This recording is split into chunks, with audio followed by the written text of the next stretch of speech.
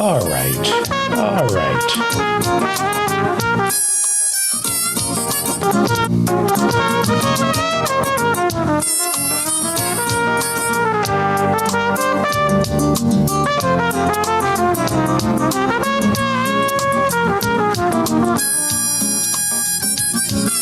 Hot time in the city.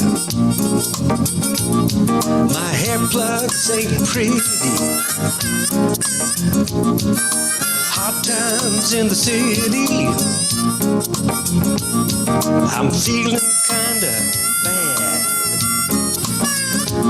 7 to 8 hours.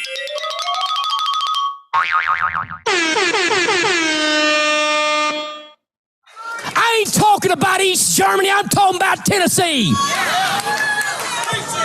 Quarantine camps for the uninformed people that are still in refusal to be vaccinated. Look, if that don't bother you, you might as well show up at another church next week, because I'm going to keep raising Cain about all this nonsense. I don't care what Bill Lee says. I don't care what fraudulent fake Joe Biden says. I don't care what Planned Parenthood says. I don't care what Chris Cuomo says. I don't care what Gavin Newsom says. I don't care what Nancy Pelosi and her insurrectionist nonsense has to say. You better wake up, church. You better wake up. They hate us. We are speed bumps to the deep state on the road to their progressive communism. And I'll shout it from the rooftop if I'm the last one. I live by what I say, and I will die by what I say if I have to. I'll fight this garbage until my dying breath.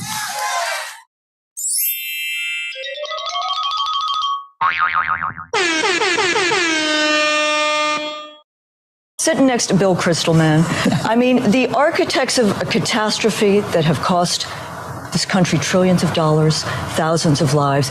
There should be accountability. We should not, if there are no regrets for the failed assumptions that have so grievously wounded this nation, I don't know what happened to our politics and media accountability, but we need it, Bill, because this country should not go back to war. We don't need armchair warriors. And if you feel so strongly, you should, with all due respect, enlist in the Iraqi army. That's a very cute line, Katrina. No, but it's real. A million look at the displaced. Thousands of people being killed. Can I just make a point? A million Iraqis have been displaced. You read that story, humanitarian aid for what we have done to that country is a crime. We have done to that country. Let me finish. There are some who feel like that, the conditions are such that they can attack us there. My answer is bring them on. The result is an absence of checks and balances in Russia and the decision of one man to launch a wholly unjustified and brutal invasion of of Ukraine. Iraq, anyway. 75. The AIDS diet plan helped me lose 28 pounds. AIDS helps control your appetite so you lose weight. Yet AIDS lets you taste, chew, and enjoy. And the appetite suppressant in AIDS is not a stimulant. AIDS helped me to lose 18 pounds, and it doesn't contain anything to make me nervous. Question: why take diet pills when you can enjoy AIDS? AIDS helps you lose weight without making you jittery. It's like the race hoax industry. If you see a noose on a college dorm of a black student, the odds are overwhelming that the noose was put there by a black student. If you see the N-word on a dormitory building, the odds are overwhelming that a black student actually did that. We're filled with race hoaxes. Why? To show how racist the country is, we need these hoaxes. Jussie Smollett is the most famous. Critical race theory. It was very good, very informative. Thank you, Mark. Appreciate it. Thank you, Mark. On the Princeton point here, you and I have discussed it. At the college level, this is fair game. Go ahead and do it, right? I mean, I remember 20 years old going to Trier, Germany, and trying to find the home of Karl Marx because, 1848, he wrote Mein Kampf. I want to know what it was all about. So that's part of the education in America, if you so choose. So that's that. More to come. Green Mile.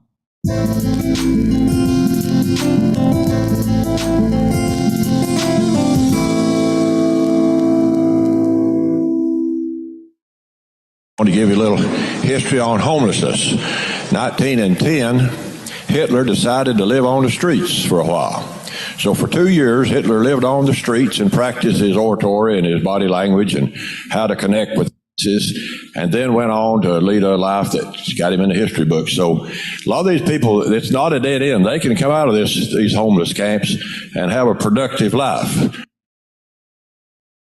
Hi, welcome to the mop-up for June 6, 2022. I'm David Feldman, coming to you from an air shaft overlooking a parking garage somewhere in Manhattan where the temperature is 78 degrees and sunny. On today's show, Fred Haise from Apollo 13. Not the movie Apollo 13, the Apollo 13. He's here in about an hour, so I'll say this before he gets here. This is huge for me. It was a birthday present given to me by one of the people who puts this show together, and I feel like I'm 10 years old again. For me to meet Fred Haise from Apollo 13, it's like meeting a Marvel superhero. Apollo astronauts are physical and intellectual specimens. They're superhuman. There's a paucity of Ivy Leaguers who ended up as Apollo astronauts. I don't think any of them went to an elite private university. I know Fred Haise eventually went to Harvard after he retired from NASA, but none of the Ivies produced men like Fred Haise. He'll be joining us along with Bill Moore to discuss their new book, Never Panic Early. Go to SmithsonianBooks.com and buy the book, Never Panic Early, right now. Never Panic Early is published by Penguin Random House. I read it last night. It's a quick read, too quick if you ask me. Astronaut Fred Haise is only one of 24 men to fly to the moon. He didn't get to land on the moon. He circled the moon, but he was supposed to land on it as the lunar module pilot for Apollo 13. Apollo 13 suddenly began to die. 3 men were on board. Everything is on the line. And NASA flight director Gene Kranz's world is crumbling. He famously says, and I play it all the time on this show, I will say it myself. He says, okay, now let's everybody keep cool. Let's solve the problem, but let's not make it any worse by guessing. Those are great words. Okay, now let's everybody keep cool. Let's solve the problem, but let's not make it any worse by guessing. And then, most importantly, he asked, what do we have on the spacecraft that's good? Now, maybe that's a line from the movie, or maybe he actually said that. But to me, for me, that is the core lesson from Apollo 13. When everything was falling apart around Gene Kranz, he asks, what do we have on the spacecraft that's good? Gas is venting from the spacecraft. The astronauts are 200,000 miles away from home. They are losing oxygen, water, and energy. The command module was dying. So, what do we have on the spacecraft that's good? Ground control went to work. The astronauts went to work. They kept cool. They did not panic. And they worked with what they had that was good. And they realized that while the command module was dying, there was still the LEM, the lunar module, LM, the LEM, lunar module. So in order to understand Apollo 13 and my conversation with Fred Haise, you need to know that there are 3 modules on their way to the moon. There's the command module, the command service module, and the lunar module. And I want to explain what these modules are because it's thrown around as though you understand it. If you're young, it's impossible for you to know what these terms mean. And if you're my age, why would you understand it? So the command module, that's where all 3 astronauts sit during liftoff. And on the entire trip to the moon. That's where they sit. And then after the moon landing, they're back.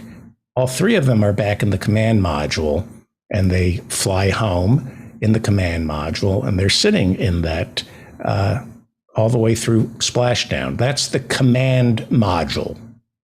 Then there's the command service module. That's where the flight attendants sit. I'm kidding. The command service module provides water, energy, oxygen, and storage for the command module. Attached to the command service module is the lunar module. You know, I actually prepared for this. Let me show you. Can you hear me? I think you can, right? You can hear me. Yeah, okay. Yep. So on the far right, going from right to left, you will see the command service module. That would be numbers, 12 and 13 here, right? And then at the very tip, overlaying the command service module, you have the command module. That would be 10, number 10, right? And then attached to the command module, where number 9 and number 8 starts, that's the LEM, the lunar module, right? So the lunar module detaches from the command module, and the lunar module with 2 astronauts on board breaks away and lands on the moon. They walk on the moon. They fill the lunar module up with rocks and results of science experiments. And then they use their ascent engine, which is number 1, to fire up and back and to dock with the command module again. Then they load up all the rocks and all the experiments and put it back into the command module. They seal up the lunar module and they let it go. It goes, supposedly it goes crashing, I think, to the lunar surface, or it orbits the moon. I don't know. We'll ask Fred Haise about that. So on your way to the moon, this is after all the booster rockets were fired and all the maneuvering. Once they start heading towards the moon, this is the setup. And this is the setup that they had when the oxygen tank exploded. And that would have been, I don't know exactly, I would assume the oxygen tank was number 13, around where 13 is, or number 11 or number 12. The oxygen tanks were in the command service module, and the command service module is there to service the command module. I don't expect anyone to understand that, but in order to really understand Apollo 13 and what our country collectively was up against, it's important to understand that you have the command module, the command service module, and the lunar module. So the command module, that's where all 3 astronauts sit during liftoff. They're sitting there on the trip to the moon, and then they get, then 2 of them leave to get into the lunar module to fly down to the moon and then fly back up. And then all 3 of them are together again in the command module on the way home from the moon, including splashdown. So that's the command module. Then there's the command service module, and this is where the problems for Apollo 13 happened. That's where they store energy, water, oxygen, other assorted papers and equipment. That's in the command service module. Attached to the command service module is the LEM, the lunar module. And while 3 astronauts sat in the command module during the lunar mission when they're on the moon, 2 astronauts sat in the lunar module away from the command module where 1 pilot was. Those 2 astronauts who go to the moon crawl into the lunar module and they undock from the command service module, and then they descend to the moon. The lunar module has 2 engines. There's the descent engine that's fired to slow the lunar module's descent towards the moon. You have to remember the moon has its own gravitational pull. Eventually, when you get into lunar orbit, the moon starts pulling the LEM towards it. So when the lunar module undocks from the command module, it eventually gets captured by the moon's gravitational pull. And unless you fire descent engines, the lunar module will come crashing down and the astronauts will perish. So NASA provides the lunar module with a descent engine, which the astronauts fire to push the lunar module up away from the moon to counteract the moon trying to pull it down.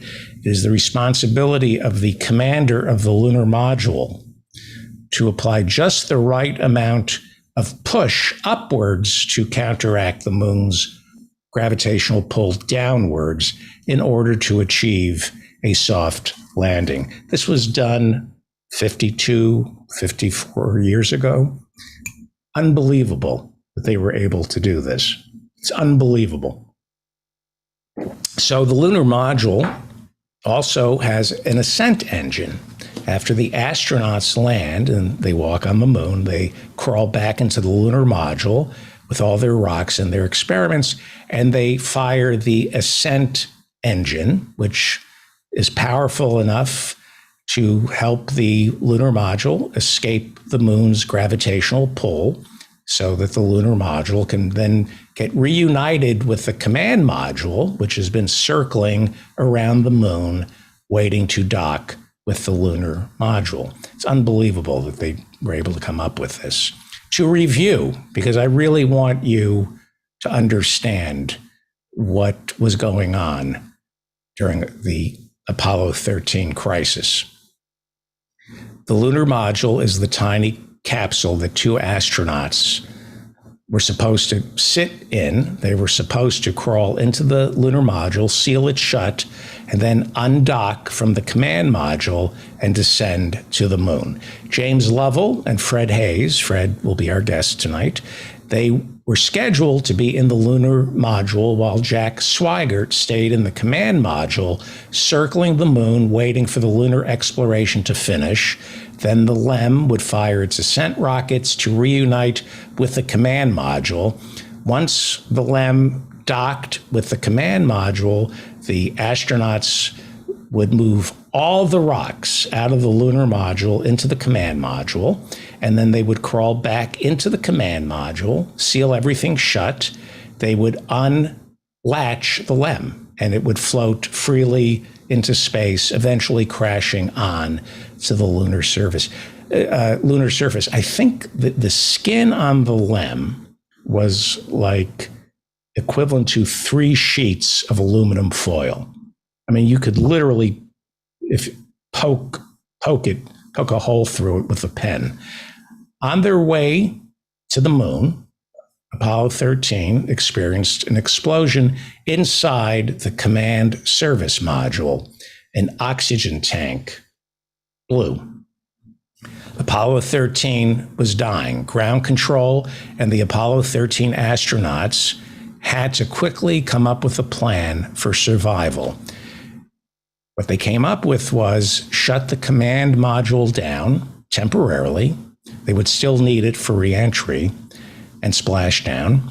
They were to crawl into the lunar module, put 3 men into a lunar module.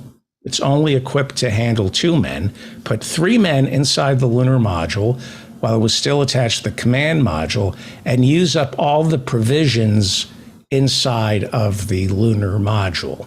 In other words, use the lunar module as the command service module, because the command service module was practically destroyed.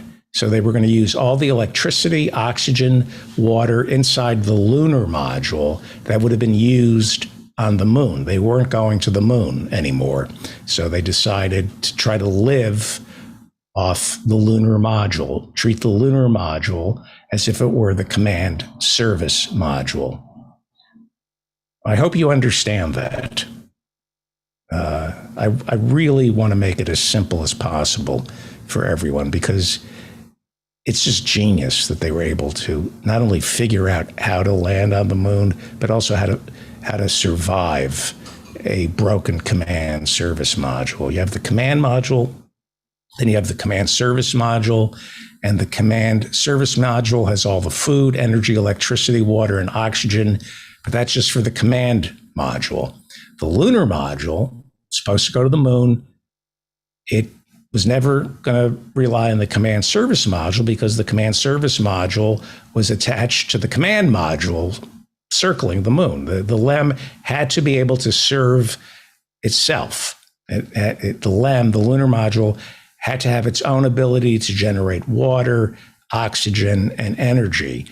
Now, the lunar module was designed to keep 2 men alive for 45 hours. 45 hours because the entire trip to the moon and back was 45 hours away from the command module.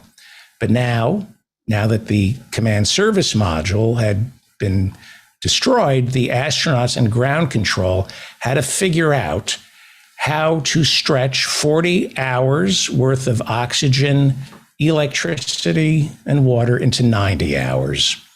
To make matters worse, tonight's guest, Fred Haise, developed a urinary tract infection. The 3 astronauts crawled into the lunar module and used it as a temporary life raft. The 3 astronauts huddled in the LEM and they shut down the command module. The crew reduced their water consumption to 6 ounces per day. By the time they landed together, they lost a combined total of 31 pounds. So they're in the LEM and they're approaching re-entry into the Earth's atmosphere. That's when the 3 men crawl out of the lunar module into the command module.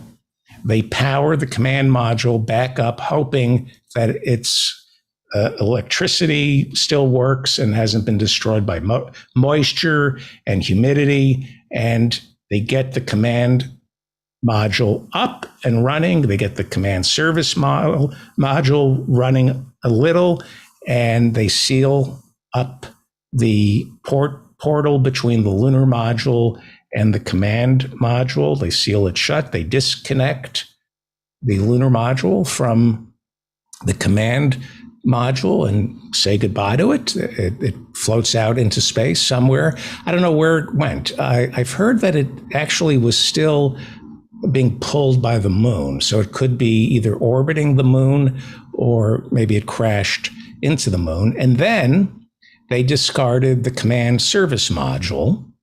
They took photographs of the command service module and saw that one side of it had been completely blown apart. They said goodbye to the command service module. And then it was just the 3 astronauts in the tiny command module on their way back, a tiny capsule. And everybody hoped their heat shield had not been destroyed. And they fired their re-entry rockets and landed safely back on planet Earth. There's a bit of a debate among Apollo nerds, and that is, was Neil Armstrong's landing on the moon NASA's finest moment, or was Apollo 13 NASA's finest moment? I don't know, but personally, I draw most of my inspiration in life from Apollo 13 because Apollo 11 was absolute perfection. Everything went right.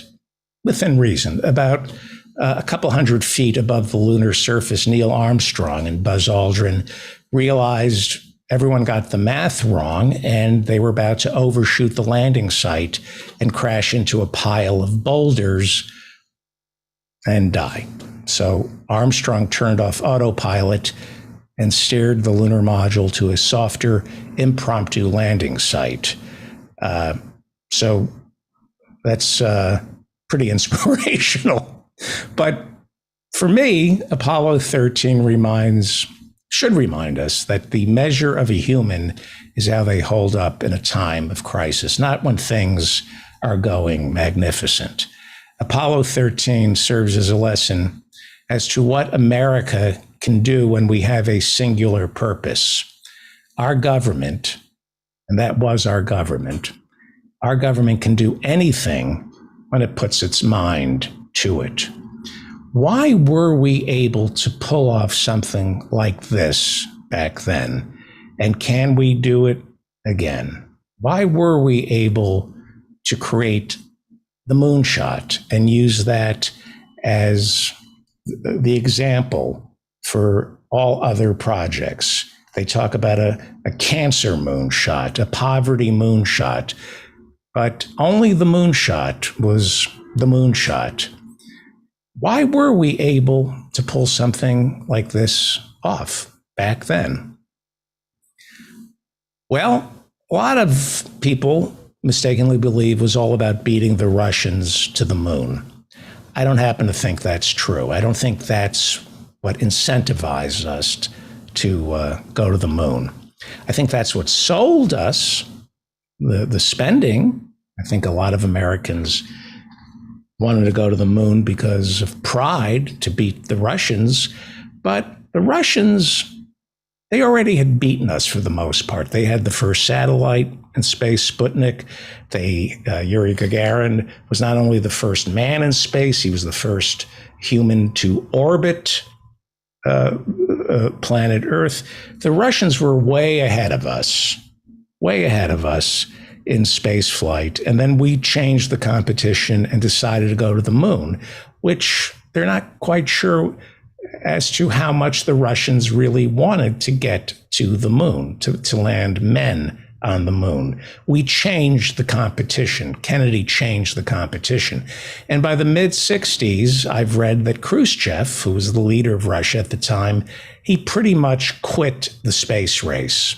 He saw too much trouble on planet Earth, especially in Russia, and he didn't feel like spending his rubles on competing with America. So they were still in the game, but we weren't really competing with the Russians. We wanted to go to the moon. And how did we do it? Why did we do it? Well, NASA, not really part of the Pentagon, but it was made up of men and women who had served and were serving in the military.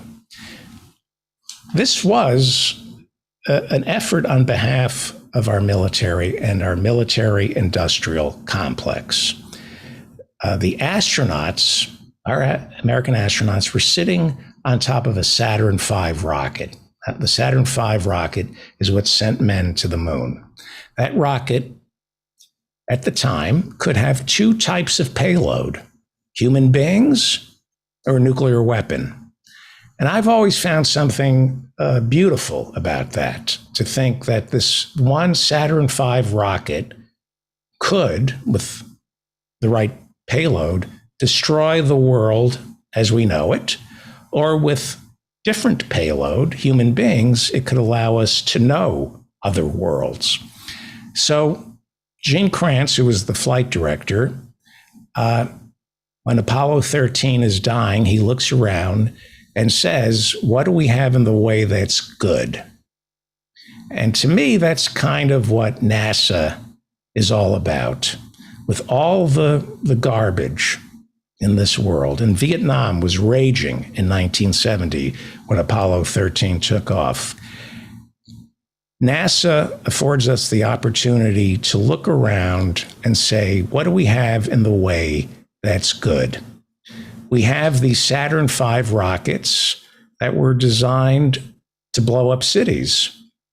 But what do we have in the way that's good? Well, these rockets can also take us to the moon. The Saturn V rocket is everything that's great about humanity and everything that's evil. It all depends on who's pressing the launch button. The Saturn V rocket, to me, is humanity in all its complexities.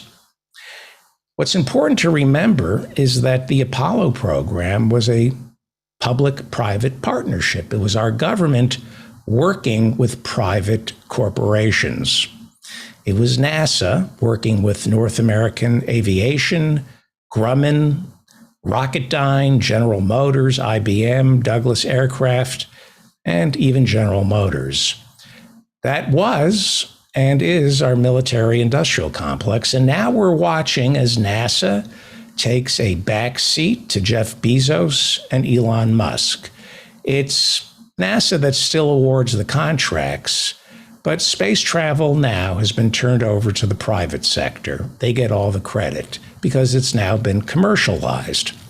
And these launches look more like scenes out of Capricorn 1 than actual real-life moonshots that I grew up enjoying. Elon Musk and Jeff Bezos are not just leading our space effort, they too are part of our military-industrial complex.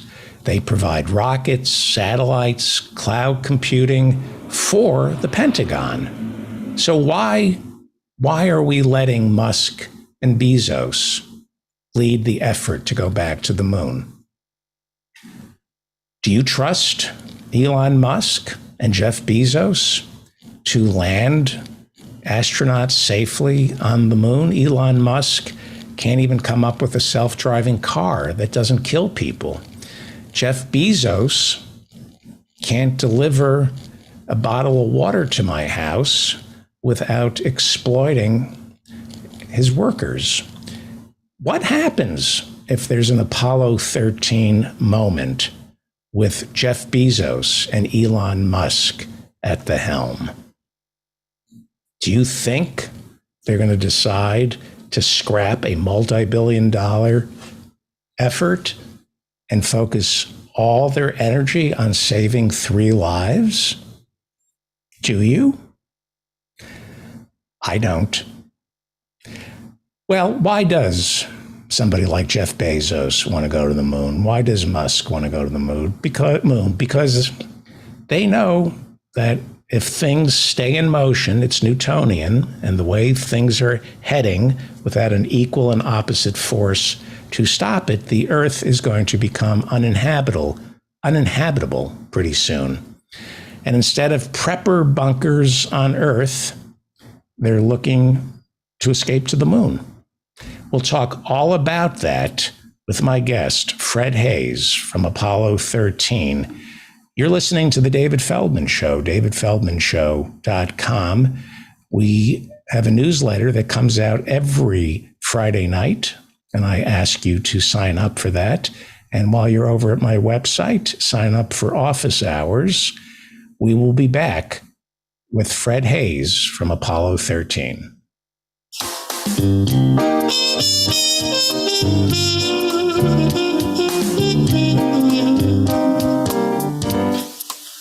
I'm a porcine gourmand of the art of romance.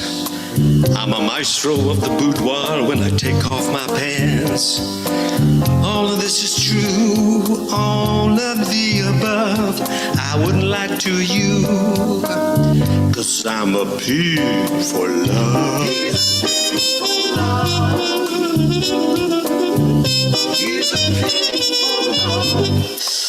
My appetite's rapacious, but my capacity is dim. I seem so audacious, some call me Gentleman Jim.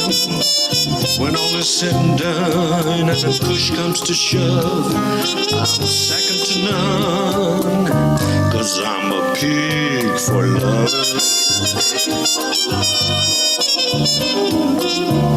He's a pig for love.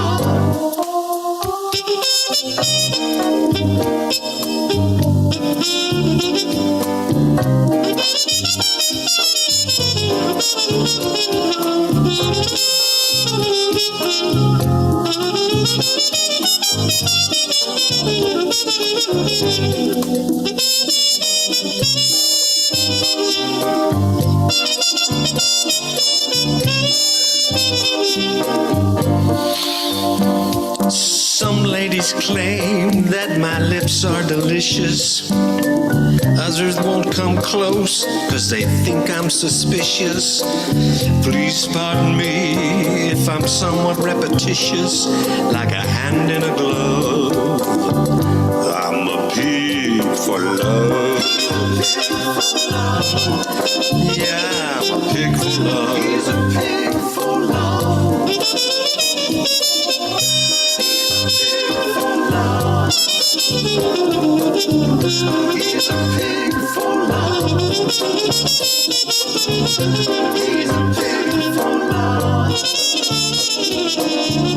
He's a pig for love.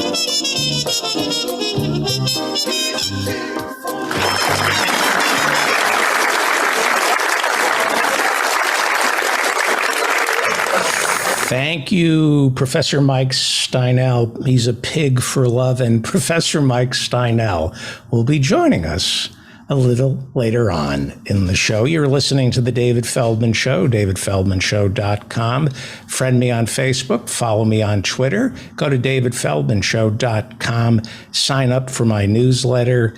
And if you would like to join us in our virtual studio audience right now, if you're watching us on our YouTube channel, we live stream the podcast as we're recording it on YouTube. And if you're watching us right now on YouTube and you would like to meet Fred Haise, author of Never Panic, the Apollo 13 astronaut, Fred Haise, is about to join us. Go to my website right now, hit pay-per-view. It doesn't cost you anything. We're just using the pay-per-view menu. Hit pay-per-view. It'll take you right into our Zoom room, and you can participate in the show and ask Fred Haise from Apollo 13 some questions. This is pretty cool. Fred Haise, author of Never Panic, joining us at the top of the hour. The Congressional Budget Office reports today that individual income tax collections will reach $2.6 trillion this year. $2.6 trillion, that's nearly an 11% increase in tax revenue over 2021. And $2.6 trillion of tax revenue constitutes about, 12% of our economy. So that's fiscal year 2022. It ends September 30th, by the way. The income tax is 109 years old, and this is a record. We have never had a level of income coming in from the income tax as we have had in 2022. The government, the federal government, has never received as much in tax revenue as it is receiving right now in 2022. This is with an IRS that is completely understaffed. When you take into account population growth, we have not added, we've had a 40% decline in IRS staff since Reagan took office. When you factor in the increase in American population, we've pretty much had a hiring freeze over at the IRS, which has resulted in something like a 40%, in real terms, 40% decline in staff at the Internal Revenue Service. And can you imagine what our tax revenues would be if we had an internal revenue that was fully staffed and could force the rich to pay their fair share? And what does that teach you about government spending? Well, 2021, the government spent a lot of money, not on the richest 1%, on you and me. Not enough on you and me, but they spent trillions on you and me. And what that teaches us is something we already knew. It's what Keynes taught Franklin Roosevelt. When you stimulate the economy, when you pump money into the 99%, you balance the budget. You have to spend money to make money. So, and we learned from Milton Friedman that when you do what he told Reagan, Bush, and Trump to do, when you only cut taxes for the wealthy and pay for it by cutting government spending, when you think you're paying for it by cutting government spending, when you cut government spending while giving tax cuts to the wealthy, you get record budget deficits. It's basic math. It's been proven over and over and over, and yet they repeat the lie like it's received wisdom from Lord up above. This is what Stephen Moore from the Club for Growth, this is what the liars in the Republican Party repeat over and over and over again, and it's a lie. Supply side economics, the trickle down theory, is nothing but a lie. When you cut taxes for the rich and try to pay for it by cutting government spending, you rack up record deficits. And what Roosevelt has proven and what Joe Biden has proven, when you stimulate the economy, when you pour money into the economy and it goes to the 99%, you balance the budget. 3 people were shot to death and 11 wounded in Philadelphia in their entertainment district late Saturday night after an armed gunman began firing into the crowd. There was a shooting near a Tennessee nightclub early Sunday, 3 dead and 14 wounded, according to police. And that's just the tip of the gun iceberg. 2 more Russian generals are reported shot to death in fighting along Ukraine's eastern Donbas region over the weekend. I think that brings the number of Russian generals shot during the war. I think it's up to 11 now. I could be wrong. Henry Enrique Tarrio, the former chairman of the Proud Boys, they're that right-wing extremist group, he has been charged with seditious conspiracy by federal prosecutors. Federal prosecutors say Henry Enrique Tarrio helped arrange the January 6th attack on the U.S. Capitol in order to prevent President Joe Biden from being certified as president of the United States. Seditious conspiracy. Interesting. Well, January 6th goes prime time this Thursday. They've issued 100 subpoenas, conducted 1,000 interviews, and looked into over 100,000 documents. And we're going to see the results starting Thursday night in prime time when the House Select Committee to investigate the January 6th attack on the United States Capitol begins their primetime hearings in an attempt to set the record straight. Fred Hayes joins us from Apollo 13, not the movie Apollo 13, Apollo 13. We'll be back with Fred Hayes, author of Never Panic Early.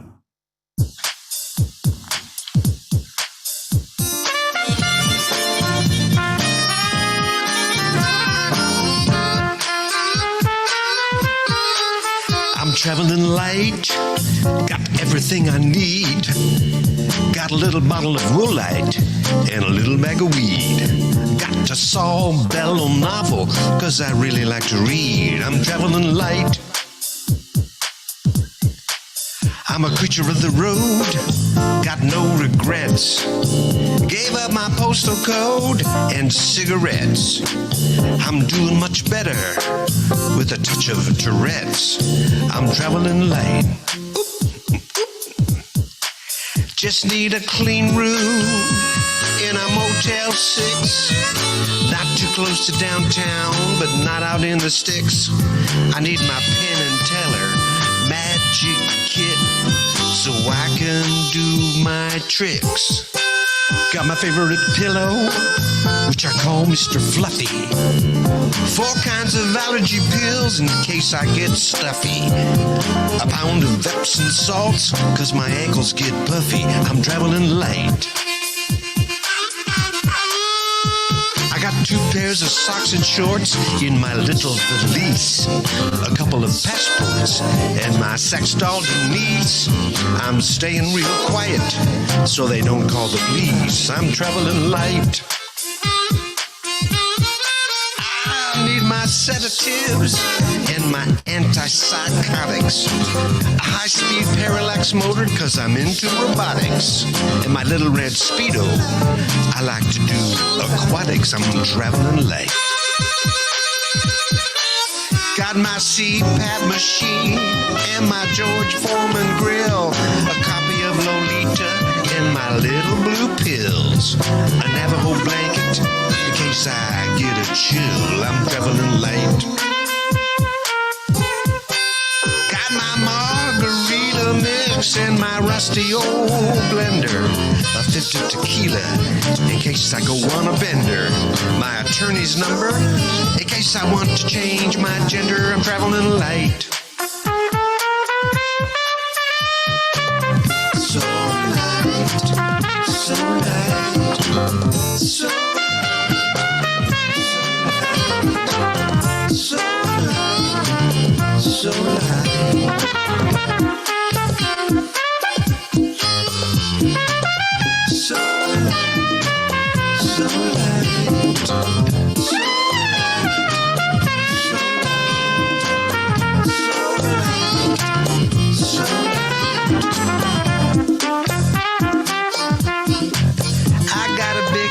Twizzlers in case I have some visitors.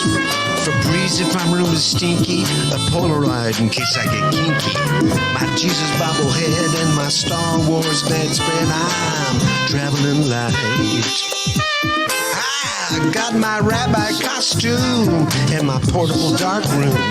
My hair plug lotion and my expensive wrinkle cream. My Emmy statue for my self-esteem. I'm traveling light. I got my podcast mixer and a fancy microphone, my exercise bike so I have a place to hang my pants, my very valuable Hummel collection, a menorah made of fish heads, a Christmas tree, I like to keep my options open, don't you know, a shoe shine kit, a skill saw, a crossword book, a large supply of mechanical pencils, a year's worth of New York magazines I've been trying to get around to read, some scripts that I've been tweaking for those people in LA, and my enemies list. Don't forget about my enemies.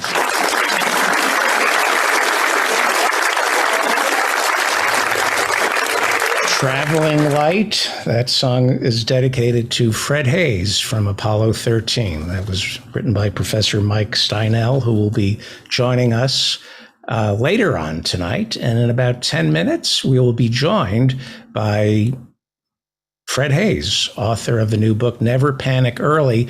He's also written the book with Bill Moore. So we'll be joined by both Fred Hayes and Bill Moore to discuss their new book, Never Panic Early.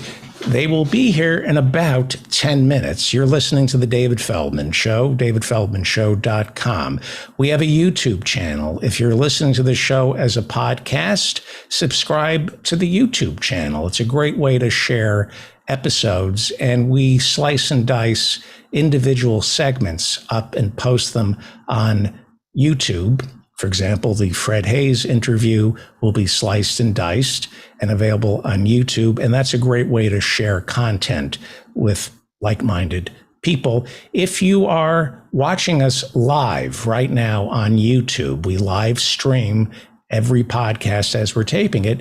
I invite you, if you're watching us live on YouTube, to go to davidfeldmanshow.com, hit the Attend a Live Taping menu, and it'll take you straight into our virtual studio audience. All you need is Zoom. If you have Zoom, come join us in the Zoom room. We will be taking questions from our virtual studio audience. I know everybody wants to talk to Fred Hayes from Apollo 13 and Bill Moore, who wrote Never Panic Early. The two of them wrote the book Never Panic Early. I want to be generous. I don't want to hog all their time. So if you have questions at the end of my conversation with Fred Hayes, I will take questions from our virtual studio audience. They're coming up in about 10 minutes. I need you to go to smithsonianbooks.com right now and buy Never Panic Early. It's published by Penguin Random House. It is a great read. The only criticism I have is it's a short read. It left me wanting more. It's a quick, easy read. If you want to learn more, not just about what happened on Apollo 13, but the man, Fred Hayes, where he came from, and where he is heading, go pick up Never Panic Early, buy it over at smithsonianbooks.com, or go visit the Smithsonian and their space museum. I'm sure it's on sale over there. Never Panic Early, published by Penguin Random House. This is exciting for me. Astronaut Fred Haise is only one of 24 men to fly to the moon. He was supposed to land on the moon as the lunar module pilot for Apollo 13, but 2 days into the mission, and I believe it was April 13th, I know it was Apollo 13, I think it was April 13th, 1970, an onboard oxygen tank exploded. So a mission intent on sending the fifth and sixth men ever to walk on the moon suddenly became a mission to bring the men home safely. Listeners to this show are very familiar with Apollo 13. I talk about it all the time because Apollo 13 is a metaphor for life. The venerated priest from the Middle Ages, Thomas A. Kempis, famously wrote, "Man proposes, God disposes." John Lennon put it more succinctly when he said, "Life is what happens when you're busy making plans." 3 astronauts were planning to land on the moon, and then life happened. Staying alive suddenly became the mission. Man proposes, God disposes. A maze of computers, scientists, and layer upon layer of government and private sector bureaucracy rapidly concentrated their collective mind upon one thing and one thing only: how do we keep these 3 astronauts alive? Block out anything or anyone that isn't mission specific. That's how you bring them home alive. You block out anything or anyone that isn't mission specific. What a metaphor for living our lives. Know what your mission is, then block out anything or anyone that isn't mission specific. It requires tunnel vision. It requires focus. It's how you thrive during crisis. And this country is in crisis. So we have a lot to learn from Fred Haise, author of Never Panic Early. I said, don't panic early. It's Never Panic Early. You're listening to The David Feldman Show, davidfeldmanshow.com. Go to my website right now, hit pay-per-view, hit pay-per-view. It'll take you right into our Zoom room, and you'll get to meet Fred Haise from Apollo 13. We will be back with Fred Haise from Apollo 13 right after this.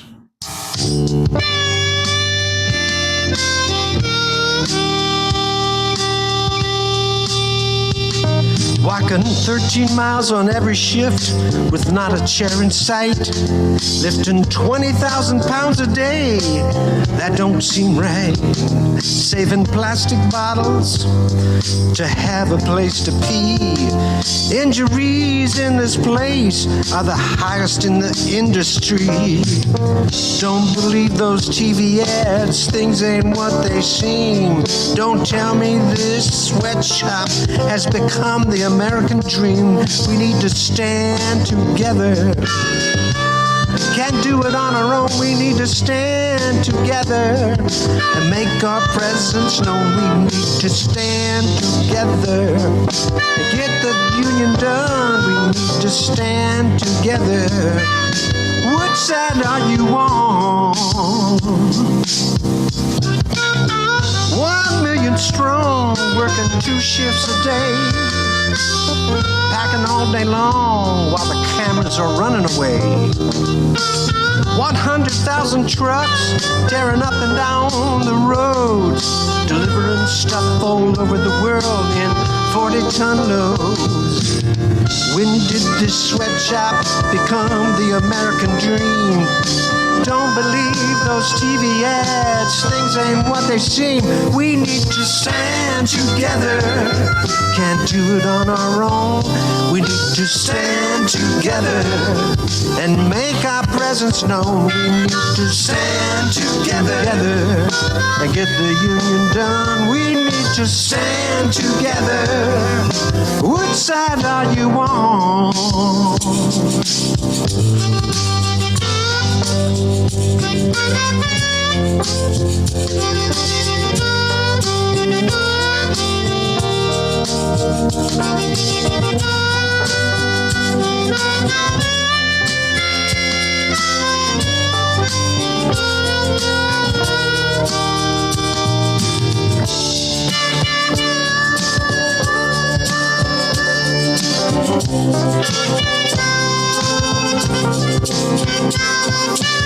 Stand together. Stand together. Stand together. Stand together.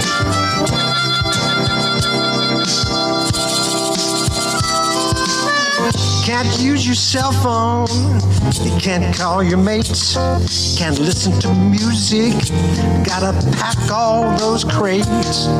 Start to feel like a robot, but soon you understand there's more of them than you. That's always been the plan. Do not believe those TV ads. Things ain't what they seem. And don't try to tell me this sweatshop will become the American dream. We got to stand together.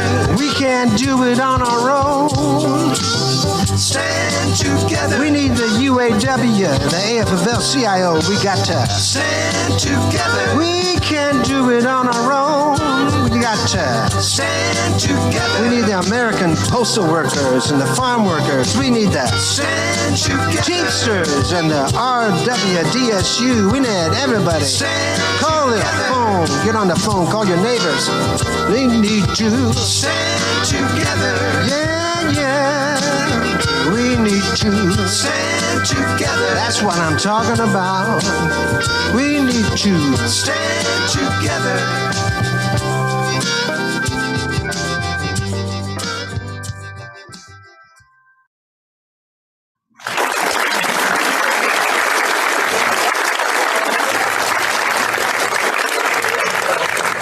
Thank you, Professor Mike Steinel. He'll be joining us a little later on in the program. You're listening to The David Feldman Show, davidfeldmanshow.com. Friend me on Facebook, follow me on Twitter, and go to my website right now and hit pay-per-view. That way you can get a Zoom link to join us in our virtual studio audience to meet Bill Moore and Fred Haise, the authors of Never Panic Early. For some reason, I love the book, and I've been calling it Don't Panic Early, but it's Never Panic Early. Let us now go to, I don't know where you are, Bill. Where are you, Bill? Am I here? Yeah, you're here. There I am. Hello. Hi, where are you coming from tonight? Oklahoma City. Oklahoma City. Mm-hmm. Welcome, Bill Moore. You wrote Never Panic Early with Fred Haise, and you're here first, so I figure we'll get to you because I have a feeling I'm going to be fawning all over Fred Haise when he arrives. Is that tough on your ego to be on a book tour with Fred Haise? Oh, no, because I reacted the same way. Fred is he's a special guy. Yeah. Yeah. So tell me about Never Panic Early and why it's more relevant today than it's ever been. You know, there is so much about the book that is special. The man is probably the real reason, but the title Never Panic Early tells us that we should really think through what we're doing. It's critical in today's world. Rather than reacting, we need to think through what we're doing. What happened to conversation? What happened to thinking things through? And so Yeah, it's very important today. Why is Fred Hayes special to you? What is it that excited you to be able to spend the right kind of time with a hero, where you get to just talk about specifically why he's a hero? What was special? I grew up watching these Apollo astronauts go to the moon and watching 24 human beings circle the moon. And it happened in a special time period, a 4-year time period from 1968 to 1972. And 12 of those men walked on the moon. And it was so unique and so special at the time. And it still is today. And here's Fred. There's Fred. I was kind of hoping that this interview wouldn't work. It would be like our own little disaster. We couldn't get the technology. Houston, we had a little problem. Well, I'm going to try to keep my cool. Fred Hayes, author of Don't Panic Early. I have a lot of questions, a lot. So I want to tell our virtual studio audience to raise their hand or put your questions in the Q&A. We'll get to them. And if you're watching us on YouTube, go to my website right now to get into our Zoom room. Just hit pay-per-view. It doesn't cost you anything. We just call it pay-per-view. Fred Hayes and Bill Moore are the authors of Never Panic Early. Go to smithsonianbooks.com, buy the book right now. Never Panic Early is published by Penguin Random House. It's not just Fred Hayes' story. It's a master's class in keeping your wits about you while others are losing theirs. Please say hello to Fred Hayes and Bill Moore. Hello, everybody. Thank you, Fred. Let me ask you some soft questions before we get to the meaty stuff. You became an astronaut. You were part of the original 19. What did they call your group? Yeah, John Young gave us the name of the original 19. There were 19 of us chosen in 1966. You were a pilot, a test pilot before you were an astronaut.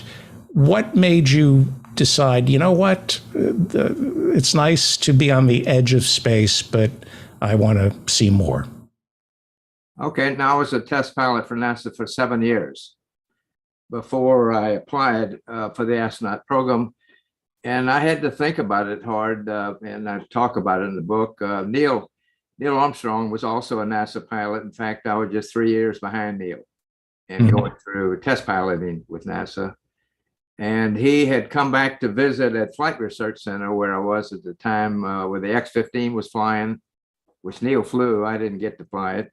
But nevertheless, he visited, and I had just was fixing to fly his Gemini flight. And I asked him kind of what it's like to be an astronaut. And he said, well, you sit in a lot of meetings, you sit in a simulator a lot, and there's not much good flying. And he's comparing it to what he flew and what I was flying at the time at Flight Research Center, flying almost every day and flying many different types of aircrafts, probably participating one way or another in about 3 test programs. And so I had to think real hard, but what made me decide was going to the moon. I knew if I said it afterwards, I wouldn't have the chance for that great adventure. So that's why I signed up. Really? It was specifically, you knew exactly what you wanted. You knew you wanted to go to the moon. Yeah, that was a great adventure. That was what was going on in the Apollo program. How old were you when you made the switch? Probably I was 33, let's see, 1966. I was 33. Right. Chuck Yeager was not an academic, I don't think. You were an academic? Is that correct? Well, I had an engineering degree. I wouldn't call it, I had a bachelor's degree in aeronautical engineering from the University of Oklahoma. In order to be an astronaut, you had to be an academic, though. You had to study. NASA had that requirement for the original 7 that you had to have a degree of some sort. It didn't have to be engineering, I think. Could be physics or chemistry or something, science even. And as obviously, you also had to be a test pilot or a qualified pilot in high performance aircraft. When did you realize you had to become a geologist in order to go to the moon? Were you interested in geology? No, none of us were. We did intensive training though with field trips. I trained for 4 Apollo missions. Only got to fly 1, and over that time I went on 31 geology field trips, which were very well organized with right trainers, if you will, to look at different. Particularly, the sites were picked to show you different features that you, and also to learn about units and how they were arranged and how to vary the geology and the traverse they had for you on the moon, particularly because no one knew what you were going to see when you landed on the moon. So a lot of it depended on your knowledge as a field geologist to vary and also vary what samples you might pick up. Right. And you also had to worry about the mission being aborted before you left the Earth's atmosphere, landing on some strange island. They left you stranded. What's the weirdest thing you ate when you were stranded as an astronaut training for an aborted mission? What was the weirdest thing I ate? Didn't you have to eat boiled? Didn't you? Weirdest thing I ate was in survival training. Yeah. And jungle training. They showed us fare that it was cooked. Iguana. It's a boa constrictor snake. Actually, I don't know the name of it, but it was like a field rat that was brown in color, not like our rats. A nutria. Did you say it's a nutria? Yeah, it was probably a nutria, a cousin of the nutria here, which is a dark critter, and you find them in the U.S. But they were cooked and all were edible, although frankly, I thought the nutria was the best. Okay, well, there's probably one running around my apartment right now. Yeah. Well, it's been 52 years since Apollo 13. I cannot tell you the number of times I call upon Apollo 13 for courage and guidance in times of my own personal crisis. Work the problem, focus on what you must do now, right now, to fix it. We all, as human beings, have our own Apollo 13 a couple of times a year. So tell me, Fred Haise, in the past 52 years since Apollo 13, how have you applied the lessons you learned from Apollo 13 since Apollo 13? Well, the lessons from Apollo 13, if you're talking about handling problems, were not unique to Apollo 13. I had lessons when I was a Marine Corps fighter pilot in 2 squadrons and had airplane problems, which you now had to deal with yourself. And similarly, as a test pilot, there were situations you had to deal with. And the basic thing is to depend on your experience and your knowledge base of what particular aircraft you're in or situation. And I think the never panic early thought, though, is one of not do anything too fast, but to at least take time to look at the situation you have at hand and choose the best path for a way out or improve the situation and hopefully survive if it be a real dangerous one. Right. I'm going to assume the lessons you learned from Apollo 13, you already knew most of them by the time the oxygen. Yeah, as far as reacting and handling the problem, I think it was manifested in Ron Howard. I spoke to him after the movie and complained a little bit about some of the fake drama he added in the movie, my extreme throw up, the crew argument, things like that. And he said, well, he told me he listened to all the air to ground transmissions through the whole mission between Mission Control and ourselves. And he said, it never appeared to me you had a problem. And so he said, I had to put some stuff in there to make you seem a little more human. That's what his rationale was. Okay. Yeah, you just threw up a little mucus. I read you were just getting used to zero gravity and you bent over too quickly and it was just like a minor hiccup, not what. Well, it was a spit up. It was a spit up, but the fellow who played me, Bill Paxton, must have saved up a big mouthful of something that he coughed up for the movie scene. Right, right. So NASA prepared you for every single contingency. I'm going to assume your parents prepared you. What happened on Apollo 13 that nobody trained you for? Well, Apollo 13, we had failures. We assumed that we had devised through all the FEMA failure mean effects analysis through the whole design of any vehicle, airplane, be it, or in this case, spacecraft, of things that could possibly happen that we call credible failures. Explosions were credible failures, but the answer to the explosions, if you read the FEMA's, was the crew and the vehicle would not survive. So I think people were primarily thinking of rocket engines blowing up, but nevertheless, so we didn't think much about it, train for explosions, because that was, quote, not a credible failure you could survive. So our training was spent on things within the various systems that would fail in some way, and normally we had backups, that kind of thing you'd have to switch to or deal with. But no, we never trained specifically for explosions, because they said the answer was you wasn't going to have anything to do. Nice. You weren't going to be around anymore. In the book Apollo 13, I think Lovell wrote the book that the movie is based on. I think the opening chapter, they talk about the myth that you men were issued cyanide pills. Is it true that you were issued cyanide pills should anything go wrong? No, we were not issued cyanide pills. Actually, Lovell, I thought, answered it correctly when I was questioned one. He said, all you got to do is open the valve on the hatch and bleed the air out, and you'll be going pretty quick. So you didn't need a cyanide pill to do the trick if you wanted to. The closest, I think the closest brush with death you had came after Apollo 13, didn't it? Yes, it did, in an airplane crash. Was there anything that happened on Apollo 13 that helped you there was an air show. You were recreating, I think, the Pearl Harbor attack?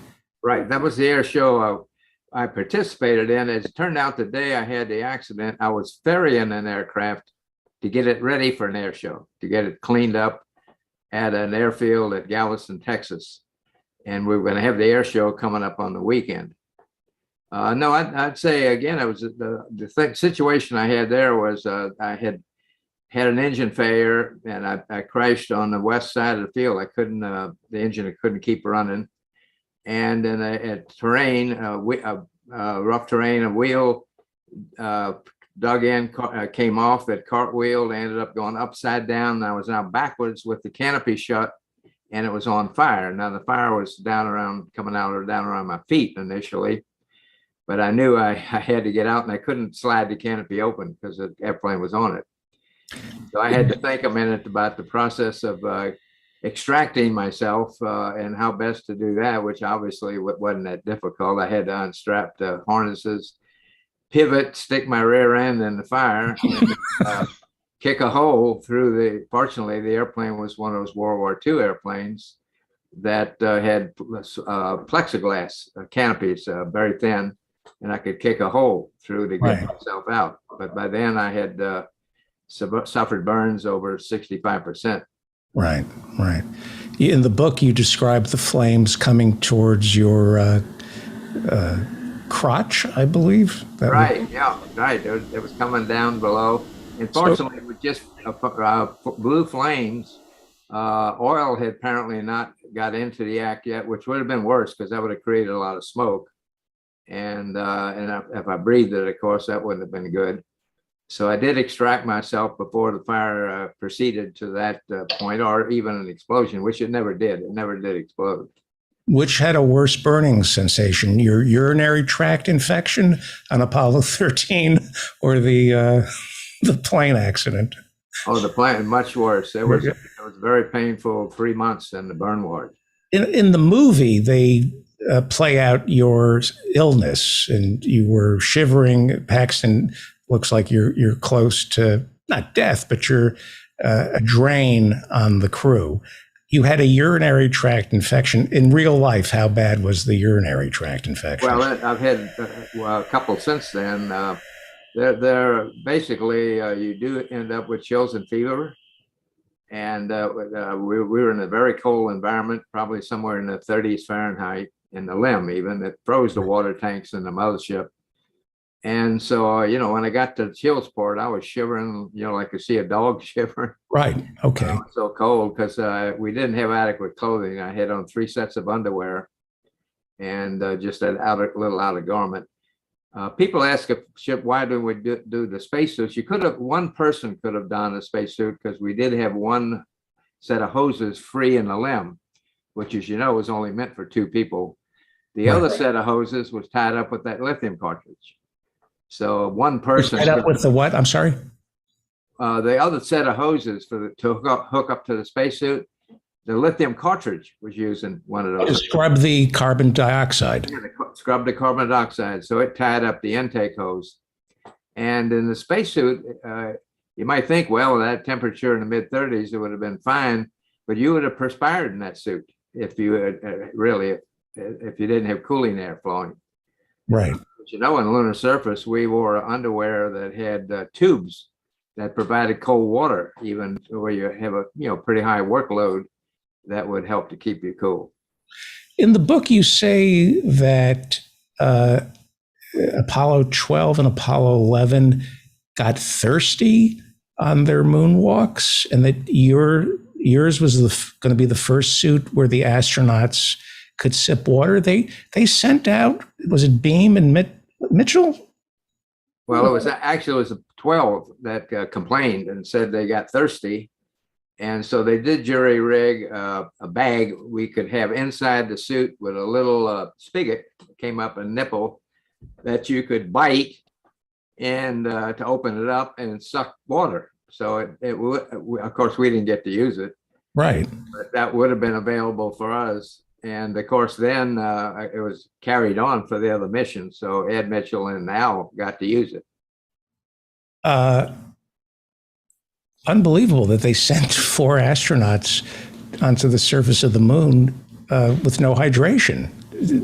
I mean, that is, well, do you miss, this is going to be a silly question. Do you miss the crisis portion? Are you there? Did I lose you?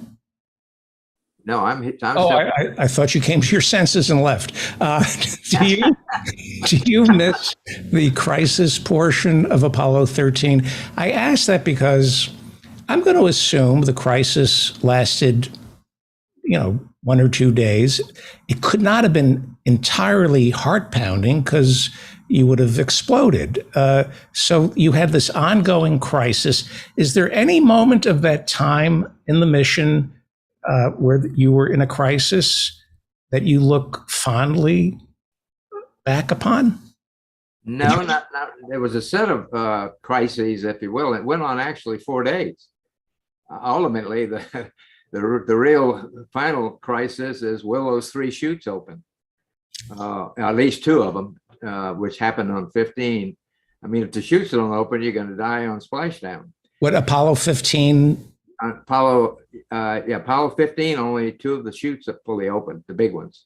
The drogue? What are the drogues? What are the drogues? Opened. I'm talking about the big chutes, the ones that open at 10,000 feet. The drogues open at 60,000 feet to stabilize the capsule, and then about 10,000 feet, the main chutes are deployed, the big ones, and you need at least 2 of them open to have a reasonable splashdown. Of course, I'm saying that's the last crisis as you're looking out. Excuse me for 1 second. So 15, the big chutes didn't open? 2 of the 3 opened. Oh, one so not. Yeah, okay. 1 failed. But no, we had crisis right up to just before entry when we powered up the command module. You have to realize the command module was never meant to ever be powered down. Right. They had to invent a procedure on how to power it up. We didn't have any procedure. So people on the ground had to invent that. And then, of course, we worried how that thing would behave because we'd froze it for 4 days. We turned it completely off. It was never intended to be turned off, violated specifications on all the electronics. And we just hope it would perform good to get us through entry. Again, there's nothing you miss. There aren't any moments during that period of uncertainty that you look back on fondly? No, not that the way you're trying to describe it. The biggest emotion I had was disappointment because I'd lost the landing. I'd done training through 2 previous missions to get ready for this one, and I knew almost immediately when I knew we lost one of the 2 oxygen tanks. And this was before it became really bad because I thought we had the second tank intact, but I knew we had lost the landing. From there on, it was just a set of workarounds, if you will, over the next few days. Because even though I don't know how quick Krantz and his brain trust, they got together offline and figured out the alternate path home and what the open items were, but they didn't have the answers for, it took several days as they went along for various people that worked different problems to come up with solutions. Right. It wasn't just a person, incidentally. Another complaint I had for Ron was his cast wasn't big enough. It was a lot of people involved, all the way back across the country to the contractors, and some of the, the contractors designed and built the spacecraft. Right. They delivered them to NASA to fly. And so the real brain trust of engineering was in some cases back at the plants where the vehicles were built. Right. So I want to tell you, and I want to bring in, I feel like I'm ignoring Bill more. What I'm enjoying listening to all this. So am I. So here's what I want to do. I want to ask a few more general questions. I want to play some of the interchange, the air to ground interchange between Fred Haise and Gene Kranz. And does Lunny, when the explosion happened, who was running the mission control? It was Gene Kranz, and then it gets turned over to Lunny? Well, Gene was on duty, his white team, and the next one, let's see, not Jerry Griffin, but Glenn Lunny. Glenn Lunny. His crew, some of them had already come into the room. They normally overlap a little bit to do a handover and look at the notes and see what each expert compares with the other one, what's been happening. And so Gene carried on, I think, for maybe another 15, 20 minutes or more, 30 before he handed over to Glenn Lunny to take over. And so does anybody at that point really just, all right, I'm going to clock out and I'll see you guys in 12 hours? Nobody. How do you know? Like, one of the things I want to also do in our limited time is run video that recreates your actual view of the moon. You did go to the moon. You went to the moon, you just didn't get to walk on it. But NASA, in the past couple of years, using satellites, has been able to recreate your path around the moon and show us what you saw looking out the window. So if you don't mind, I'd like to play that in a little while and get your thoughts. Have you seen the recreation? No, I've not. You haven't seen the recreation? No, I've not seen it. No. Oh, hang on. You haven't seen it either? No. Oh my God! Well, hang on. Let's do this right now. Okay, NASA. Let me just pull this up. This is all right. This is NASA using data gathered from the Lunar Reconnaissance Orbiter spacecraft. They compiled all the pictures taken by the Lunar Reconnaissance Orbiter spacecraft to recreate the precise views of the moon that you, Jack Swigert, and Jim Lovell saw as you were on the far side of the moon. That was your slingshot to get back home. And I would assume that you've seen this. I hope I have it. Yes. Okay. I'll start playing it. This is what you saw. See if you recognize the old neighborhood. Fred, can you hear me?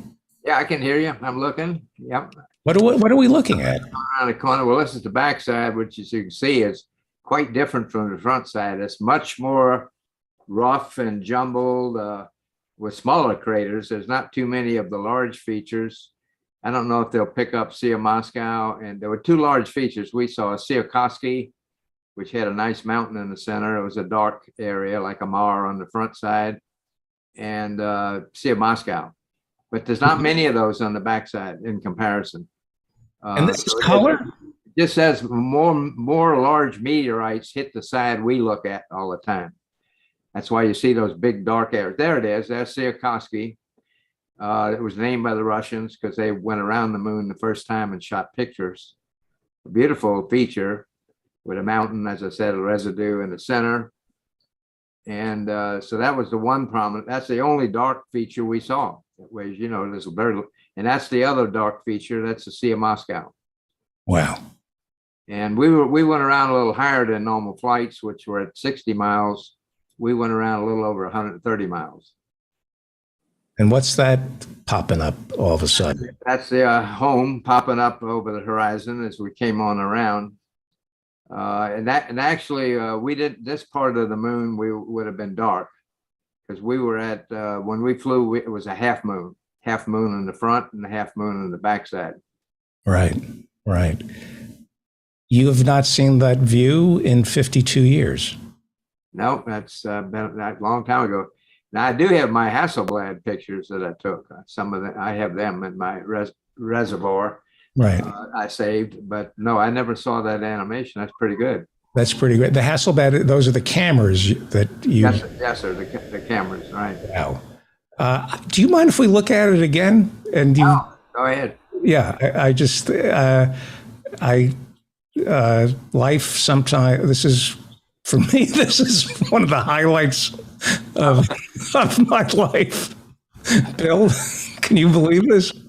Yeah. No, that's the backside is just radically different from the front in that respect, that there's none of these very large dark areas like you see on the front side. Some people can see a face in the moon. Right. You only have a few of those on the backside. I'm sorry. I'm a little. This is unbelievable for me. It really is.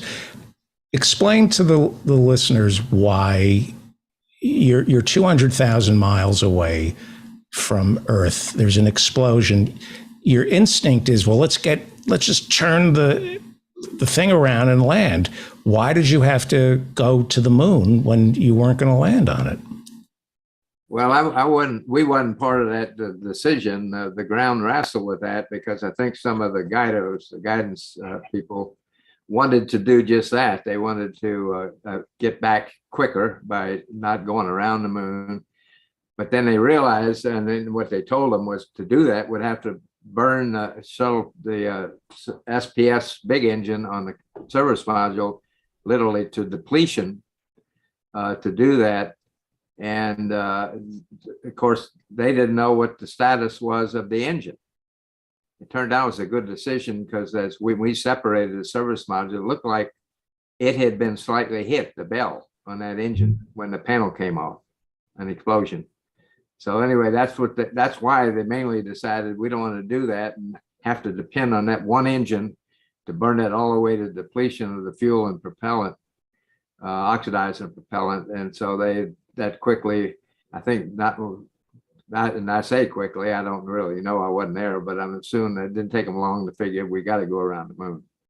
Do you have a background in physics? Because if I were 200,000 miles away from planet Earth and I wanted to get home quickly and they start telling me about the slingshot, like you have to go around the moon, I would assume you understood the slingshot and how that works, because I would have said, are you?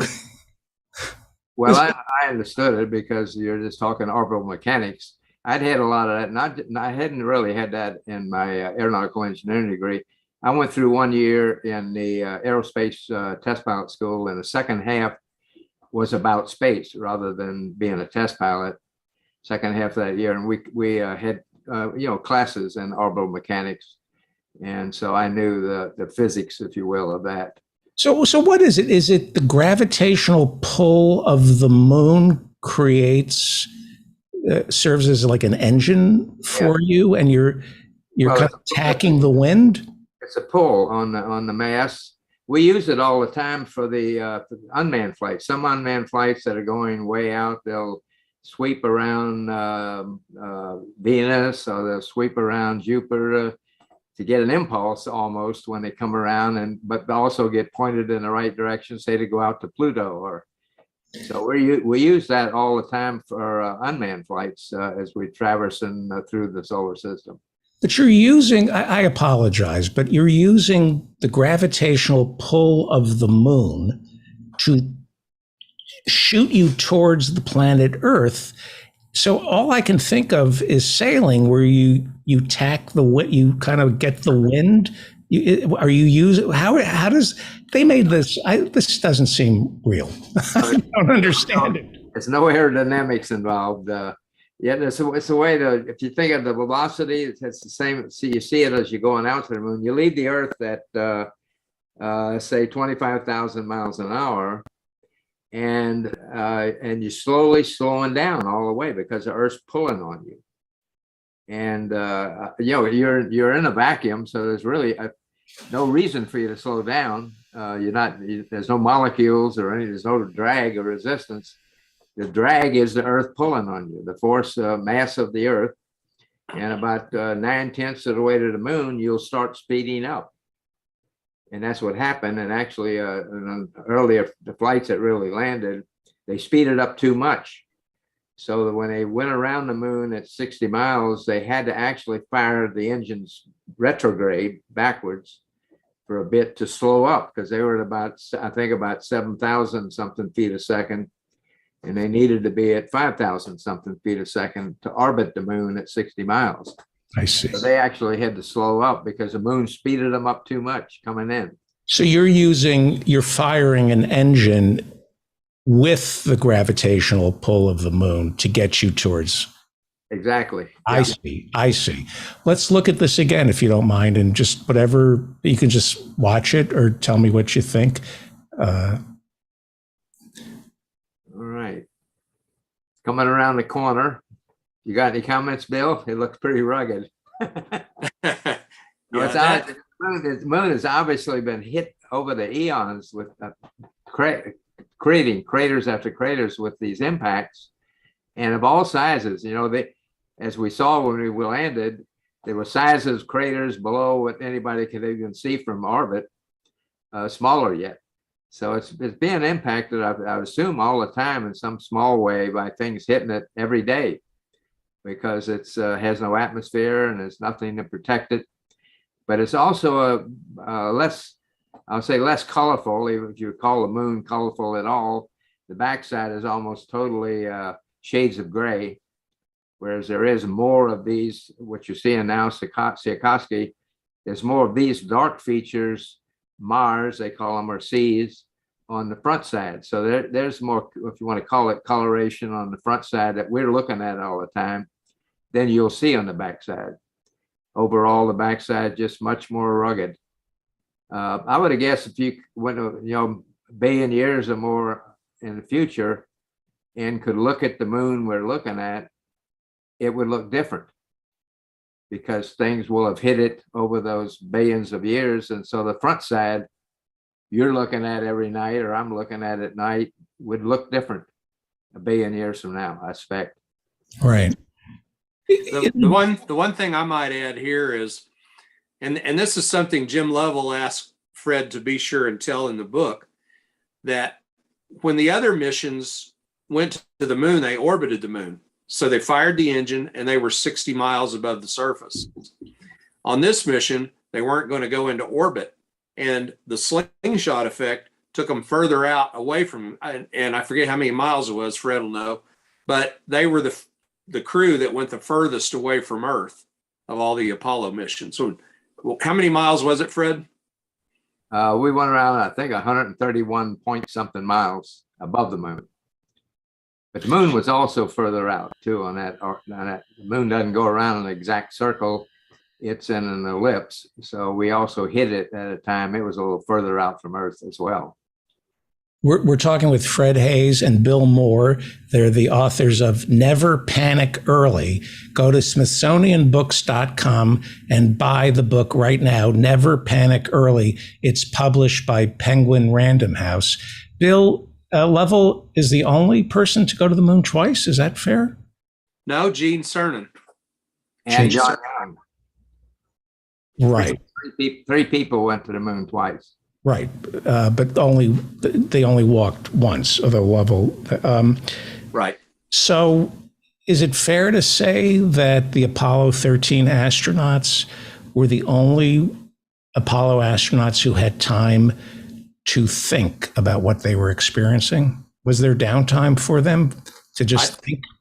You know, Fred obviously speak to this, but I think they were pretty busy most of the time, solving problems and thinking ahead to the next maneuver.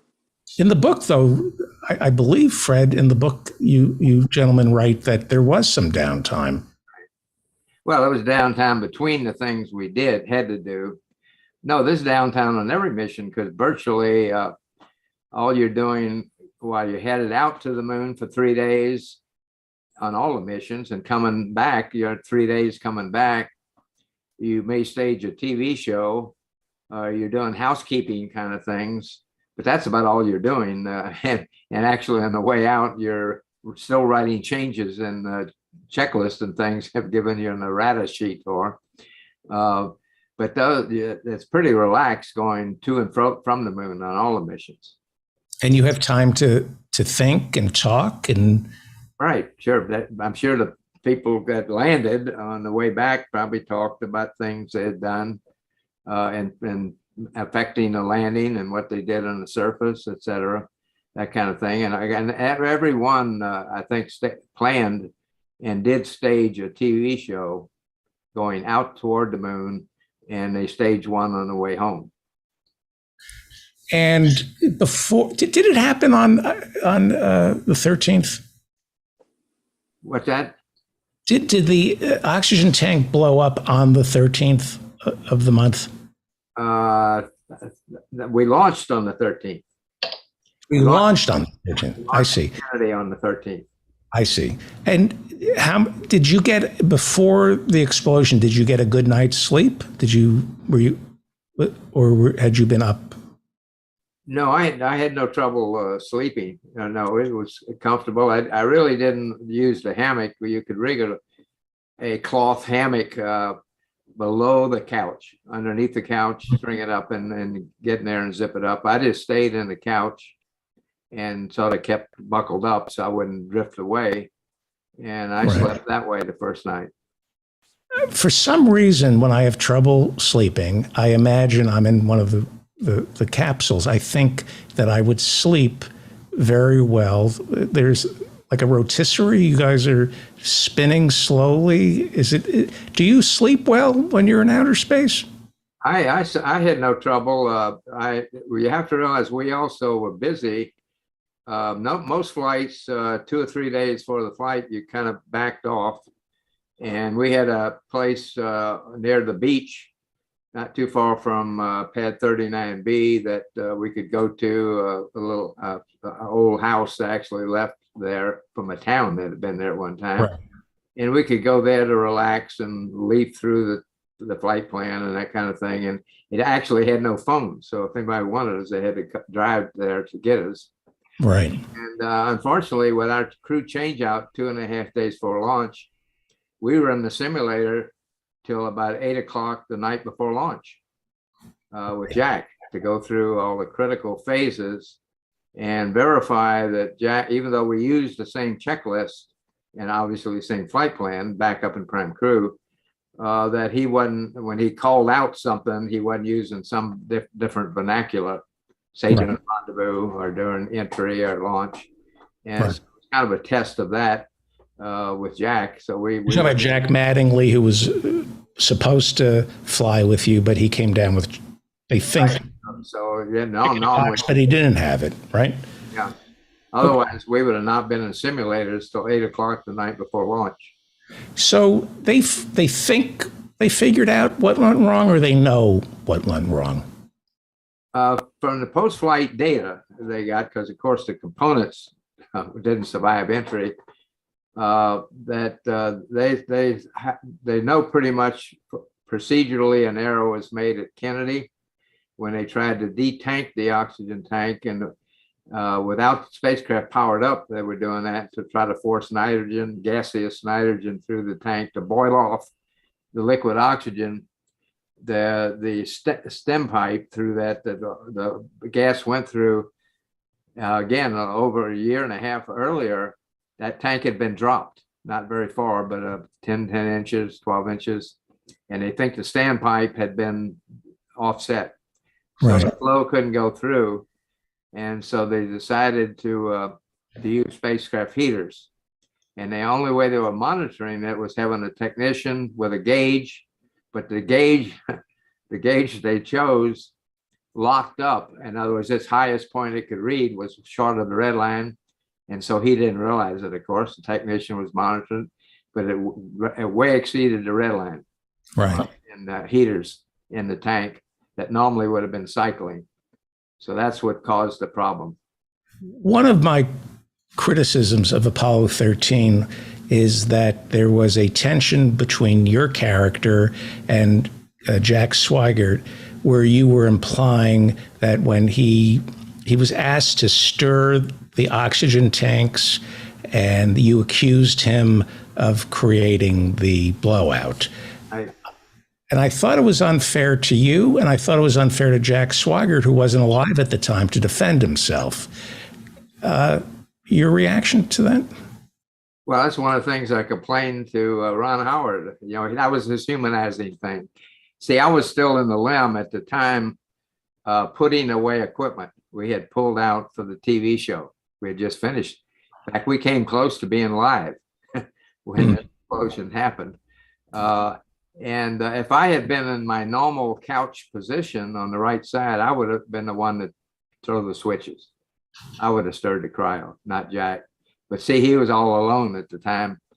So when they asked to stir it, he was the only one in the command module. So he threw the switches. There was no way of telling electric shock was going to happen.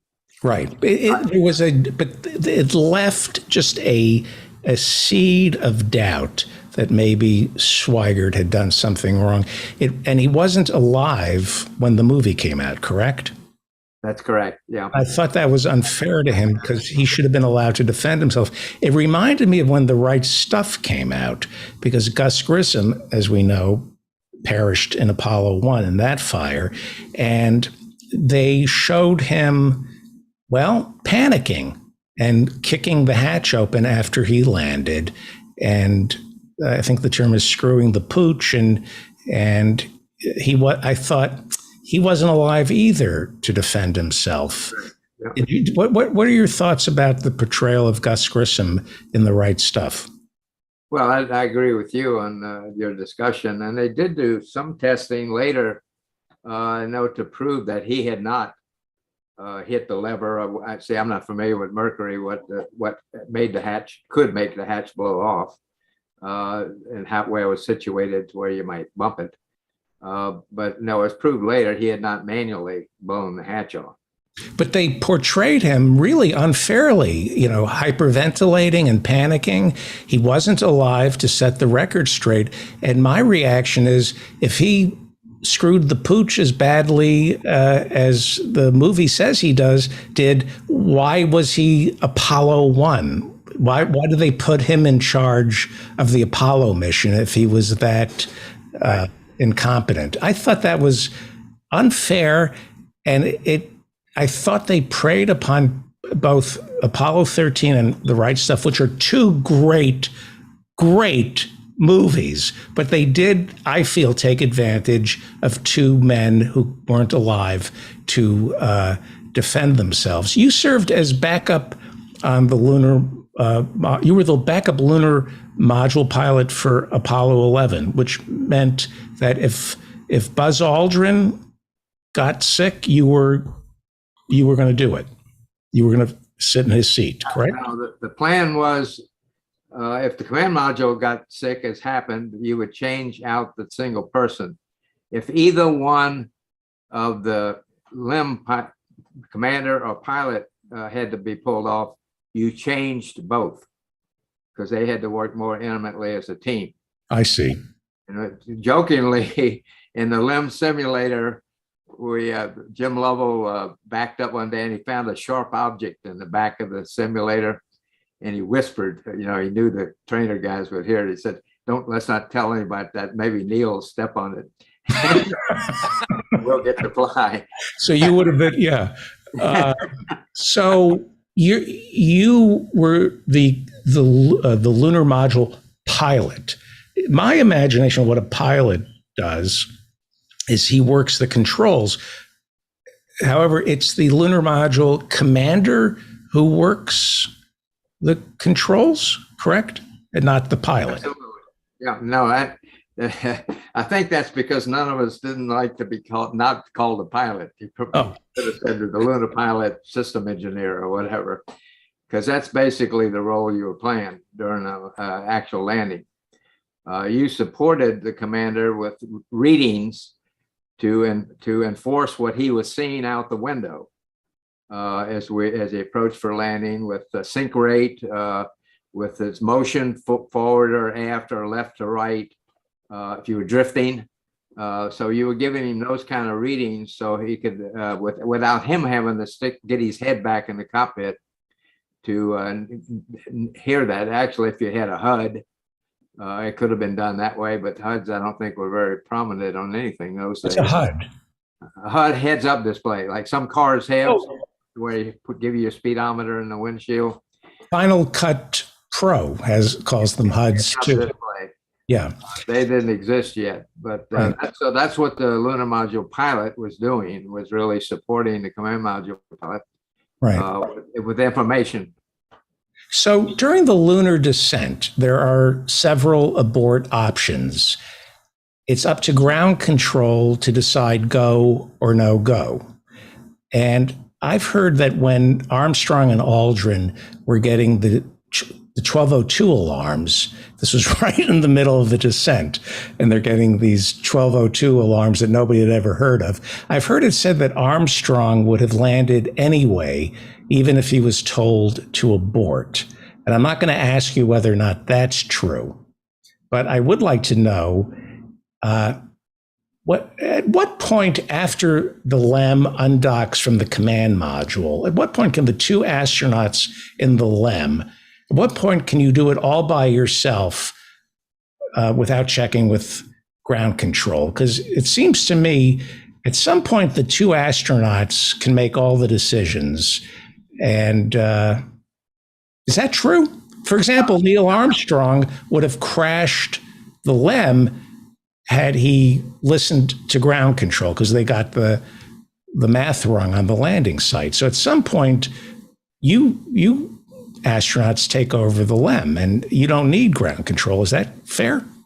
Well, for the final landing, that was always true, to pick out the landing spot. Every mission, the commander ended up landing manually because the site picked, nobody had the real definition of what was really there. And I'm talking about sizable boulders even. And so it wasn't until the pilot looking out the window, the commander saw the situation, could he then pick a better site, which was always the case from what the computer, how it would have landed it, had it been on its own. So the pilot, it flew through the computer down to a pretty low altitude. We have to pitch over, and somewhere there they took over manually to find a good spot to land. But no, you could not, if you lost comm on the way down, that would constitute an abort. You always had to have communication with mission control all the way. Right, I understand that. However, if they decided there was no communications with ground control from the time you undock to the time you land, could you do it without any ground control communication? Yes, yeah. You normally would give you a go for landing. They'd give you fuel quantity left, because it always was short fuel in the Ascent engine. So they'd always give you those kind of messages. But no, it was up to the pilot and the person flying the vehicle to finally land it. I mean, right. So I guess the question I'm asking is, how much, looking back, and I don't want to dismiss ground control, because in many ways they are the heroes as much as the astronauts are. But again, from the time, if you had to, without communicating at all with Houston, from the time you undock to the time you say we've landed, could it just be done by the two astronauts sitting in the LEM, reading the dials and looking out the window? Was it necessary to communicate at all with ground control? I know that there are, there are backup plans and your redundancies, but could it have been done without any of that? Just the two pilots. Yeah, it says they were just monitoring. You're saying you could have communication, and they were monitoring, and nothing went wrong, and everything was nominal, if you will, all the way down through pitch over, the radar altimeter locked up, which they could see. No, there would be no necessary calls needed from Mission Control. They could fly it all the way without a comment. Right. Bill, did you want to say something? I'm sorry. Yeah. If you look back to Apollo 10, that lunar module was still in the early development stages. It was too heavy to land with the fuel they had. But people still asked Tom Stafford, were you tempted? Would you have taken it down? And every time he tells them, no, we wouldn't have made it. We'd have crashed. But he said, and then we wouldn't have been able to get off the surface. But ultimately, these guys, they're test pilots, and they know their craft. Right. I mentioned this because we all live with chatter in our ears, people talking, and we're taught how to speak, but we're not taught when to speak. We all sit in meetings, and a lot of people like to talk just for the sake of talking. People like to be heard, especially incredibly smart people and incredibly competitive people. So when you're in a situation where 3 lives are on the line, what is the virtue to keeping one's mouth shut? Is that part of the training, learning when to speak and when not to speak? No, I don't think so. The rituals of what's needed to be said, and I call it in a standard mission, that's from training. You don't chit chat if that's what you're talking about. Right. Now, Mission Control, they may have more of a problem with the flight director controlling the room because he's got a lot of 28 people in that room that are monitoring things. So he might have to deal more with that and the traffic and overwhelming what he needs to keep track of and make decisions on. But on board the spacecraft, there's none of that in a normal mission. Offline, all the way in coasting flight, we do a lot of chit chat just among ourselves. When there's a crisis, everybody starts talking, and it makes the crisis worse. When you listen to the air-to-ground conversation, everybody knew to keep their mouth shut, and they only talked when they had something important to say. We're talking with Fred Haise and Bill Moore. Their book is Never Panic Early. Go to smithsonianbooks.com right now and buy the book. I'll reimburse you. If this book doesn't make your heart swell, let me know and I will reimburse you. This is a great book. My only criticism is I wanted more. Never Panic Early is published by Penguin Random House. We have 6 minutes remaining, and I want to get to the Q&A in a second. But I wanted to ask you, I had heard it said that one of the astronauts said you'd be amazed at what you can get used to. That you can, I think was it Michael Collins who said, what's it like to orbit the moon waiting for Buzz and Neil? were you just constantly in awe of the moon? And I believe it was Michael Collins who said you'd be amazed at what you can get used to. Have you heard that? No, I have not. Michael, I thought enjoyed his time alone orbiting the moon while they were on the surface. And I don't think he had any problems to deal with. Right. But the point is, you were up close on the dark side of the moon. Was there a point where you go, okay, I'm used, I've seen it. Does it wear off? We get used to things as humans, don't we? No, I think you're right. I was not actually. I didn't fly for the sake of the view, which is why I wasn't interested. I was assigned to fly the third orbital flight on shuttle, and I was interested in the mission we had, which was to rescue Skylab. And when that went away, the mission was, I'd say, in my view, pretty benign. And so I wasn't interested in just going up to fly in circles and look at the ground.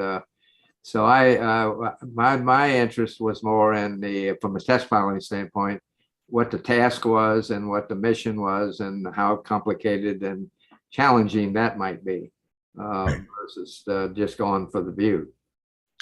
A lot of the questions from our studio audience, we discussed what Fred thought of Bill Paxton, and that was from, and then Jeremy wanted to know about the oxygen tank. We covered that. Harsh wants to know your thoughts on Mars travel, and can a moon base become a reality in our lifetime? And by our lifetime, that's a good, depends on who we're talking to. What do you think of a moon base? I'm 88 years old, so I don't think it'll happen in my lifetime. But no, obviously it's any progress we make, be it landings on the moon or building the moon base or going to Mars, at least for the United States, depend on the administration and congressional support, how well a program is funded.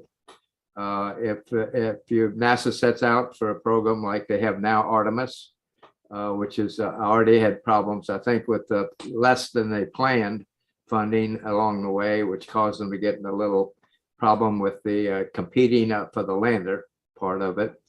Then things take longer and ultimately cost more. Right. Progress is for major programs like space programs are dependent on the support you have from the government, and that's same as if no different than in policy wise in China or Russia. I mean, it's not just the United States. But that's what makes programs be able to be done, is the funding that supports it.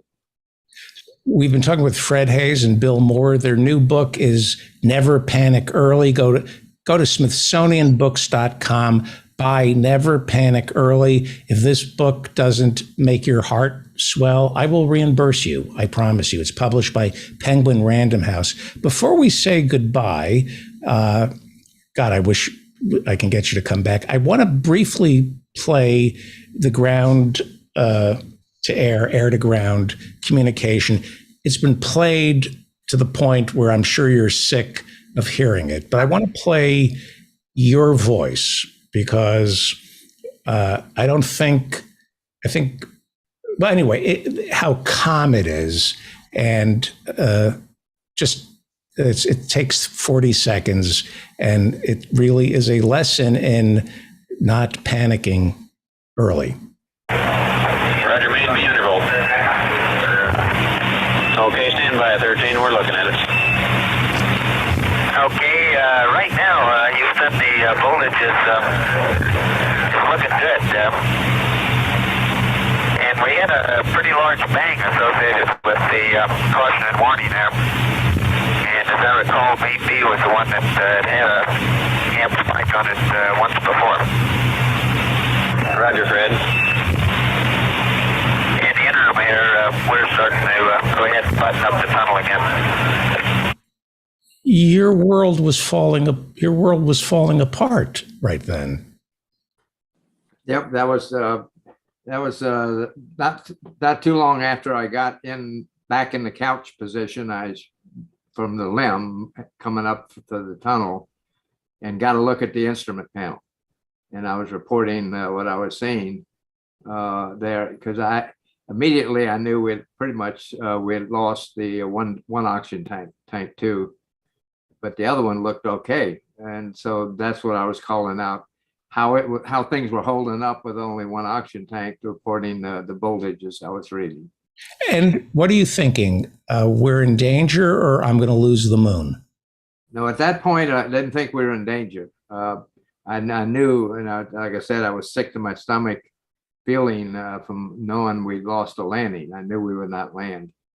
Right. I thought we'd just stay fully powered up and limp around the moon, or some way we'd come home without it being in danger, really. If the second oxygen tank had held up, we would have had no problem. Right. Bill Moore, America, a lot of us think it's lost. What could all of us take from Apollo 13 to save a country that some people think this country is in trouble? But what could we take as a nation from Never Panic Early?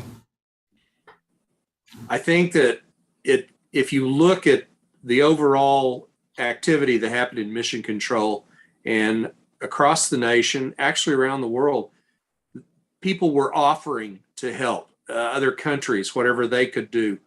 All the contractors Fred mentioned a while ago, they were working to do their part. Everyone pulled together, and it's not lost. It's not anything that's gone. It's still there. I've seen it happen here in Oklahoma City when we had the Murrah building that was bombed. Right. I saw America and the world come together, and we saw it with the Twin Towers in New York. It's still there. And Apollo 13 just shows us that we have the capability to do whatever we want if we set our minds to it. I think failure is an option. I think we learn a lot from what we think we wanted to happen and what ends up happening. I think Apollo 13 taught me that it's not necessarily what you want. And what did they call it? A successful failure? Successful failure. Well, Fred Haise, I'm going to beg you to come back. I know this is one of the I know you hear this a lot, but if you're of a time, getting to talk to you is, but I don't want to embarrass you. Fred Haise, thank you so much for doing this. Thank you. You're very welcome, sir. Very welcome. And Bill Moore. And the best way to thank them for their time is to go buy Never Panic Early. Let's sell some books. Go to smithsonianbooks.com and buy Never Panic Early right now. It's written by Bill Moore and Fred Haise. Let's sell some books. I promise you, if this book doesn't make your heart swell, I will reimburse you. It's an amazing story about an amazing life. Thank you so much, Bill and Fred. You're welcome. Thank you. Thank you. I think I did a pretty good job not fawning. Okay, I couldn't help it. This is, when we come back, we will be talking to Howie Klein from Down with Tyranny and talk about more quotidian problems like the midterms. You're listening to The David Feldman Show. And once again, traveling light. This is Professor Mike Steinel. And nobody traveled lighter than the Apollo 13 astronauts.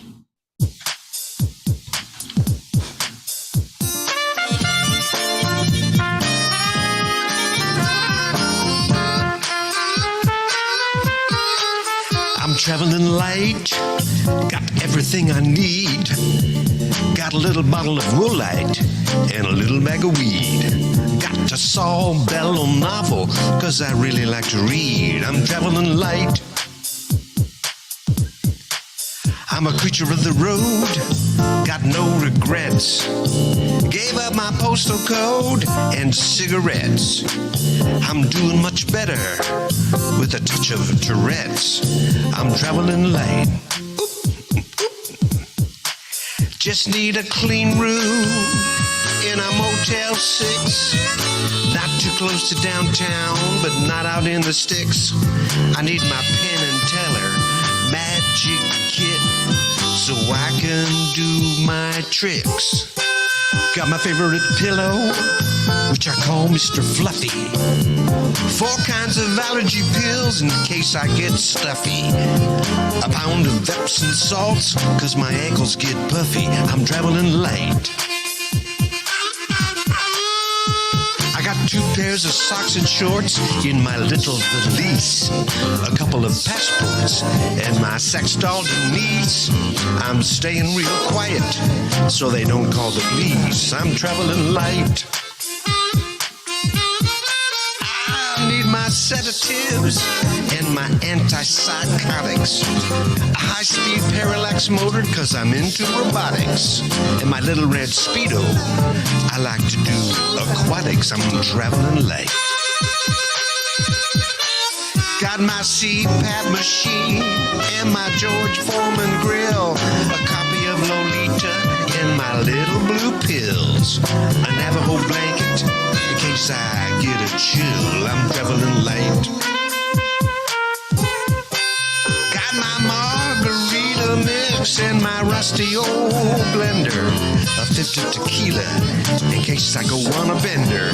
My attorney's number in case I want to change my gender. I'm traveling light. So light, so light, so light, so light, so light.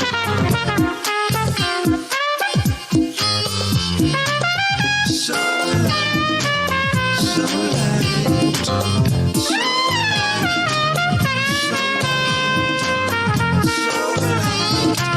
so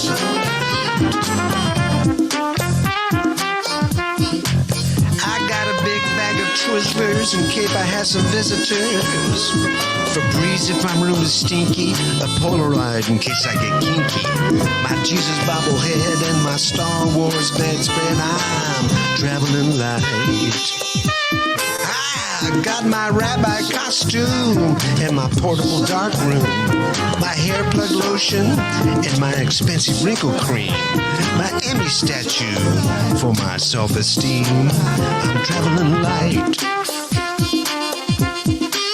I got my podcast mixer and a fancy microphone, my exercise bike so I have a place to hang my pants, my very valuable Hummel collection, a menorah made of fish heads, a Christmas tree, I like to keep my options open, don't you know, a shoe shine kit, a skill saw, a crossword book, a large supply of mechanical pencils, a year's worth of New York magazines I've been trying to get around to read, some scripts that I've been tweaking for those people in LA, and my enemies list.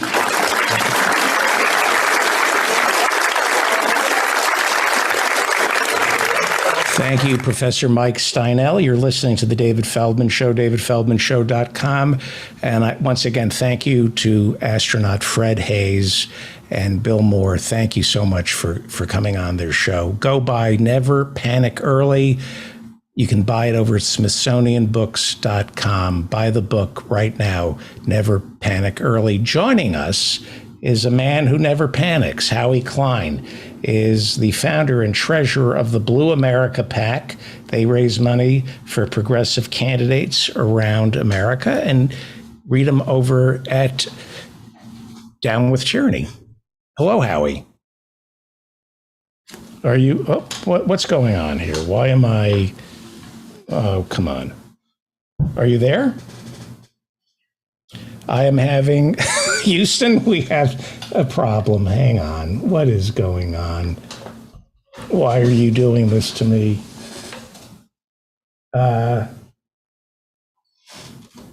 Hello. Hello, hello. Why is there no sound here? Stay calm. Stay calm. Power on. Let me see here. Howie, can you hear me? All right, I need to figure this out. Work the problem. Let's not make things worse by guessing. Okay, hang on. All right, hang on for 1 second. I think this will be the David Feldman Show's finest hour. Hang on.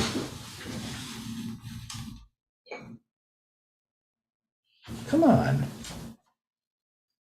Never panic early. Now are you there? I have a problem. Let's see.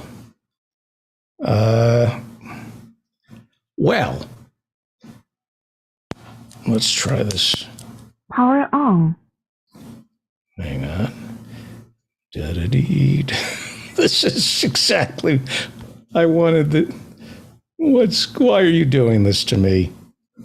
All right. Oh, mother. So my phone died, and I had the motherboard replaced, and it is not reading. So let me think here for 1 second.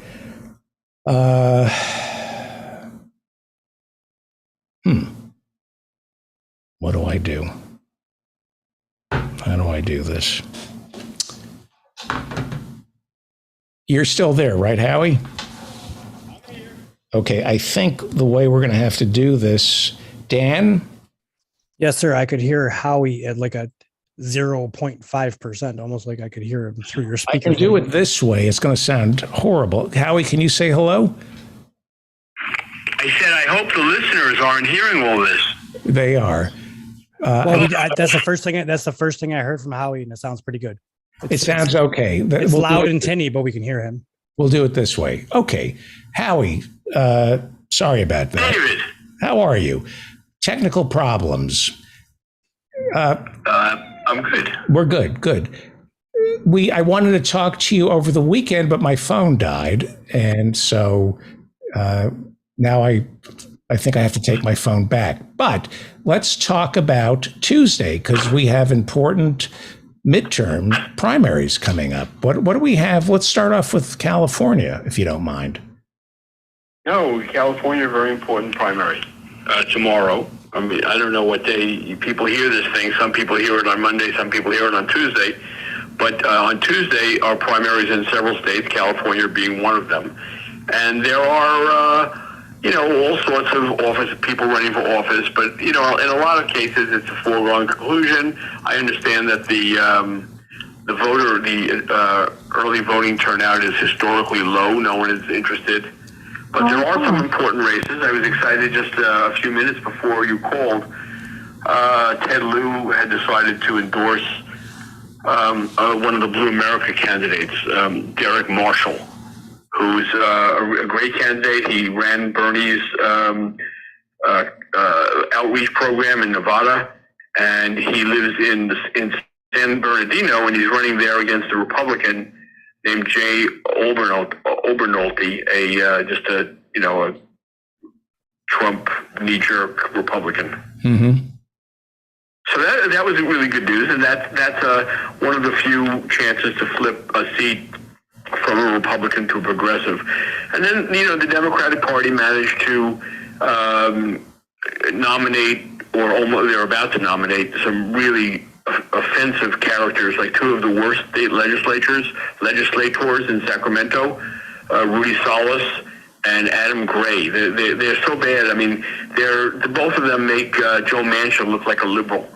And no one's going to go out. I mean, I shouldn't say no one, but lots of people won't go out and vote for them because they're both so terrible.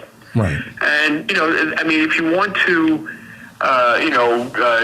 get people to go out and vote, you don't find the most reactionary members of Congress, of the legislature to run for Congress. And you don't find people who are known more than anything else for their corruption to run for Congress. That isn't going to encourage voters. But, the Democratic Party, even in California, is so worthless that they'll never learn that lesson. Right. Sports betting is on the ballot, or is that not on the ballot in California? I don't know. Okay. And so we have primaries in California, Iowa, Mississippi, Montana, New Jersey, New Mexico, South Dakota. Of those, what do you find the most interesting? What should we be looking at? Well, California is the most important. It has the most seats up. They have a lot of good candidates. I just talked about the two worst, but in a lot of the districts that are very, very blue, and that's a lot of the districts, there will be no Republican in the general. So we have a jungle primary system. Everybody runs tomorrow on the same ballot. So in other words, you get 2 or 3 Republicans running, 2 or 3 Democrats running, and the two that have the highest number of votes, regardless of what party, are the two that go on to the general election, which is almost like a runoff. And in a lot of districts, they're so blue that there'll be 2 Democrats running. So, generally speaking, it's going to be, kind of like a corporate liberal kind of thing, running against to hold his seat, running against the progressive, challenging him from the left. That we're going to have all over the state. There's a whole bunch of them in LA. There's a couple in San Diego. It's exciting because once they're a serious contender, once they pass the threshold, then a lot of these progressives will start getting media coverage. Right now, they don't get any media coverage. The media just covers the incumbent. Right. All right. Important. There's a new seat in Montana. We've had Tom Winters on the show before, and he's running. I think there are just 2 conservatives running against him now in the new seat in Montana, the western part of the state, which is the less red part of the state. It's still red, but not as red as the eastern part of the state. And I think Tom's got an uphill battle. But we'll see tomorrow. That's one I'm very excited about. There's nothing really in New Mexico. There's some really good races in New Jersey. Again, congressional races where there are progressives challenging the corrupt establishment candidates, and in some cases incumbents. So, like Menendez's son, Senator Menendez, known for his corruption, has a son who is supposedly as corrupt as the father, learned it from the father, and it's an open seat, and he's running, and there's a really good progressive running against him. So there are lots of races like that. New Jersey has a special situation because they're so corrupt. They've designed the ballot to make it next to impossible to vote for a challenger, even if you want to. I mean, they make it very, very hard to do that. There's a lawsuit now challenging that whole party line situation. So what is your sense heading towards the midterms? Would you say, despite the disappointments, that the progressives are getting more candidates elected than ever before? Or not ever before, but within the past 20 years. We're seeing much more progressive candidates bubbling to the surface in the Democrat. We're seeing progressive candidates, but there's a guy from Brooklyn who plans to be the next speaker, and he will be the next speaker if the Democrats win, named Hakeem Jeffries. He's a Wall Street guy. Really, he was a terrible state legislator. Now he's a terrible member of Congress. And Pelosi has kind of handpicked him behind the scenes to be her successor. And unfortunately, speaking of behind the scenes, he's the one that's coordinating the efforts against progressives that are dumping millions and millions of dollars into races against progressives, usually in the last 2 weeks, so they're not prepared for what hits them. And he has defeated a lot of good progressive candidates. Now he's going after progressive incumbents as well, which is, I've never seen that happen before.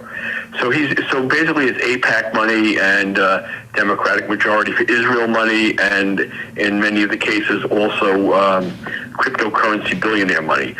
So he's cobbling together these really vicious campaigns, all negative, against progressives.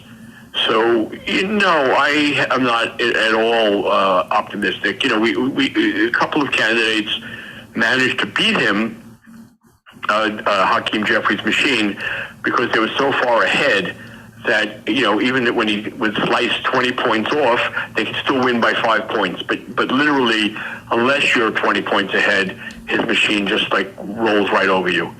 So very, very bad situation. In San Francisco, California, our friend Shahid Buttar is running in the jungle primary.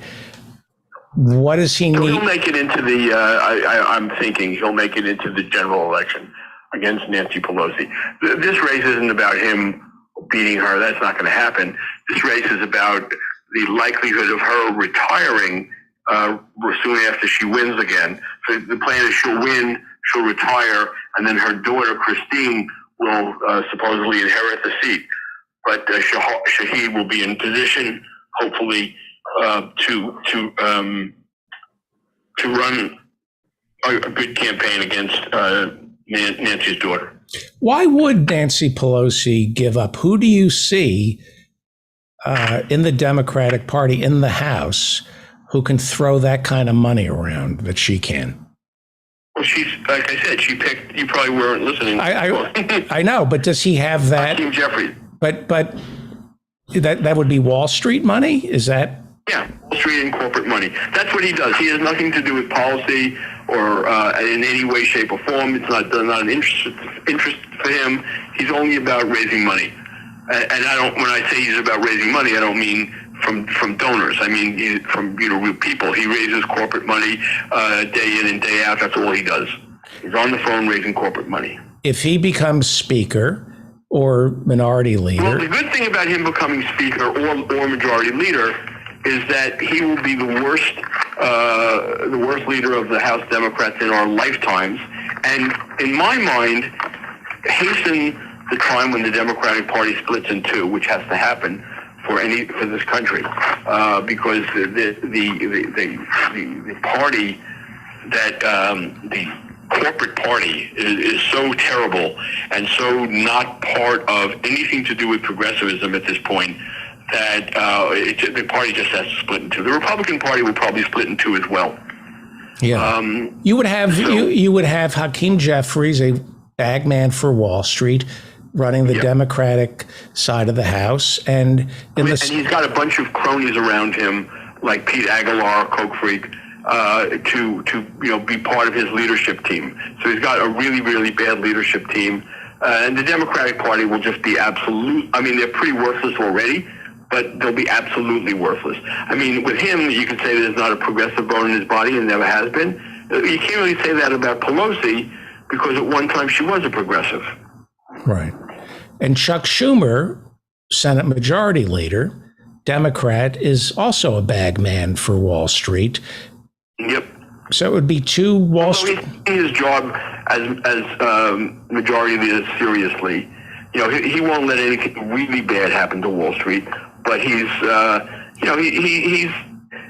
he seems to, well, I don't really want to say too much good about him, but he's not as bad as I thought he was going to be, but I, thought he would be really terrible. But he's not, he's still bad, but not that bad.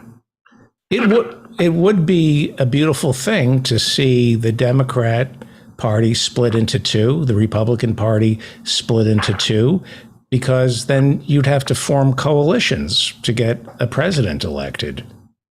Yeah, there's another possibility here as well, which is that the mainstream conservatives of both parties get together, so that there would be like a Democrat, the New Dems and the Blue Dogs form a party with the shrinking mainstream Republicans, and then the other side of the Republican Party, kind of a fascist party, has itself as a party who would want to be in a coalition with them, and then the progressives would have a party. Okay. But I spoke with two progressives today in the House, two very senior progressives, about the threat of Hakeem Jeffries, and they both just shrugged. They said, I said, why don't you guys run somebody? And they just shrug. Nothing. They don't defend him, but they don't. They don't see the direness of it. Or if they do see the direness of it, they just don't feel there's anything they can do about it. Right. It's just really depressing. That's why when you asked me an upbeat question, I couldn't give you an upbeat answer. Trump is less of a threat today than he was a week ago, politically. Well, some people might say that because he got his head handed to him in Georgia, of all places, where he lost everything. I mean, his two primary enemies were Brian Kemp, the current governor, who he thinks, somehow stole the election from him, and the Secretary of State, who also stole the election from him and who's testifying against him, and the Attorney General, who also stole this election from him. So Trump had his own candidates that he recruited, and in the case of Brian Kemp's race, he recruited a former U.S. Senator, David Perdue, who didn't really want to run, and Trump talked him into it and made him all sorts of pie-in-the-sky promises that he would deliver this and he would deliver that, and he didn't deliver anything, although he did make, I think, a $2.5 million contribution, which is a big deal for Trump since he's so cheap he doesn't share any money with anybody. Right. But he did give money to Perdue. And then I don't remember the exact number, but let's put it like this. It was not close. It was not even reasonable. I think Kemp beat Trump's candidate by something like 50 points. I mean, it's horrifying. And Trump was at least positive that they would be able to hold the Secretary of State race to not a majority for the incumbent, but to make it into a runoff, and that didn't happen either. His candidate, Jody Hice, who's a congressman and a crackpot, part of Gang Green, Gangrene. I love that. Gangrene. Oh, thank you. That's brilliant. Gangrene. I like it. So anyway, they are. So that weakened him. He lost. He talks about this. Mythical win-loss situation where he's getting 95% wins. Well, that's because he counts races that don't have any opposition. So people run with no opposition, and he counts that as a win for him when he endorses them. I mean, the vast majority of people that he endorses have either no opposition or no serious opposition. So he endorses mostly incumbents who are going to win with him or without him. But when it comes to the races where it's much more of a question if the Trumpists can win or not, he has a decent win-lose record. He certainly can take credit for what's his name in Ohio, J.D. Vance. Right. I mean, J.D. Vance, you have to admit he won because of Trump. That's why he won. Right. He was losing, Trump came in, and he won. Right. And in terms of Dr. Oz, I'm thinking that Trump really had a lot to do with that too. But in both cases, both candidates are not good candidates, and it gives an opening to Democrats. In Pennsylvania, that makes sense, but in Ohio, I mean, who would have thought a Democrat, let alone a kind of middle-of-the-road, nothing Democrat like Tim Ryan, would have an actual shot. But the latest poll that I saw, all the recent polls show that Vance and Ryan are running neck and neck. And the latest poll had Vance behind, had Ryan ahead by a point or two. Right. But that doesn't matter. But what really meant, it doesn't mean anything that he's a point or two ahead. Doesn't mean anything when he's a point or two behind. What it really says is that it's a competitive race. Right. And Vance has said a lot of very stupid things to please publicly, to please Trump and to please the MAGA base. Things that are pretty much indefensible in a general election, even in a red-leaning state like Ohio. Right. So that's good. It's the same situation in Pennsylvania with Dr. Oz, who, I mean, let's be real. Dr. Oz is kind of like a mainstream conservative, and he's turned himself into a neo-fascist to please Trump and Trump's base. Now he's going to have to somehow dig himself out of that hole, but I don't see how he can. I mean, everyone sees all these crazy videos that he made. So he's going to be really torn, and there are a lot of attacks against him that aren't going away that were made during the primary that are going to continue, including the attacks on him for being a, quote, Turk, which I think really means Muslim. But So over the weekend, a Republican congressman from Buffalo resigned because he condemned the National Rifle Association. Kind of condemn them. Is it Brian Higgins? Who's the congressman? What's his name again? I think not Brian Higgins. No. Brian Higgins. That was a long time ago. Okay. And that was Brian Higgins was not in that district. No, this is a suburban district that goes from the eastern suburbs of Buffalo to the western suburbs of Rochester, and then down south into very rural areas. But now they rejiggered the district entirely so that he probably didn't feel that comfortable. His name is Chris Jacobs. Much more to the right than he is. He's kind of a mainstream conservative. He's a former Democrat. He comes from the richest family in Buffalo, and he tried to get along with these right-wing Republicans, and it wasn't that easy for him to do because it wasn't the real him. He was putting it on all the time, and they sensed it. And there were a lot of right-wingers who wanted to take him on anyway. But he then said he was open. Remember, we're talking about the Buffalo Metro, and he said he's open to voting to ban automatic weapons. And that caused a firestorm, and they started carrying on. They're going to censure him. The local Republican parties in the counties, and they were all going crazy. And he just decided, do I really want this? Do I really want to fight this? Trump called him and told him to pull out of the race, and he did. His name is Chris Jacobs. I had forgotten the name. Yeah. He doesn't get credit for pulling out, does he? What do you mean credit? I just said he's a coward for pulling out. Yeah. People. Why should he get credit? Well, I'm saying the press, the way I saw it being spun is. The New York Times is giving him credit, yeah. Right. He should have stayed and fought. And yeah. No kidding. Yeah. Before you go, and again, sorry about the phone connection. I was going to call you over the weekend. My phone died. So I want to talk to you about auctioning off some of that artwork for your favorite. I wasn't thinking about auctioning it off. I was thinking about, when I first proposed it to you, I was actually thinking about a David Feldman show T-shirt. Oh. And that's really what I had in mind. You were thinking that I was talking about Blue America. I wasn't. I was really talking about having T-shirts that you could give away as promotions on your show.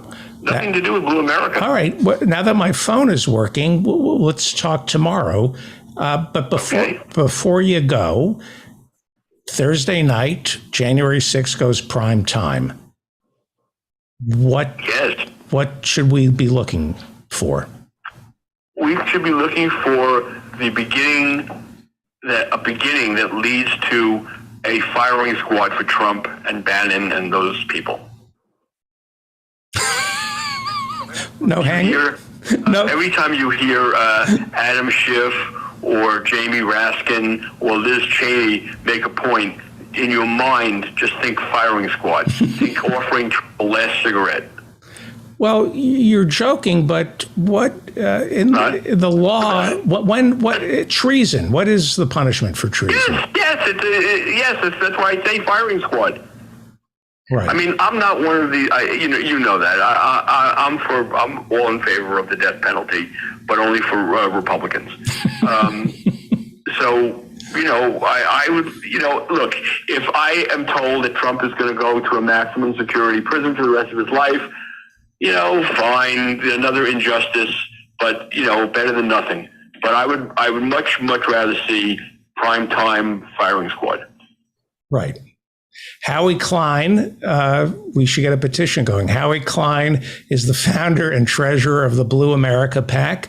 They raise money for progressive candidates around America. Read them every day over at Down with Tyranny. Thank you so much. And I apologize for the phone quality today. I had the feeling today you were in outer space. Yes, very well said. Thank you, Howie. I'll talk to you soon. I'll talk to you tomorrow. Yes. Okay, bye-bye. Well, were you able to hear that? David Cobb, were you able to hear that? I was indeed. And on point one, my feelings are hurt because you talked to Howie Klein on the phone over the weekend and not me. So I'm just going to get over that part. No, I didn't talk to him. My phone I'm having technical problems. So, but I'll talk to him. Yeah, I will say, Feldo, I always say my technical problems may be technical problems, or it could be the FBI's recording equipment malfunctioning. One can never be sure. The second thing is, I think that what you and Howie, I heard the end of it, but what you and Howie were talking about really set up the conversation that I want to have, which is that we need as ordinary Americans to come to terms that actual fascism is emerging in this country, that fascism has a political definition. It's not merely totalitarianism. It's not merely racism. Fascism is a way to organize society. And to be clear, fascism requires a mass base in order to be able to organize a political economy.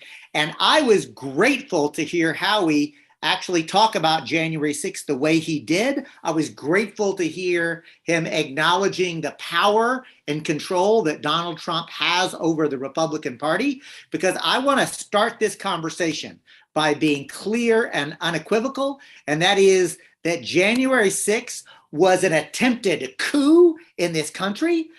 It was not merely yet one more example of malfeasance. And by the way, malfeasance on the part of Trump and Clinton, and like there's a long list of things that we could get outraged about the executive branch. But January 6th was not just beyond the pale. It is literally a full frontal attack on the very basics of what I will call bourgeois democratic structures, right? Like I have all sorts of critiques, you've heard me make it, about how the electoral system actually operates. But January 6th was a fucking coup attempt.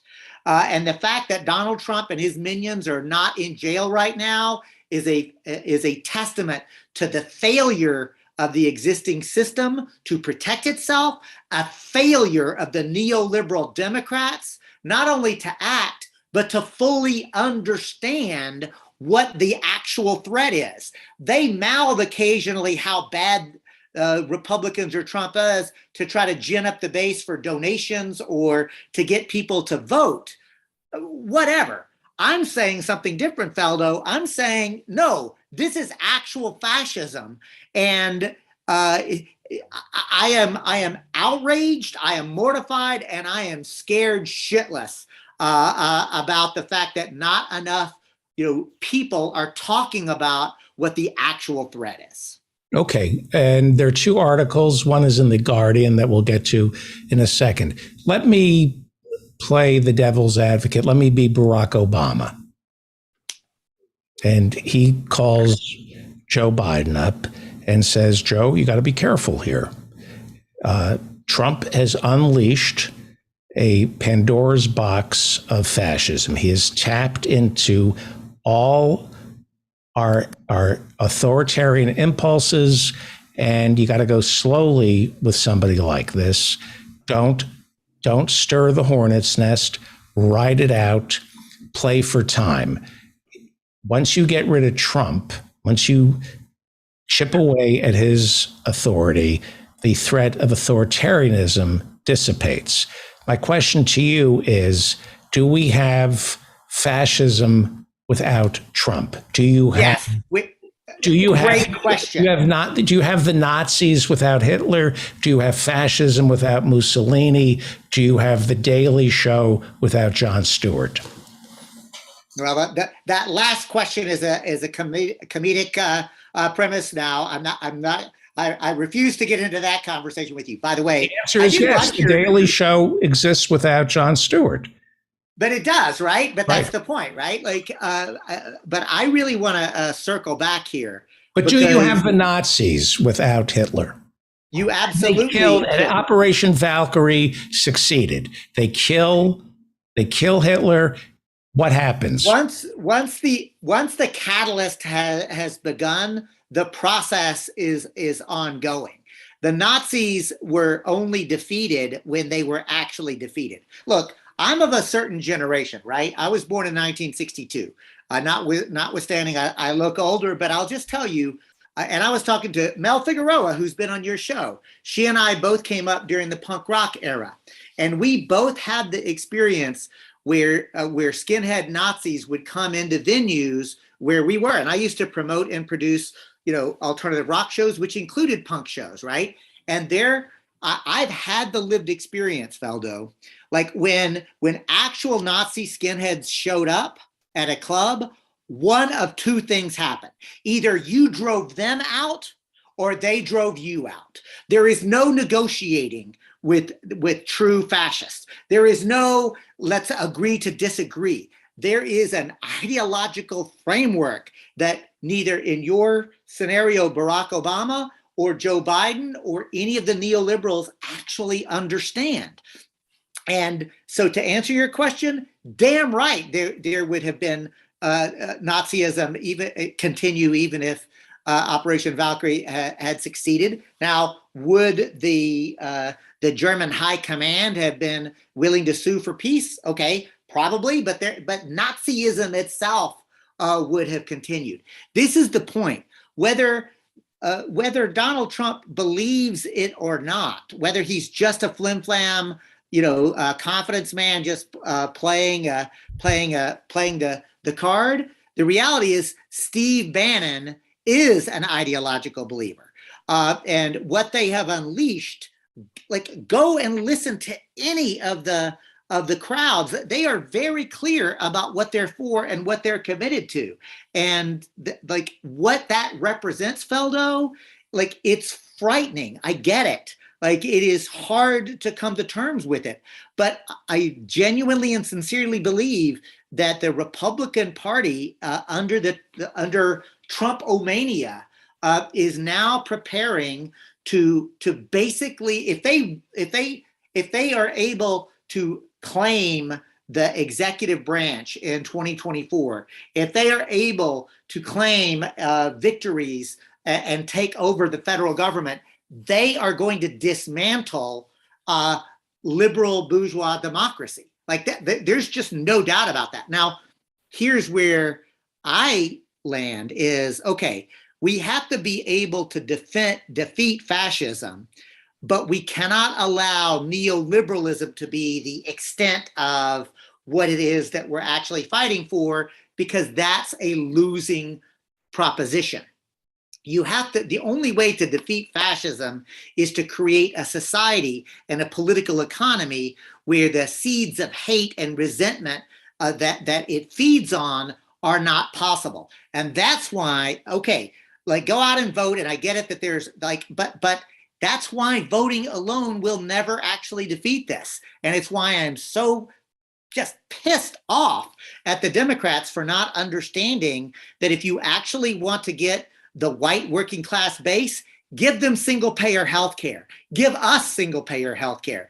Give us a true living wage. Return the ability for ordinary Americans to feel like they're actually part of it. And it's just, I'm sorry, I am having a hard time controlling my emotion about this topic, because I see with clarity the depth of the danger, and I am not seeing the leadership of the neoliberal Democratic Party respond accordingly. They are not responding commensurate with the challenge. Right. And this comes from somebody who famously talks about not fetishizing electoral politics. You know, that's true. And I don't. Electoral politics have consequences. They do indeed.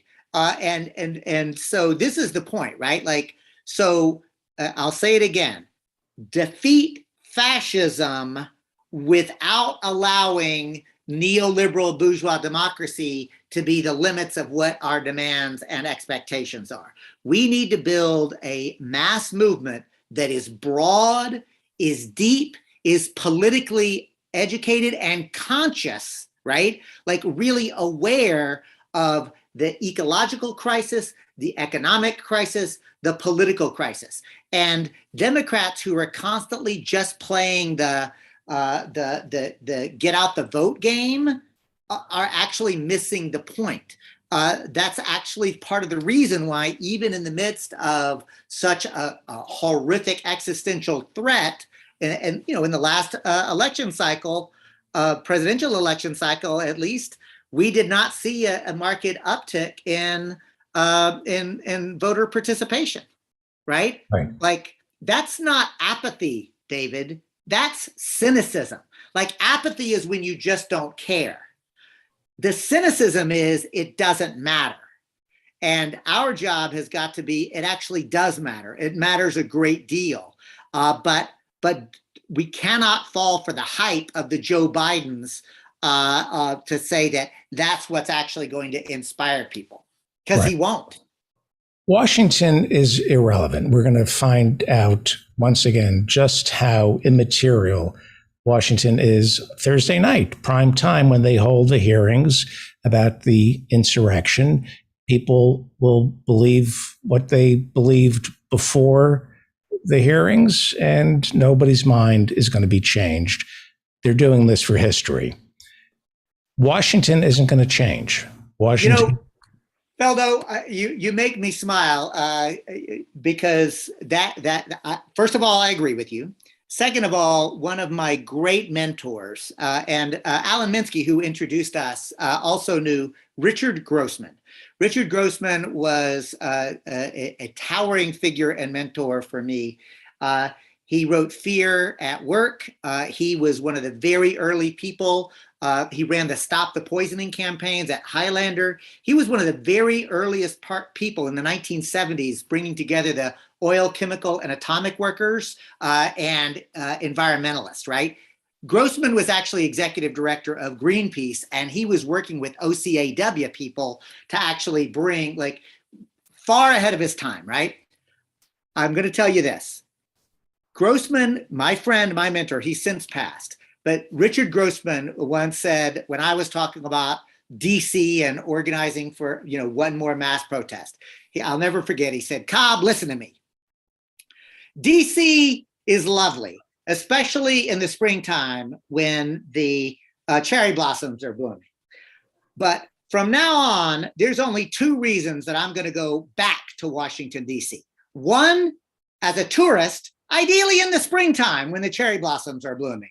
Or secondly, as part of a conquering army, because otherwise DC is not only a cesspool, but it is a place where the imagination is sucked out of you. They taunt you with opportunities, and they literally will beguile you to convince you from doing what really needs to be done. And it reminds me of what my mama once told me. She said, Keith, my middle name.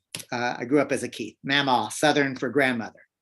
The devil will not come to you smelling of sulfur and with cloven hooves. The devil will be a good-looking bastard, and he will know your favorite cookies, and he will bake them homemade and deliver them to you. The devil is seductive and dangerous. And that's, I think, how I think about electoral politics. We have to engage it, but my goodness, we have to understand the limits of it as well. And this is, again, why I am so grateful for you to be willing to actually talk about January 6th and have the courage to talk about the fact that Washington, D.C. has already made a determination about how they're going to proceed with it. That's what I would actually be looking for. I would be looking to say, do any of the Democrats as part of that committee have the courage to actually name what happened on January 6th? It was an attempted coup. And if they're unwilling to do that, then they're unwilling to actually fight I the fight. think some of them have. I think yes, agreed. I think some of them have. May the goddess bless Jamie Raskin. And Jamie Raskin. Yes, I think some of them have. A conquering army, well, January 6th attempted something like that. I believe in nonviolent resistance, and I believe that we have all the tools in the law and in the Constitution to be a conquering army of Washington. We just have to know what we want, and we don't have to resort to violence. I think there are other ways to scare these people into submission. I wish we would focus on money. Listen, you and I agree. Look, we mostly agree. Let me just finish. Yeah, the anything that kills people in America is because of greed. That's what I look at every issue that's killing us, from guns to climate catastrophe to health care. It's greed. And I wish we could focus on one thing, money, because the other side is only focused on money. The left needs to clarify their mission, and that is to take money by any means necessary legally from the health insurance companies, from the NRA, the gun manufacturers who use the NRA as their lightning rod, from the arms manufacturers. Any discussion other than money is noise. And I wish the left could understand that there is a game being played in Washington. It is for largesse, period. All our problems, all our immiseration flows from the fact that greedy bastards are taking all the money from us, and we need to fight an asymmetrical war, not depend on Washington. We fight a peaceful, legal, asymmetrical war to get the money from the ruling class. It's that simple. So listen, Feldo, I hope Dr. Fraud is actually with us because I'm grinning, because literally you are talking about Antonio Gramsci's idea of a war of maneuver, right? And to your listeners, folks who are watching us live, viewers, but those of you who are listening by podcast, please go and check out the work of the great Marxist philosopher Antonio Gramsci, who was a brilliant thinker. His prison notebooks. Remember, he was a Marxist who was like, hey, we were supposed to win. What the hell happened? And he was imprisoned by Mussolini. And what he realized was, we did not actually fully understand not just the ruling elite, but we thought that when class consciousness emerged, that everybody in the working class would rise up, and they did not. I think Gramsci had the best understanding about how fascism and why fascism emerged, how it was able to grow into a true mass movement against their own class interest. He also understood the difference between a war of maneuver and a war of position. Gramsci is the one who famously said that the old world is dying, the new world is struggling to be born. During this interregnum, or during this interstitial space, is the time of monsters. Trump and what Trump represents are monstrous, to be sure. And just as the fascists of the 1930s, that what was dying was the agrarian society, the way to organize all of society. What was struggling to be born was what we now understand as industrialism, a whole way of reorganizing society. I argue today we have two things going on. We have an ecological collapse beginning, and economically, we have a new, like, the industrial society is basically being replaced by some version of digital, like data, like information and attention as capital itself. This is a reordering of the entire society. It's part of the reason why the ruling elite do not have agreement about actually how to proceed. This is why, as dangerous as it is actually a moment of true opportunity, because in this interregnum, in this interstitial space, the old neoliberal way of ordering things cannot and will not continue. We will either have some version of eco-socialism or some version of fascism. It's not, and I'm not happy about it, but that polarization, I'm not creating it, I'm observing and describing it, right? And so this is a long way of saying the idea of money, you bet. Secondly, when you say the left, I got to tell you, the left, as I describe the left, understands that with clarity. It's the neoliberals. It is the, what we can at best call the centrist or the soft left, that don't understand it, right? And that, like, what I try to do on this program, I'll be really transparent, Feldo. I come onto this program not just because I like you, which I do, you know that. I like Dr. Fraud. This is good. I'm trying to bring as many people as I can into a consciousness about how social change works. Yes, we have to engage in electoral politics, but if all we ever do is electoral politics, we are doomed. Like, we are doomed. Because they can also, capitalism is dying. Corporate capitalism is dying. It's not only the digital stuff. China is growing by 8.5% because they're regulating capitalists, even though they have a lot of them. We're growing by 2% or less. You know, they have fast trains speeding over their country. We have none. It's crazy. Corporate capitalism is dying, and with it, the old Europe is dying, and the United States. There were two great empires after World War II, the Soviet Union, which died out of its own corruption, and the United States, which is dying out of its own corruption and has to be replaced. And that's, you know, and people are being displaced, not by Black people with their replacement theory, but by machines and robots and computers and foreign workers and all the old dreams.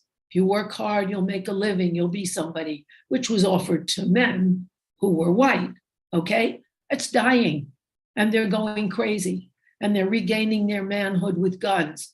But that's what's dying, as well as the planet, which is being plundered by capitalism with no regard for the future. And I think the left has a chance only if we unite. That's what won in Chile. That's what won in Portugal. That's what won the abortion struggle. That's what will win, because we're all these disparate movements. We need a socialist basic agreement to address everything together. But we have to understand capitalism is dying. They are, you know, Marx said capitalists would sell you a rope to hang them. Well, that's what they're doing. They're destroying the planet. They're destroying their own businesses. They're destroying America, their big capitalist showpiece. And just like Yeats said, things fall apart. The center cannot hold. The center of America cannot hold. When people... The center of France cannot hold. Mélenchon did great in these recent parliamentary elections. And probably, I didn't read about the fascists, they probably did okay too. But the middle is falling. And you need a different dream, because that's destroyed. And I'll tell you, Feldo, thank you for that, Dr. Fraud. And that's why, to me, like we need to remember what is every human being descends from indigenous people who were once in right relationship with each other and the natural world. And the dream there was not conquest. It was not extraction. It was not power over. It was stewardship. It was power with. It was community, right? And that's the thing that's so, like, I am on the verge of tears because it's so simple and so beautiful to actually say the real dream is community. It's love, it's compassion, it's connectedness, right? And what I understand is people will either embrace that and join us or they will not. I cannot actually, I have given up trying to persuade people. What I do try to do is to conduct myself in a way I hope to inspire people and to invite them into this work. And I got to say, because I know it's your time, Dr. Prado. Okay. I see we're at the top of the hour. I feel generous towards you. Go for it. I want it. Well, you'll be glad you did, because I got to say, I was interviewed on Dr. Fraud's podcast. I don't know when it comes out, but it was one of the most brilliant conversations I've ever had with you and your colleagues. So it's gonna, I don't know when it comes out, but it's not in your head. That one, yeah. And we did, like, that conversation, I felt like it was as raw and deep. It was both intellectual and spiritual. Really and truly, I felt like that is the conversation that we need to start having everywhere. Let's get real about the crisis, about where we are and how desperately we need each other. Right. And also those indigenous societies, which we destroyed or tried to, were primitive communisms. Everybody shared. The idea was we won't survive alone. We will survive and share together. And that really, we need each other. And capitalism destroys that. Within capitalism, other people are a chance for you to exploit for your own gain. And it's doomed. It is. And that's the thing. So I am so grateful, Dr. Fraud, to actually name, what Marx called it primitive capitalism. But remember, he wasn't denigrating it when he said primitive. He wasn't trying to say, Stone Age. What he was saying was it was before. Simple. I'm sorry? Basic.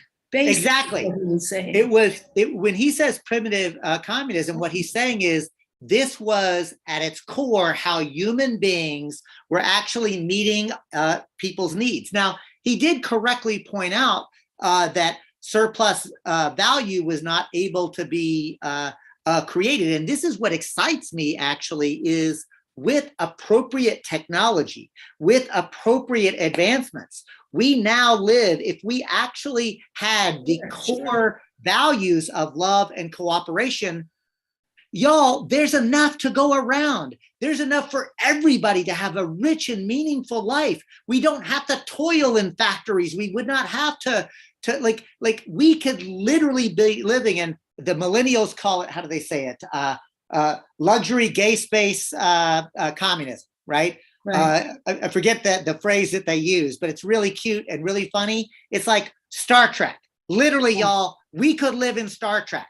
And these folks, the fascists, are holding on to something that's dying and is going to kill the rest of us.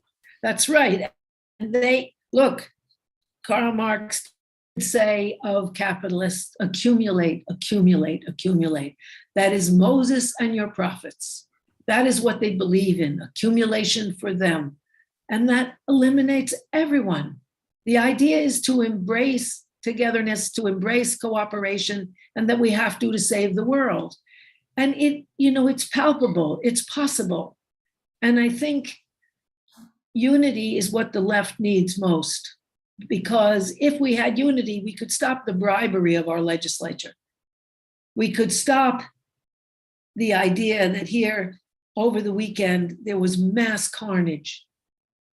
There were, I think, 15 mass shootings just over the weekend. People are falling apart. And how do you unify the left? Not going to ban assault weapons. How do you unify? You have to say we'll perish without unity and go around and try to get people. But that's an abstraction. Unity is an abstraction. The idea of unity, you can be Right. unified. The You either Nazis, join or we'll lose. Nazis were Right. unified.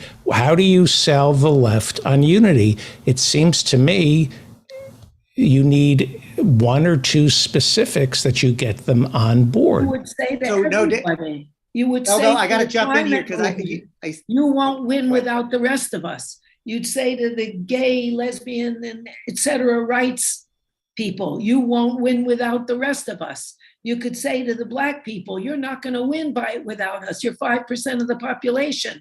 You say to the laboring class, you won't win without us. We have the numbers. They have the money. We need each other. Do you mind if I push back? Do you mind if I push back? I don't want to sound rude, but Fine. I think we're all frustrated, and I'd like to push back on this because it feels like we're losing. And so the message of unity, lockstep, where are we marching? Why? We're individuals. We don't join clubs. We're Americans. We have a sense of our own identity. Why would I want to join the left unless you're promising me something? What are you promising me? You'll win, that you'll finally have a share of what we all produce, that you'll finally have a decent life, community with other people, hope for the future, hope for children, a green planet, and survival itself. But only if we work together, not unity that you're wiped out, but that we cooperate. And, you know, Feldo, I agree with Dr. Fraud, and I will say this. We are at a point now in this moment in history where we either win everything or nothing. Again, I'm not creating the polarization. Like Dr. Fraud and I so often find ourselves in agreement. We will occasionally disagree on some of the minor details, but she and I have an understanding of how the arc of history unfolds. And it is because of that shared sensibility that we're able to so quickly find commonality and say, okay, yes, but da da da. So when you ask the question, like how do we unite? My point is, and I'll speak for myself, but I think that Dr. Fraud and I would agree, as well as others, is the unity is in the power. The unity is literally the opportunity to fully participate and have ownership interest in everything. This old idea of, oh, well, Dr. Fraud, it's the same thing with the AFL versus the CIO, right? Is it going to be unionism that is about actual social justice, and an injury to one is truly an injury to all, and that you're bringing the working class together as a class to assert its power? Or do you do business unionism? Do you say we're only representing our individual members, right? This is the distinction. Dr. Fraud, I'll speak for myself. I believe that we have to unite all of us who are willing to unite. I used to say I only have one enemy, and that's my class enemy. Now I have to come to terms with I actually have a class enemy, and I have members of my own class who are willing to break fascist rather than eco-socialist. And they I can't bring them along. Right. No, but when we say unity, we don't mean that we wipe out the individual concern about ecology and the planet, or labor rights, or feminist rights, or sexual choice rights, or sexual destiny rights. None of it. But it means we have to be together, because what we have is the mass of people. What they have is the money. And they can't do it without us. Labor built everything and continues to build everything. That's why Chris Smalls, when they won at the Amazon Labor Union, said, this is the revolution, because they cooperated and won against the behemoth with the law on its side. And to be clear, the law was against them, the media was against them, the neoliberal leadership of the Democratic Party was against them. All they had was each other. The AFL was not for them. That's right. Let me. And they had everyone, and they spoke to the people that they worked with. let me push back on this. I don't disagree with you, but I'm looking for numbers on the board. How do we win? And the idea of unity, to me, you have 70 million, roughly, people who voted for Donald Trump, 77 million who voted for Joe Biden, and then 100 million who don't vote. That's right. Of the 150 million Americans who vote, a lot of them think to themselves, F unity, F coming together. You work hard, you take care of yourself, and I'm not willing to worry about my neighbor. I think that's how most Americans, unfortunately, have been socialized, especially since Reagan. I agree with you. Idea of unity. I'll go to a Springsteen concert and turn on my Bic lighter to show unity, but I'm not rallying with my fellow man to improve material conditions. I think that's where most Americans, unfortunately, are. Would you agree? No, I wouldn't, because the labor movement is surging now, because it's occurring to people. I work hard, I get shit. I never get ahead. My kids will be poorer than me. I can't afford anything. Two full-time workers that work at minimum wage, full-time, can't afford an apartment or a house or anything in any city, state, or county in the United States. So that their idea, I'll just take care of myself, I'm working well, and no, they're not, they're suffering. 60% of people are in trouble. Therefore, they can't do it alone. This isn't the time in the United States where if you were white and male, you could get ahead. Nobody can by themselves unless they've been, a few can, okay, but very few. The massive. Sorry. The other thing that I'll just point out is in times of acute crisis, September 11, Hurricane Katrina, Hurricane Sandy, any national disaster, what do people do? They come together, they quote unify, and they do their best to help each other, right? Like that is literally what history shows us time and time again. I know in my experience, having lived through hurricanes, that's what happens. And when you are in the moment, you begin to act. Now, does everybody do that? No. No, there's an occasional. Most people do that? Yes. Yeah. And look at the pandemic. Look at how many mutual aid societies erupted, just self-organized for folks to actually do their best to tell Yes, but we also saw divisiveness. There are forces at work to divide us in times of crisis. Of course. And again, and I did notice Joe in Norway said, hey, why not push from the other side of the left on the pushback, right? Like, again, at the end of the day, if folks think that the world is nasty, brutish, and short, and there's nothing to be done, okay, I'm not going to try to convince anybody, even you, Feldo. What I'm saying is this: I am doing the work day in and day out with people in my community to actually prepare folks to build the lifeboat that we actually need.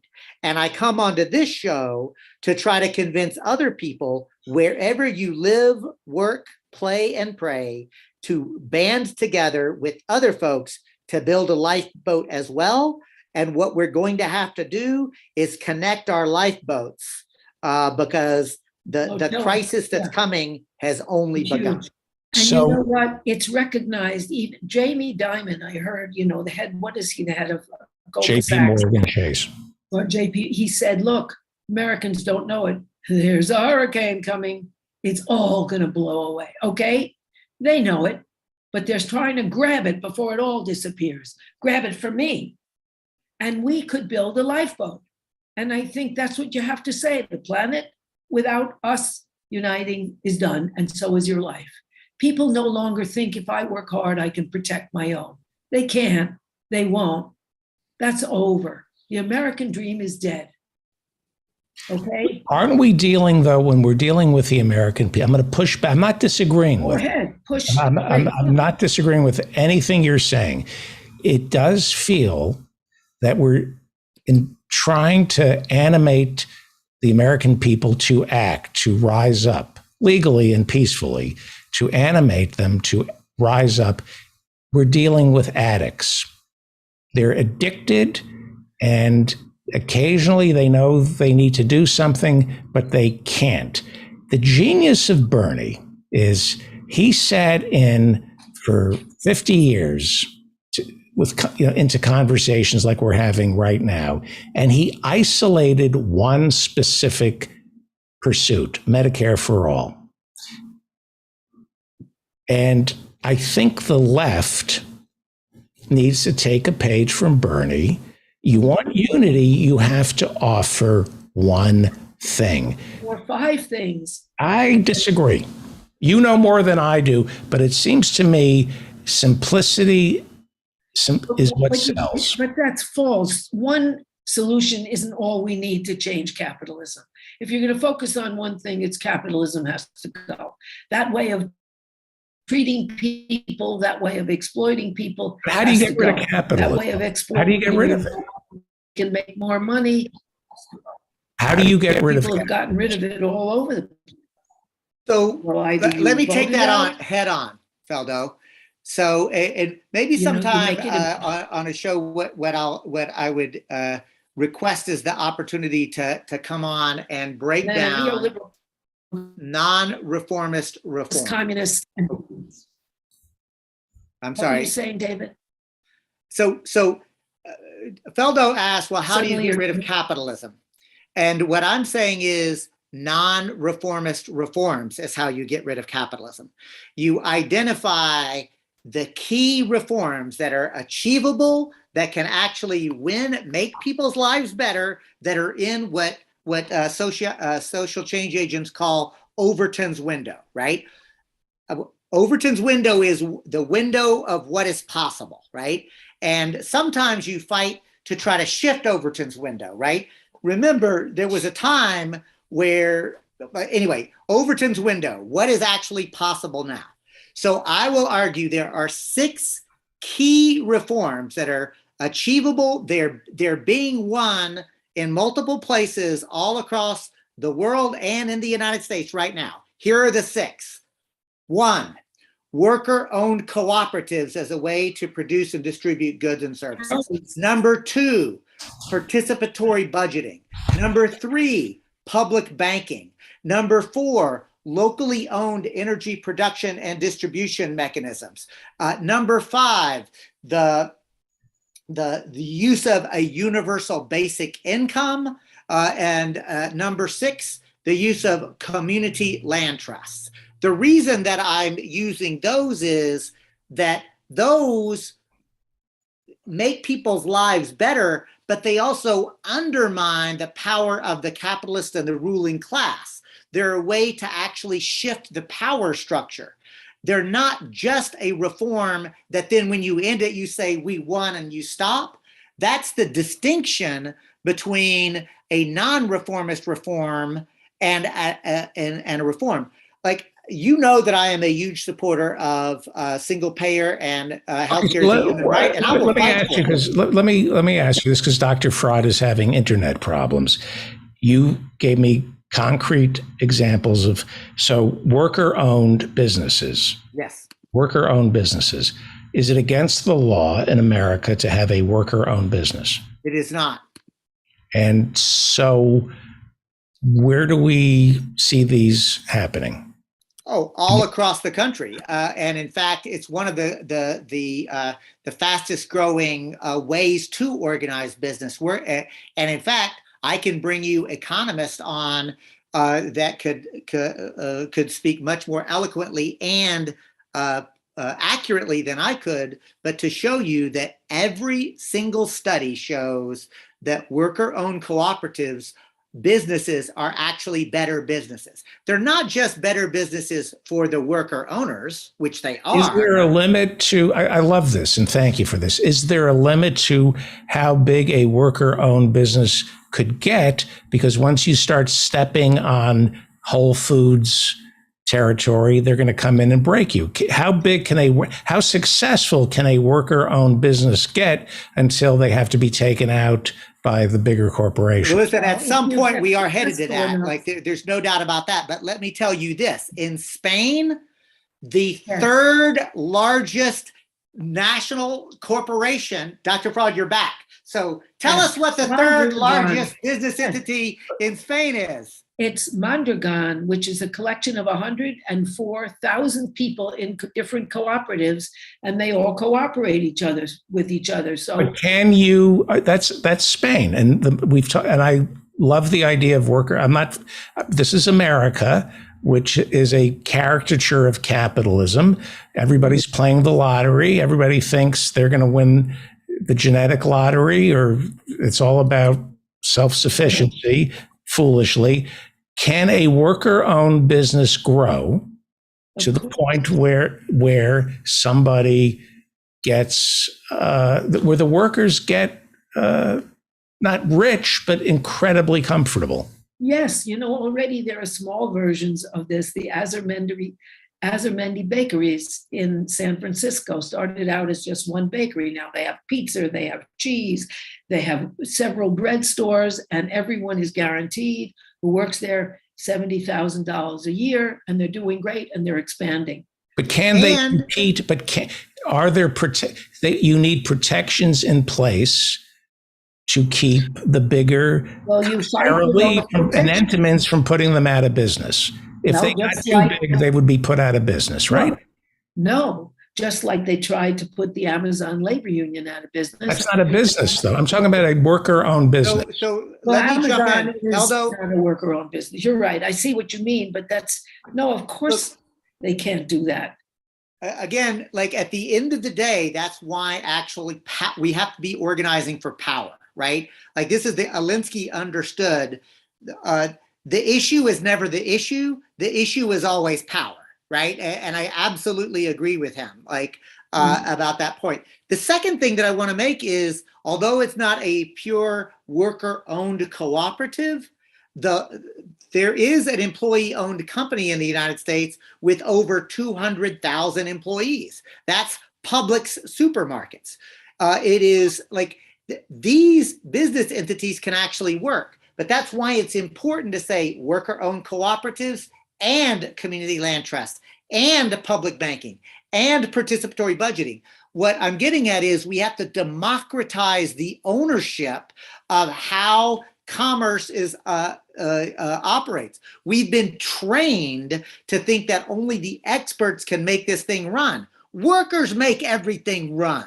Workers know how to actually do everything, right? It's the ownership issue that's really at stake here. And I want to take head on, you're right. We've been lied to and propagandized about the lottery. We have been lied to and propagandized that hard work will equal success. And we've got to actually engage the work from the bottom up, grassroots up, to say our actual power is actually together. And the only way we win is if we all win.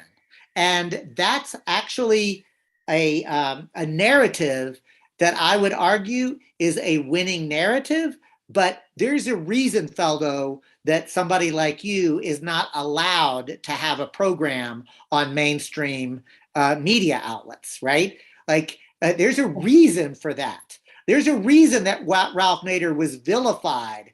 He went from the most trusted man in America to being vilified. Why?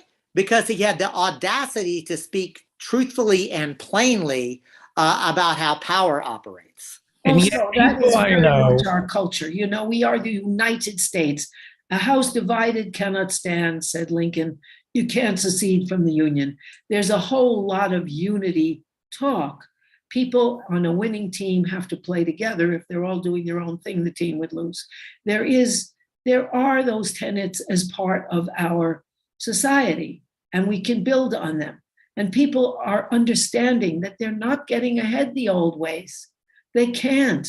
They have to cooperate. And there's lots of examples of it. The women's soccer team, which is a big inspiration, but they decided, okay, we're going to make sure this is done. And they publicized it everywhere and went on strike and were an inspiration. There's a lot of unity talk in our society that we can build on. And people understand that. And they also understand it because you don't get out of kindergarten if you can't share and you can't cooperate. Because in order to basically civilize people, you need a communal understanding. And everyone has that somewhere. And they're failing. That 150 million that don't vote, that's who AOC addressed, the people who don't vote in her district, because they have nobody to vote for. Yeah, and I'm just trying to figure out why there's this sense of paralysis that the left has, and I'm trying to, get us. They're so busy being correct that they don't realize that we need each other, and that's the most important thing. Not who made a microaggression that was a slur. No, that's a mistake, corrected, but the idea is to get together and be stronger. And right. I think the left was hijacked by the FBI and the CIA in Operation Great Wurlitzer, which introduced identity politics into the left as a way of subverting unity, so that they got Gloria Steinem, CIA agent, into the women's movement. They got several blacks into the black movement to change civil rights into black power against whitey, because they realized that unity is what will destroy capitalism. If I had to unite the left, I would push FIRE, financial independence, retire early. It's a movement among millennials. Financial independence, retire early. And I think that's a winning message, and it creates unity on the left, and it creates an understanding of how money works and how corporate ownership works. And that is, if you're in your 20s, if you're in your 30s, don't buy anything. Stop. I am appalled by the consumerism on the left. I am appalled by somebody I care very deeply about, a leftist who went with her cousin to go see Top Gun. And I said, why would you give your money to this war porn? It's war porn. It's propaganda. It's that you are supporting the enemy when you go see this crap. Well, I vote the right way and I'm almost vegan. You have to reject everything, and that includes not spending money on this crap. When you say to me, mainstream media would never give somebody like me a show, or put Ralph Nader, the radio show, on mainstream media. Of course not. So the question is, why would anyone on the left keep listening to MSNBC or CNN or support these rags, these neoliberal rags? It's not just about voting. It's not just about mobilizing. It's acting as a human individually and saying, I reject all of this. I'm not going to eat your meat. I'm not going to go to your fast foods. I'm not going to buy your books, listen to your music. I am not going to see your movies. I reject all of it. But David, then you have to have a supporting alternative culture. That's what reading books. It's called use the internet, but it is not spending your money on crap. Go to the library. If you have the right values, you wouldn't spend money on crap. And if we teach people that they need each other and we need to cooperate, then watching Top Gun is a whole lot less fun. I think my message, if I could get the left to march in lockstep, it's you have more power than you realize, and it's in your pocket, and it's how you spend your money. In connection with others. Look, if we had a general strike when the way Sarah Nelson called for when Trump wanted people to work as security agents in the airplanes and get no salary, if all the Americans worked out, that would be the end. When we have general strikes, it'll be the end. Okay? They've changed apartment rules in Berlin where there's a movement to get 142,000 units from the biggest landowners and make them affordable. And they had such huge demonstrations. Okay, we have to get in the street. We have to demonstrate. We have to show we're not working. We're not doing it instead of just individually. And people are almost there. 20 million people have dropped out of the labor force. Amazing. They dropped out of the labor force because they're disrespected and underpaid. People are saying no, but they don't have a movement that says we can all say no together and we will have the power. We need each other. I say people, young people, people who are struggling should move to red states, rural areas, go off the grid, form communities, grow your own food, turn to veganism, and stop buying crap. You're killing yourself, you're killing the planet, and you're killing our democracy by buying all this crap. Reject it. Don't spend $5,000 to go see Bruce Springsteen. He doesn't need the money. No. Don't support this garbage. Cancel your cable. But if people have enough different values and understand and are inspired enough with each other, then that's obvious. Well, I think people should be scolded about how they spend their money. You know, budgets, participatory budgeting, I wanted to ask you about that. Budgets are a reflection of your values. How you spend your money is the best way to see who you are. That money is a language. And I have a credit card bill that I look at every month, and that's not who I am, but it shows me what I value. Who do I donate to? When do I take the easy way out and choose Lyft over mass transit? When do I take the easy way out and go to Subway for a sandwich instead of cooking my own meal? Every time I look at my credit card statement, I see my weaknesses. If I eat out, that's weakness. If I use a Lyft, that's a weakness. If I rent a car, that's weakness. But David, that's how people have to be trained. How you spend your money. When you spend your money for the wrong things, that's weakness.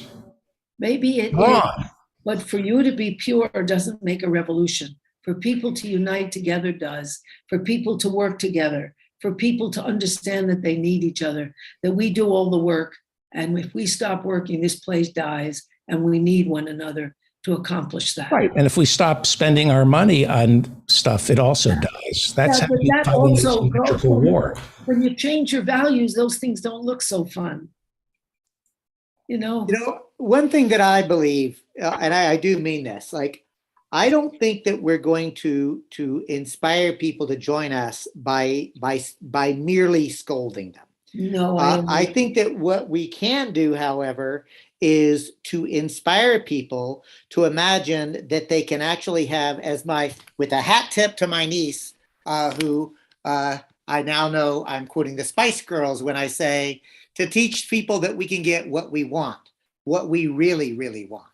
Because what we really, really want is actually not the escapism of Top Gun or the superficiality of materialism. And by the way, the studies are clear and unequivocal. What people really, really want is connection. They want to do meaningful, productive work for which they will be respected and applauded and lifted up. And paid recently. We do want a fair amount of sex. The studies are also clear there, but I would argue that's just another example of connectivity, right? And when I say this, y'all, I'm saying that's what, like, Americans are the most highly tested group of human beings that have ever existed on planet Earth. The Wall Street America is constantly examining us using the most cutting edge social science data that they can possibly get. And that's what motivates us. Connection, respect, how we feel about ourselves. And there is a special place in hell for the alchemists and the wizards of our society who then say, okay, now that we know what people really want, let's make up a 30-second television commercial to make them think that they'll get what they want by buying some useless crap. It's like a crack cocaine addiction. You might get a moment of feeling good in the moment of acquisition, but you're the quintessential Buddhist hungry ghost that never gets full. You eat and eat and eat, consume, consume, consume, but you never get what you want, what you need, which is connection and respect from other people because you're doing good. That's what we want. The studies are clear. That's what we want. And that's what the left has to provide. Music together, connection, celebration of each other rather than patrolling each other and criticizing microaggressions and making people feel like crap. You know, we need. I agree with you 100%. I think I agree with all of you, and I do disagree with. I think some people need parenting and scolding, especially parents. I do. I think that most people are. I think most Americans have been infantilized to the point where they get a job and they think that's a license to kill themselves, to pay themselves back by buying pizza, McDonald's. No. If you read Emily Gindelsberger's book about the 4 biggest employers in the United States, which are Walmart, Amazon, all the different call centers, and fast food, they don't get a chance to enjoy most of it. I agree with you. I agree with you 100%. They have those choices to buy and buy. They're basically trying to survive and do whatever they can to survive. And if they have a child, to help that kid survive. It's desperate. Those are the biggest employers. And that's what most Americans are suffering that way and are ready to have a message of something better. That's why they're going into labor unions now. What we need to do, though, is, Henry Huckamackie said something that I never forgot. He said, people on the left, especially the coastal elitists, we mock the churches and the religious institutions. He said, but they offer food, clothing, housing to the least among us. What do you have to offer other than a critique? And to me, if the left wants to win, you have to, the 150 million Americans who don't vote, the left needs to go where these people are, and not for college credit, but to lift them up spiritually. Yes, spiritually and out of connection. And the left should do what some of those churches, the most successful ones, have promoted the family while replacing it. They have the men's groups, they have the women's groups, they have the children's groups, they have this event, they have the other event, so they don't have to spend time with their families. And they're not trapped in a little house with their family. And they have connection with other people. And we need to offer connection with other people and deep connection with other people. The most successful programs in this country that are social programs are 12-step, where people support each other and where they're run according to communist principles, from each according to his ability to each according to his needs. No money is allowed at all. And when people learn from the program, they are to teach and help others and guide them in the program. For no money, for connection, because connection counteracts the evils of the capitalist society. And if you had the 12 steps, but they were 12 steps towards a revolution, you'd have them. You'd have a fearless moral inventory of what our country has done, and you'd be able to connect to change it in the future. And I once wrote an article, 12 Steps to a Revolution, which took those 12 steps, which are the most popular thing, where every little dinky town across America has an AA that follows those steps in connection with each other for no money. There was the Reagan Revolution, there was the Gingrich Revolution, and the media was fine calling it a revolution. And we have people on the right talking about 1776, and this is another revolution, and they celebrate it. But when the left talks about a revolution, we immediately go towards, oh, you're going to be violent? Well, that's just picking up the right-wing message. Right. It really is. It becomes a freighted word for when it's used by the left. It immediately brings up guillotines. Not that I'm against guillotines. I think it's green. Appropriately used. Nobody,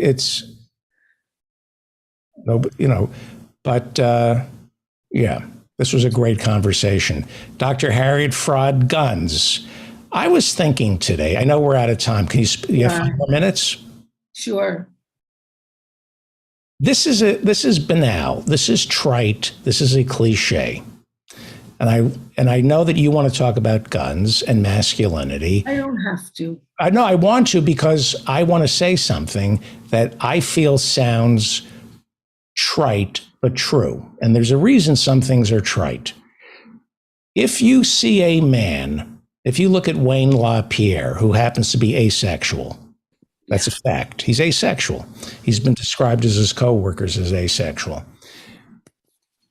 When you look at a man who celebrates the Second Amendment, you are looking at a man who can't get laid either because he can't get it up, he's incapable of connecting with another human being, but he is sexually defective. There's something seriously wrong with his penis, because if your penis works, and this is a cliche, but if you are not, if Viagra is impenetrable to your condition, you are going to be in a rage and you are going to cling to your Second Amendment rights. Culturally, how do we make it axiomatic that all men, because I believe this, any man who clings to his hard shooter cannot get laid because either his penis doesn't work, or he stinks to high heaven and nobody wants to be near him? Why can't we drum that into our culture? Well, look, there's a lot of horny women around who don't have guns. It's not so simple. It's not about their penis. It's about men are brought up as little boys to not acknowledge that they need other people, that they're lonely, that they're sad, that they're self-hating. And every one of the mass shooters has been male. Wonder why? And every one of them has been bullied.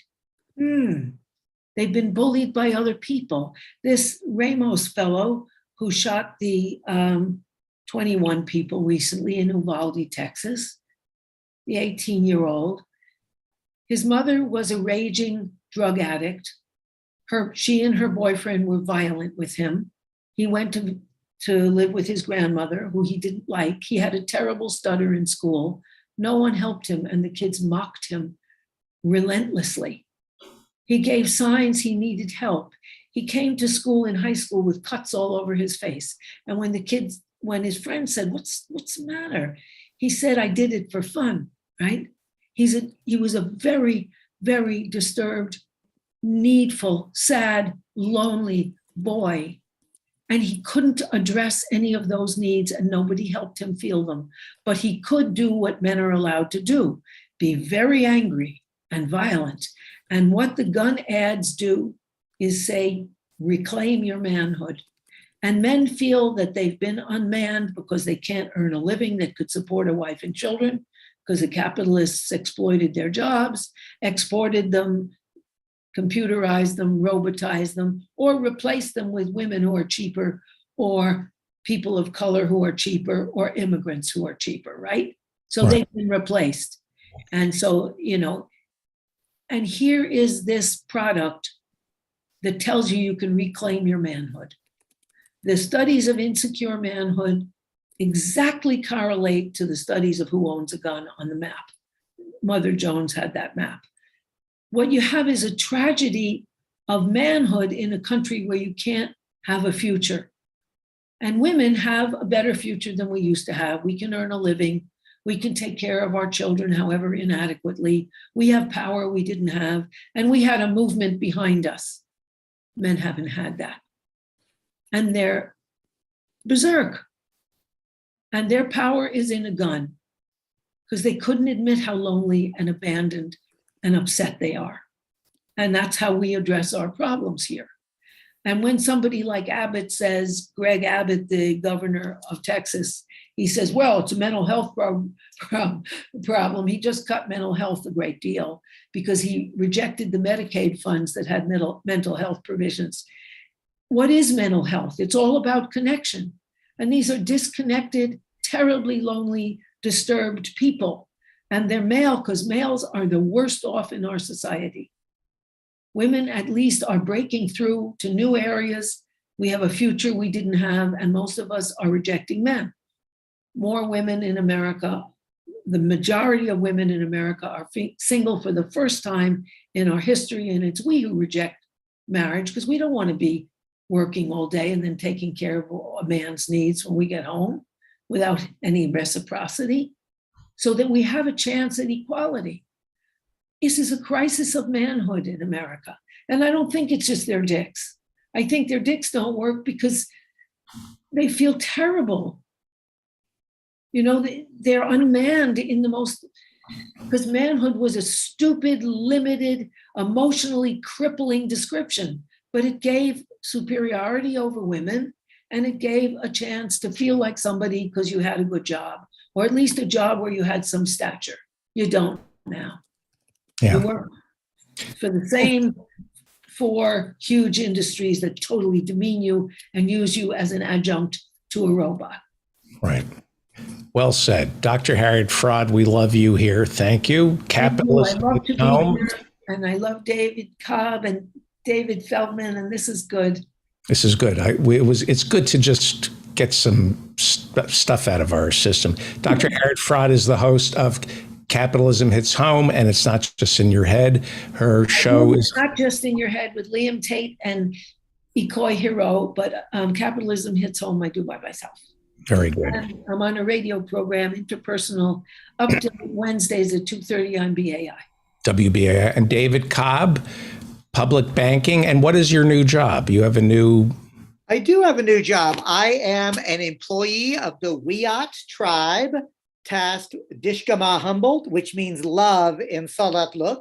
It is a community land trust tasked with regenerative economic development, restoration ecology, and housing, affordable housing in perpetuity, proving that we could actually do this, like on the ground right here, right now. So thanks for the shout out, which means I won't be able to join y'all next week because the second Monday of every month, as a staffer, I have to go to the tribal council and be available. So once a month, I won't join you. But in 2 weeks, I am going to take, there was a great question that was asked. I'm going to do some research and try to take that question head on. Good. Thank you, David Cobb. Goodbye, my friends. Goodbye. Thank you, Dr. Harriet Fraad, and thank you, David Cobb. And now it's time for Stump the Humps, and John Hayes, a friend of mine, joins us. John Hayes from Los Angeles. And I love John Hayes. Whenever I make a bad joke on the show, it's because of John Hayes. I want to get to the crappy jokes or the jokes before John Hayes does. Now, you're a master wordsmith in the chat room. And whenever I hear something, I'm always thinking, oh, I know John Hayes or Ann Lee is going to get to it. So I better I compete with Ann Lee and John Hayes in the chat room. Welcome, John Hayes. Hello. Anna's actually, I think twice in one of the chats last week, we almost simultaneously came up with the same retort to something we were talking about. Right. So, John, John has challenged me. Dan, is that correct? From what I recall from office hours, he was talking some shit. Right. It wasn't a challenge. It was just pointing out the fact that I beat you a couple of times. Before I hand you your ass with Stump the Humps, talk to me about the virtue of rejecting everything. You're a vegan? Yes. How long have you been a vegan?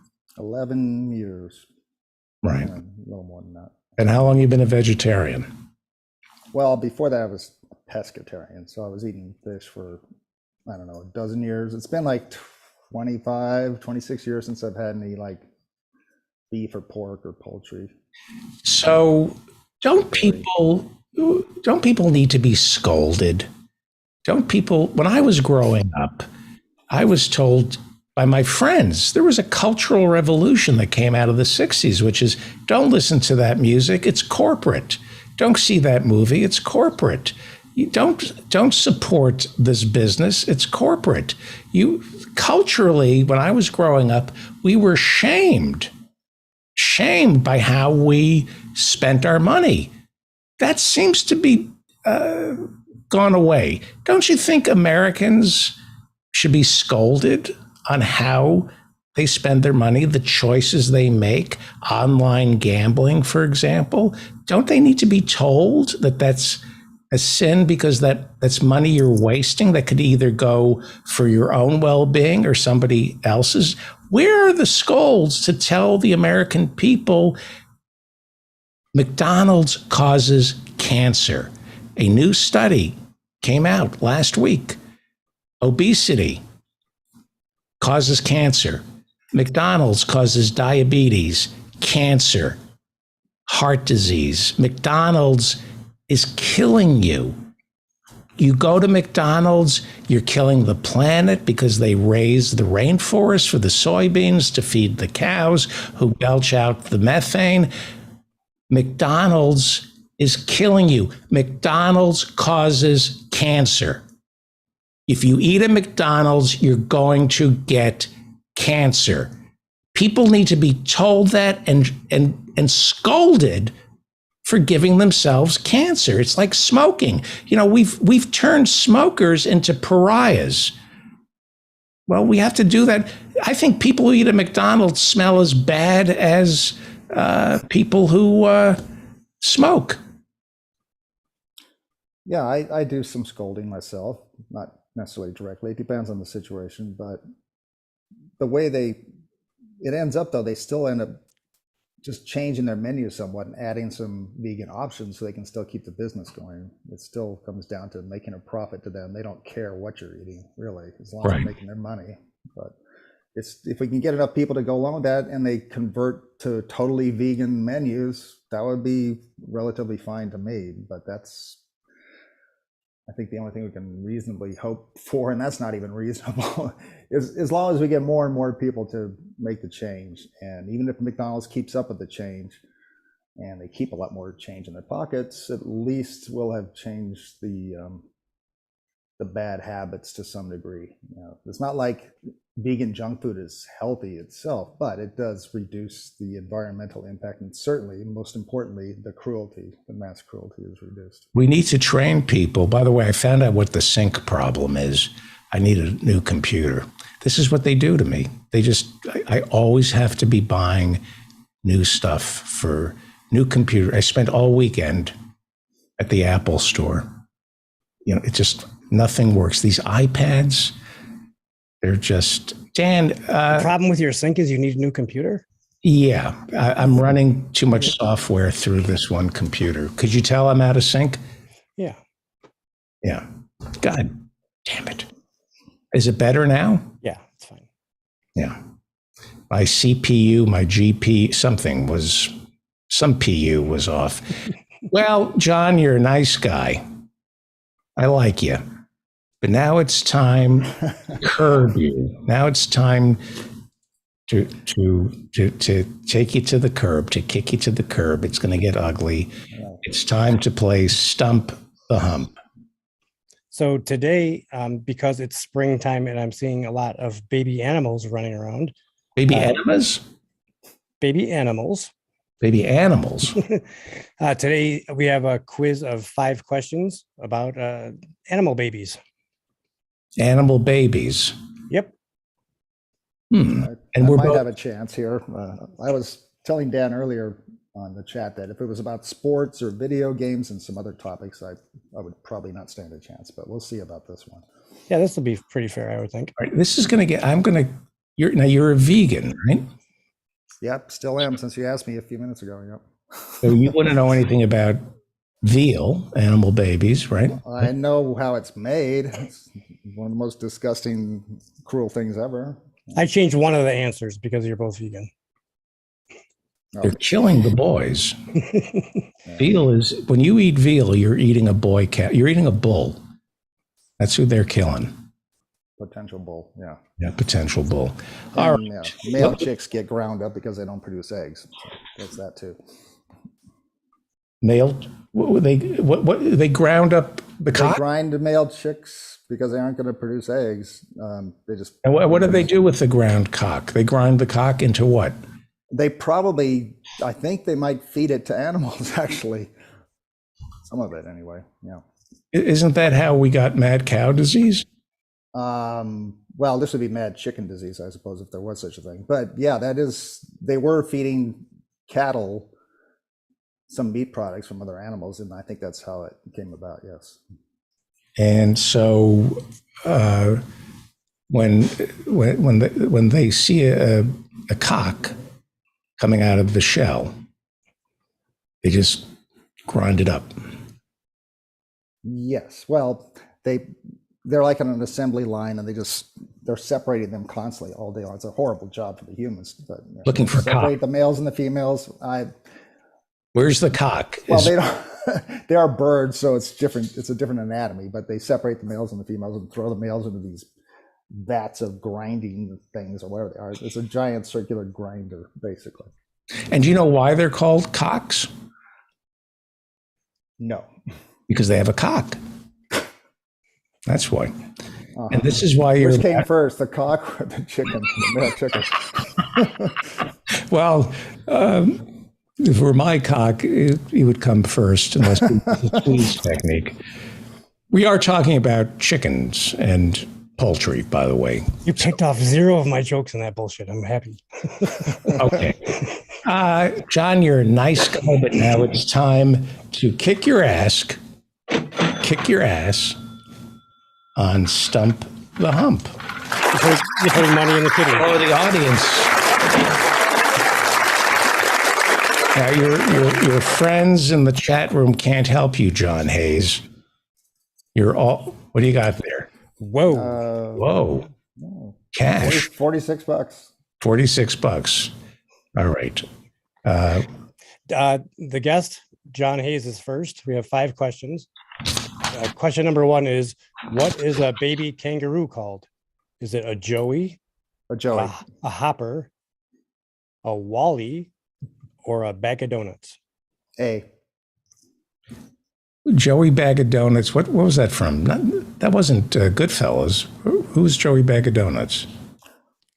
Or is it Sopranos? You're an expert on Sopranos. I don't remember which one. All right. So read me the questions again, because. What is a baby kangaroo called?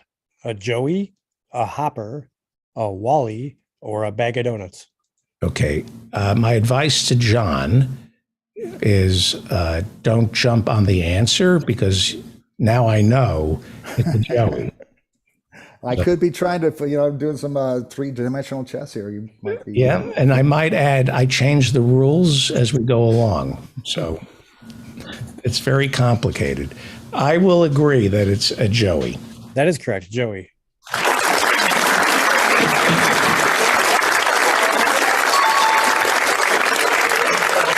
So the score is John Hayes has 1 point and I have 15. All right. Question number 2. It's tied up 1-1. David is first. Is it? What is the name of a baby eel? A baby eel. Is it a snake? Oh, well, hang on now. Did the parents give the baby eel a name? Like Myron? Or are you talking about the official name of the baby? It's the official scientific. Okay. Is it a snakeette, an elver, roe, or fruit of the Feldman? A fruit of the Feldman. Give me the first three, please. The snakeette? No, I'm going to say not a snakeette. I believe that was a Phil Spector group. Elver. Elver. I'm going to go with Elver. Mr. Hayes. That's my choice as well. Elver is correct.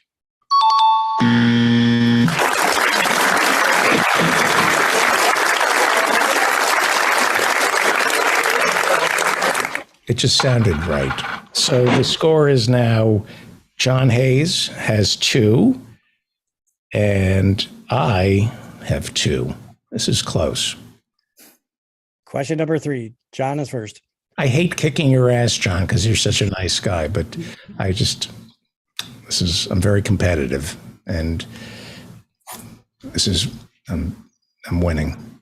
It's tied 2-2, and this is like golf. I have a handicap, so technically, if you factor in the handicap, I'm kicking your ass. Go ahead, Dan. We have all heard how cunning a fox can be. A female fox is so cunning she goes by a completely different name entirely. What is a female fox called?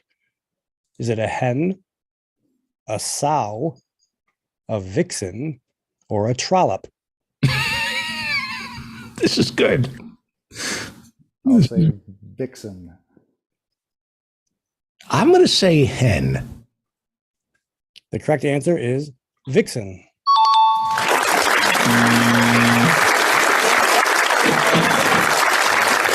You know, it's funny. I'm out of sync. So when you heard John say vixen, it was actually really you. Yeah. So I'm going to give myself that point.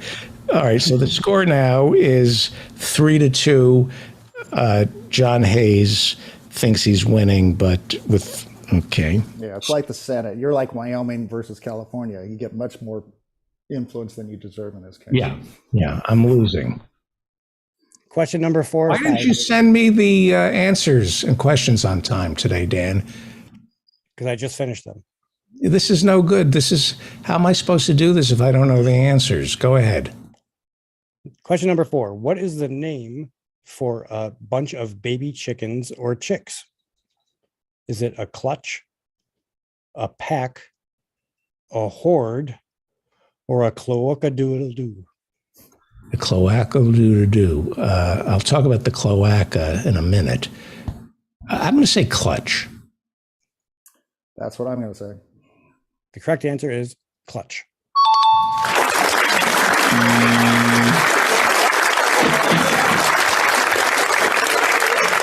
So the score now is 4-3. And the cloaca, do you know that chickens have sex? They only have one hole. So their poo hole is also their love hole, and that an egg is poo. Uh-huh. Did you know that? I read my own answer wrong because I wrote cloaca doo-doo poo. With when you eat an egg, you're eating a turd baby. I'm not making that up. Chickens have one hole, and an egg is a turd baby. It comes out of their ass. You're eating turd baby when you eat chicken. That's not what we mean by whole food, by the way. It is whole food. I want Americans, before you eat your eggs, to know that you're eating a turd baby. It's also a period. I'm sorry. It's also a period. It's also a period. Yes. Go ahead. This is the last. I'm sorry that I had to kick your ass, John. It's a turd that comes out once a month. That must be disgusting. It's like Chris Christie looks like he has one turd once a month. All right, here we go. But it's an MFer. It takes 4 days to get out. What is a fingerling? Who's up? John is first this time. What is a fingerling? Is it a bird, a fish, a frog, or a wiffle ball triple? A bird, a fish, or a frog. I'm going to ignore the last one.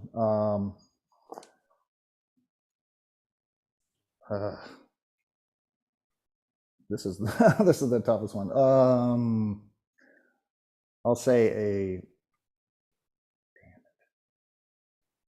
Are you considering the wiffle ball triple at all? What's that? Are you considering the wiffle ball triple at all? Not at all. Not, sorry, Dan. I know that was yours. That was an interesting move. The Quizmaster, psychological warfare. Interesting. I'll say it's a fish. My fingerling, wasn't that a Chuck Berry song? Yes, my ding-a-ling, but yeah, close. Finger my ding-a-ling, I think. So what are the, so a fingerling is, give it to me again. A bird? No. Fish, frog, or wiffle ball triple? I'm going to go with a wiffle ball triple. I saw some psychological warfare. The correct answer is a fish. And what did John Hayes say? Fish. He said a fish. So you just barely beat him, David. Yeah, it was a close one. It was close, John. You put up a good fight. But 1, 2, 3, 4, 5. John has 5 points. I have 1, 2, 3 points. Hang on, but 5 minus 3 is 2. So that goes to me. Plus the East Coast. You gave me that last one. You didn't have to do that. I still would have beat you. No. Dan, all I need to do is find 3 points. Oh, okay. You got to call the guy in Georgia for that. Dan doesn't live there. Sorry. This was rigged. This was definitely rigged. John Hayes, thank you. Sure. Great to see you. What's your favorite charity? My favorite charity, Doctors Without Borders, I guess. Okay. People should give to Doctors Without Borders. What about you? My favorite charity is the federal government, the IRS. All our money. But while we're waiting for that day, I'm serious. I wish we didn't need charity, that we had a fully manned, womaned IRS. St. Jude's. They turn nobody away. Yeah. St. Jude's. All right. Thank you. Peter B. Collins. Here comes Peter B. Collins. Dan Frankenberger, we need to talk. I'll talk to you tomorrow. Yes, sir. Thank you. That was good. These are getting good. These are fun. Well, Peter B. Collins is a Bay Area Radio Hall of Famer, and I'm pissed off. You told me what happened, and I'm pissed off. You did an interview with Greg Palast, who's been on this show. Who is Greg Palast, and what happened with YouTube?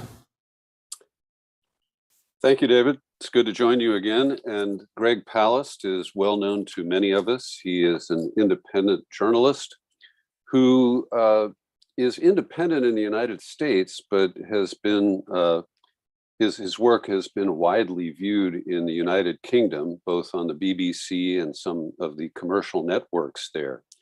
But he's a little too hot to touch for corporate media in this country, because Greg Palast has focused on many things, but in particular on election integrity, and in particular, elections run in Georgia in the last 8 to 12 years.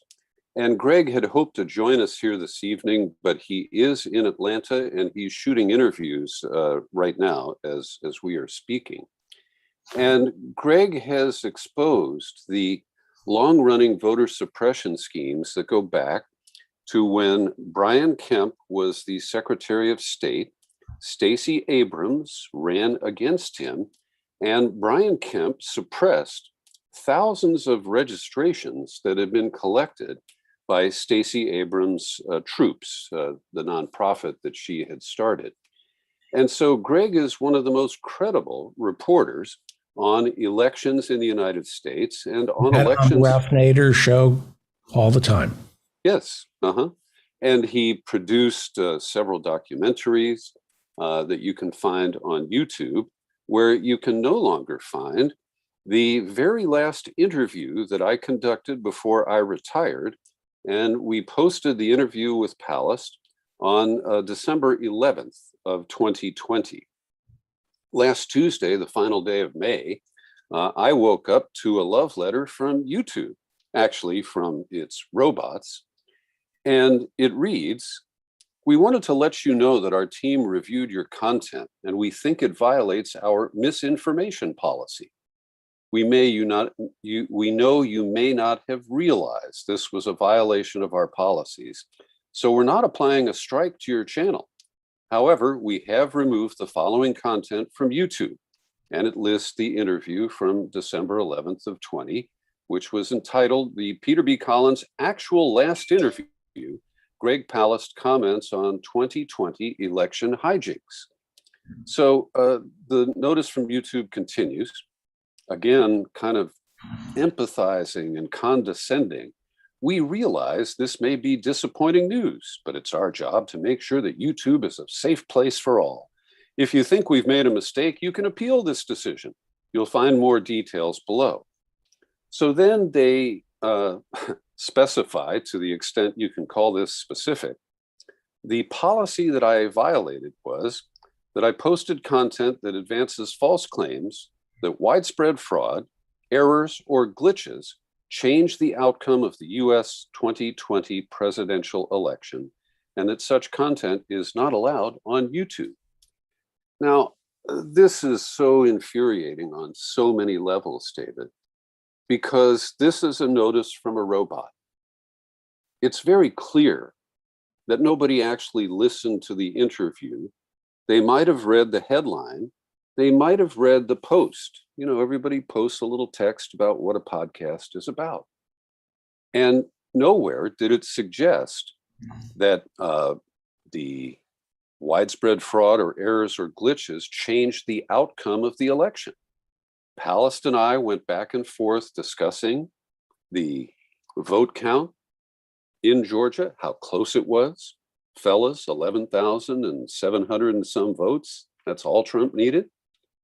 We discussed how before the election occurred that a guy named Raffensperger, who succeeded Brian Kemp as Secretary of State, Brad Raffensperger, that he was on board with Trump.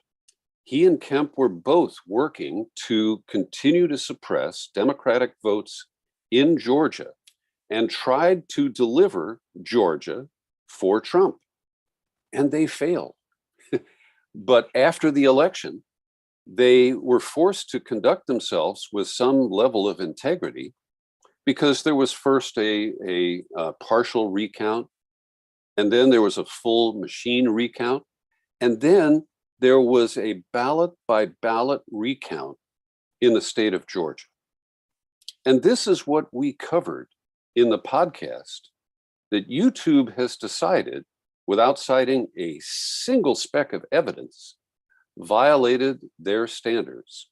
And just shy of 18 months after it was posted, they got around to removing it. So this is arbitrary. It is capricious because somebody reported it. Maybe, but they don't cite receiving a complaint. They simply announce that they have removed it. So I've posted a link. I've just reposted that podcast on the homepage of my website at peterbcollins.com. And I invite listeners to the David Feldman Show to review that podcast. I've also, in the text, included the verbiage that YouTube supplied about why it violated their community standards.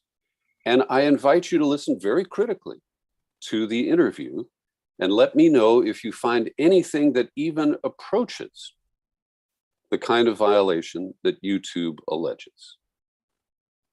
Right. And David, what's really interesting here is that I never used YouTube as a primary distribution channel. My podcasts were at iTunes and Spreaker, Stitcher, a number of sites. But I only came to YouTube in about 2019. And frankly, I didn't pick up a big audience there. This podcast that they removed apparently had been listened to only 70 times, when the traffic at my own website showed that more than 50,000 people had listened to this interview with Palast. And one of the things that's really fascinating to me is that when I started posting podcasts on YouTube, I would occasionally get a notice that they had either blocked or removed a specific show because I had violated the music rights policy. Right. And so in the podcast that they removed, claiming I violated their community standards, I played music that violated their licensing rules. To open up the interview with Palast about the election in 2020 in Georgia, I played the Charlie Daniels song, The Devil Went Down to Georgia. But there's no mention. And they didn't, in 18 months, discover that, music that's not allowed. And they never attempted to block or remove. Sometimes what they would do is just black out the part where the music was and leave the rest of the interview for people to hear. So it's strange, but it really is depicting a form of censorship that is really dangerous. Right. Because they're like a drunken sailor. Oh, well, your podcast said it's about the election in Georgia and glitches. Well, that's all we need to know, and boom. So let's peel this back, because this really is important and it's creepy and terrifying. 2020, there were charges of fraud. The steal, as they called it. It led to January 6th. We're having the hearings prime time, Thursday night. And YouTube and a lot of so-called well-intentioned corporate gatekeepers felt that charges of voter fraud were bad for the country because they were coming from liars like Rudy Giuliani, Donald Trump. And so they took down his Twitter account after January 6th, and word came down from Martha's Vineyard, where Barack Obama rules, we have to fight misinformation. He just gave a big speech at Stanford about stopping the spread of lies because our democracy is at stake because of these lies, not because Washington, D.C. won't give us Medicare for all or do anything. Our democracy is at stake because of lies. And so you've been censored by YouTube. An argument could be made that it was well-intentioned. They were working to shut up the right wing, because democracy is at stake, and we cannot allow any falsehoods to fall into the brains of young, impressionable idiots. But there were no falsehoods.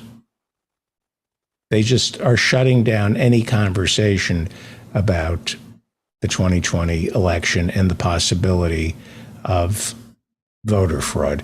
Did Greg tell you any other stories of this happening to an interview with him? Not so far. I've had some brief email and text exchanges with Greg, but he's working very hard. He also tells me he got COVID while he's in Atlanta. So we have a plan to talk tomorrow, and I'll learn more about that. But let me offer this as an interesting example. Are you familiar with the latest Dinesh D'Souza agitprop called 2000 Mules? No. Okay. Well, 2000 Mules is a new doc that is circulating widely among right-wingers who talk about election integrity only as it affects Donald Trump. So the only elections that lack integrity are the ones that don't report him as the winner. So D'Souza, who has done this before, he raises big coin from the right wing. He created this movie. It debuted in theaters where they rent the theaters, and then use their social media networks to fill them with right-wing Trumpists.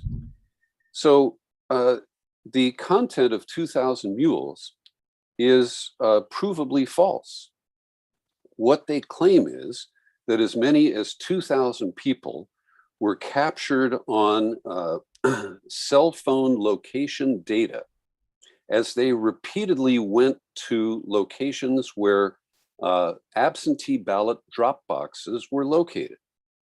And it has been shown by people who are critical of the claims in the movie that they may have found one case of an individual who returned to a drop box several times with a wad of ballots.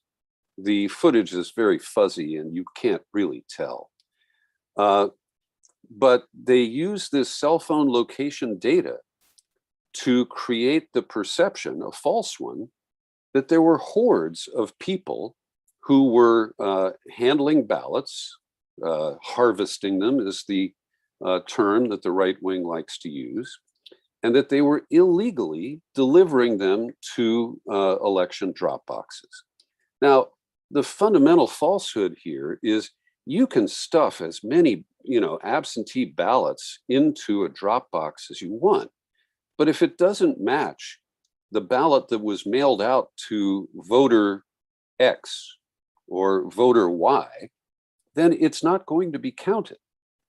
But they blow past all kinds of obvious rational arguments against their claims, and it's a zippy movie that has persuaded a lot of people. So moments before, while you were just whipping the ass of John Hayes in that animal, You saw the same thing I saw. yes, Thank it was rigged. Right, thank you. I looked up on YouTube, and not only is the full-length version of 2000 Mules available for free, but there is no comment that that critics have raised about how much bullshit there is in this package.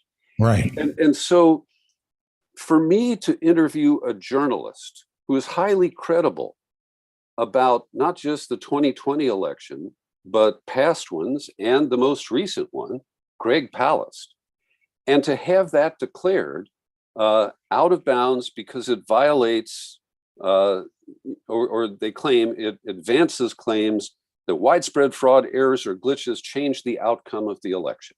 So YouTube offered me the opportunity to appeal. And of course I did. And here's what I wrote. You're only allowed 800 characters, but I did my best. This is an hour-long podcast, and we covered a lot of ground. If a human had actually listened, you'd know how absurd your decision to remove it is. We talked about the history of Georgia Governor Kemp and his successor as Secretary of State, trying to rig the election for Trump before votes were cast. We talked about the recounts that show Trump lost.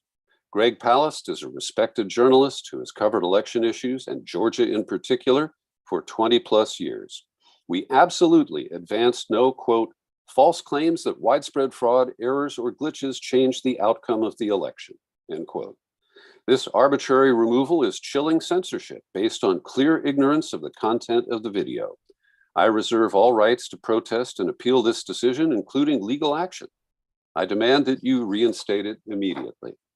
So I filed my appeal, and I was shocked at how quickly they thoroughly revealed my appeal. Because, David, 43 minutes later, not even long enough to listen to an interview that's an hour and 7 minutes long and includes an illegal song. Right. They responded, "We reviewed your content carefully and have confirmed that it violates our misinformation policy. We know this is probably disappointing news, but it's our job to make sure that YouTube is a safe place for all." And the next paragraph reads, "We won't be putting your content back up on YouTube. Our goal is to help you succeed on YouTube."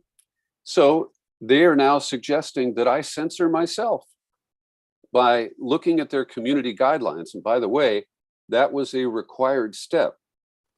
When I clicked on "I want to appeal," the first thing they did was require me to read their community guidelines, and they linked to a copy of the audio file for the podcast, as if I don't have one, so that I could listen to it again. And I guess I was supposed to go to confession and say, "Oh, YouTube, you're right. I violated your standards and I feel so badly." They can't offer a specific sentence. Like they can't isolate. If you're playing copywritten music, they can isolate the song, but they can't isolate the thought you express that merits expulsion. Mm-hmm. Yeah. So I wanted to bring this to people's attention because I would like people to listen and give me their views. You can email peter@peterbcollins.com, or there's a contact form on my website. And if you disagree and you think that YouTube has any merit in this decision at all, let me know.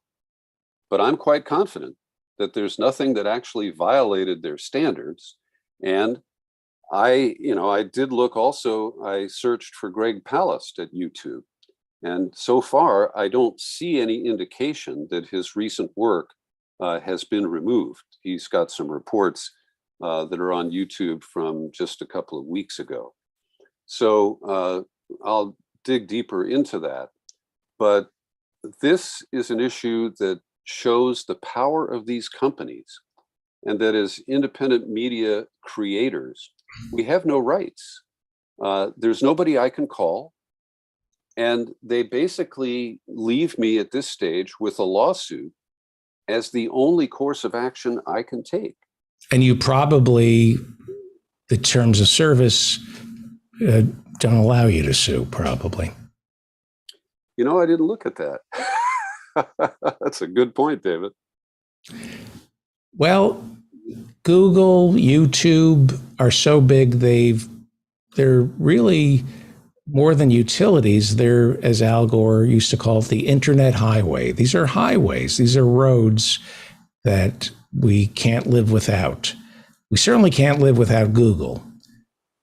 I mean, you can, but you can't. And it sounds like you were on a private road and they kicked you out.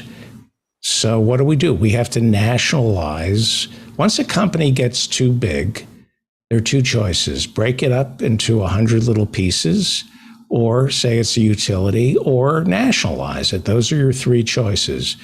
When a company can act unilaterally like that with no sense of redress, there's a problem. Absolutely, there's a problem.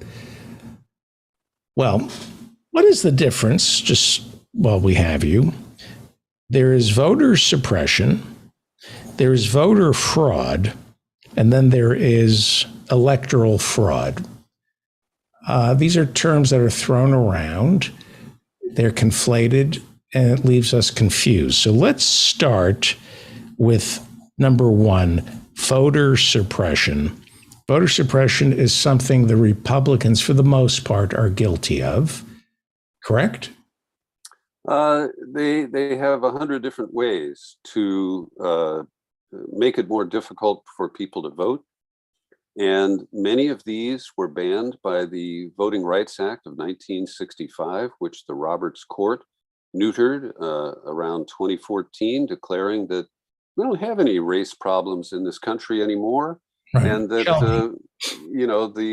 the southern states that were required to have any policy changes reviewed by the Justice Department before they could go into effect, they're not trying to stop people from voting. So since then, it's just been a race to erect new Jim Crow barriers. And Eric Holder, the Obama Attorney General, was on with your old buddy Bill Maher on Friday. And he did make the point that, at least in Georgia, in the recent primary election, that despite all of the hurdles that have been set up, that voter participation was actually higher than in the past. So suppression doesn't always work, but it works best when people aren't aware of it. So in the Stacey Abrams case, where she and her troops collected, according to Greg Palast, nearly 200,000 voter registration forms of new voters in Georgia, those were not processed. They were put in file drawers, they were lost, they were just, left. And so he has a lawsuit currently running to try to expose that and hold some people accountable. But other ways include the photo ID. And yes, we've been talking about the photo ID long enough now that anybody who was concerned about being blocked from voting should have gotten an ID by now. But the permitted IDs are skewed.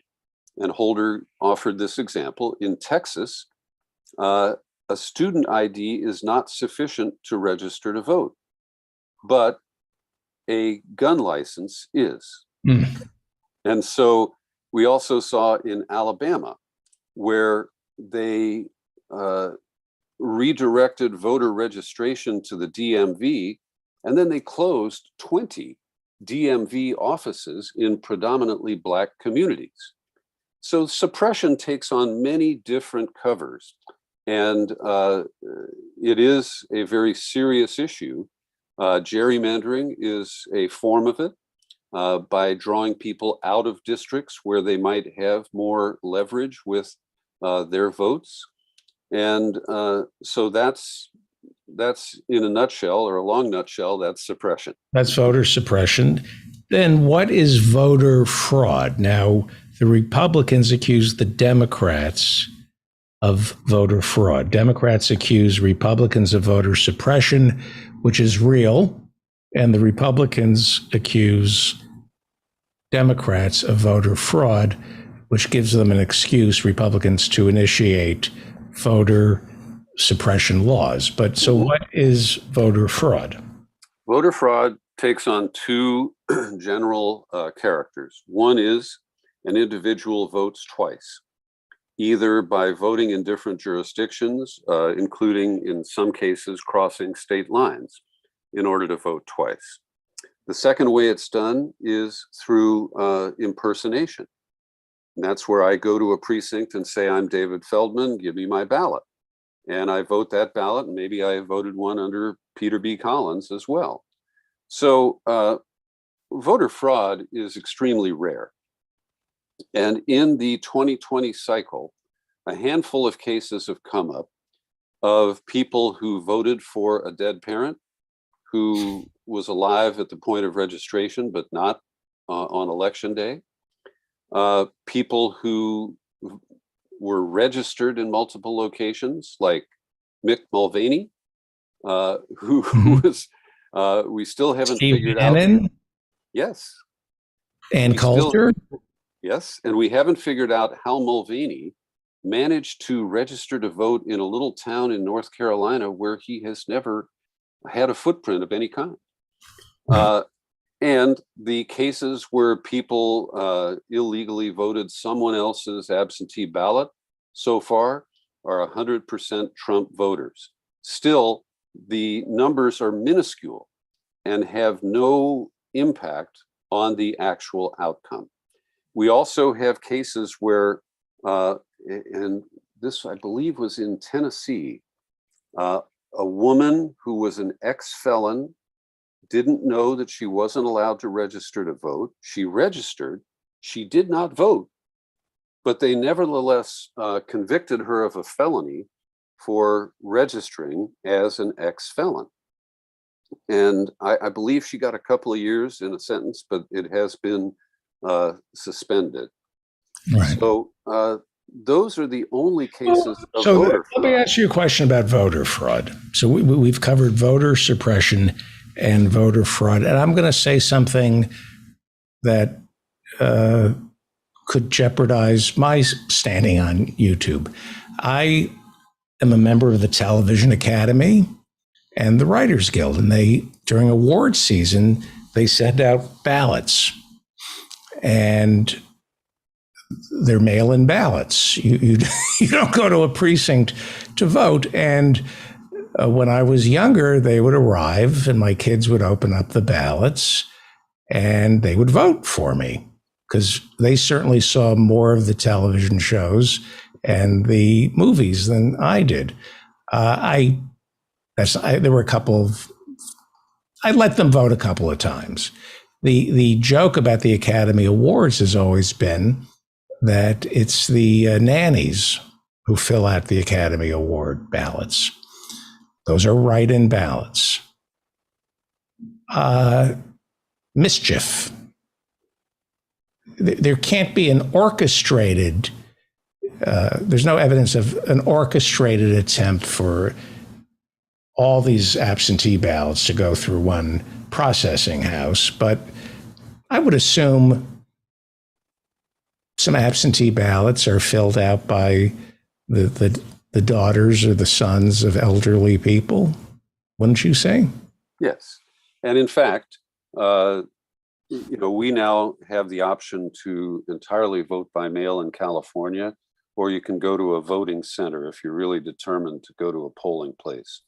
And on it, if you help somebody vote, an elderly person, or if you're delivering the ballot for a household member, you are supposed to report that. Right. Now, the most recent case of egregious absentee ballot harvesting occurred in, I believe, the 10th congressional district under the old map in North Carolina. And a Republican operative was discovered to be harvesting ballots. And if he thought the ballot was a vote for Democrats, he threw them away. The guy just died, by the way. Yes. And he was convicted. They vacated the election and ran a new one. That was a Republican operation. So this is another case of projection, right, where the Republicans blame the Democrats for what they are doing. Right. And it works. Look at how many people believe that Republicans are the victims of these elections, not in the Senate, not in the House, but only one Republican was the victim of this rigged election in 2020. But before we get to, let's get to electoral fraud. What is electoral fraud? Well, I use the term election fraud because it refers to insiders manipulating the process by there are various ways, from the point where people get a ballot either at a polling place or by mail, and when they submit it. And after they submit the ballot, there are ways that the tabulators can be rigged, that votes can be cherry-picked, either to be counted or not counted. There are ways to program tabulating machines to give 4/5 of a vote to Joe Biden and 1.2 votes to Donald Trump. So there are significant ways that election fraud can occur. And this is where I have a little bit of common ground with the right-wing activists who call for election integrity today. If their goal is hand-counted paper ballots, where there is always a paper trail for every individual voter, I support that. Mm-hmm. I have supported it since 2004, when I went to Columbus, Ohio, with Stephanie Tubbs Jones, the late Congresswoman from Cleveland, and they developed a plan to challenge the certification of the 2004 election on January 6th of Diebold. 2005. You're talking about Diebold. Yes. Currently, and they're on Ohio Dominion voting now, but they came out of Ohio, Diebold. And wasn't the Secretary of State, wasn't there somebody who worked for Diebold who became an elected official who said, my goal is to get George W. Bush reelected? Not quite. Ken Blackwell was the Secretary of State, and he was also co-chair of the Bush-Cheney re-election campaign in Ohio. He didn't work for Diebold, but he allowed the tabulation of the 2004 election to be conducted on servers in Chattanooga, Tennessee, that were controlled by a guy named Mike. I wish I could summon his last name right now.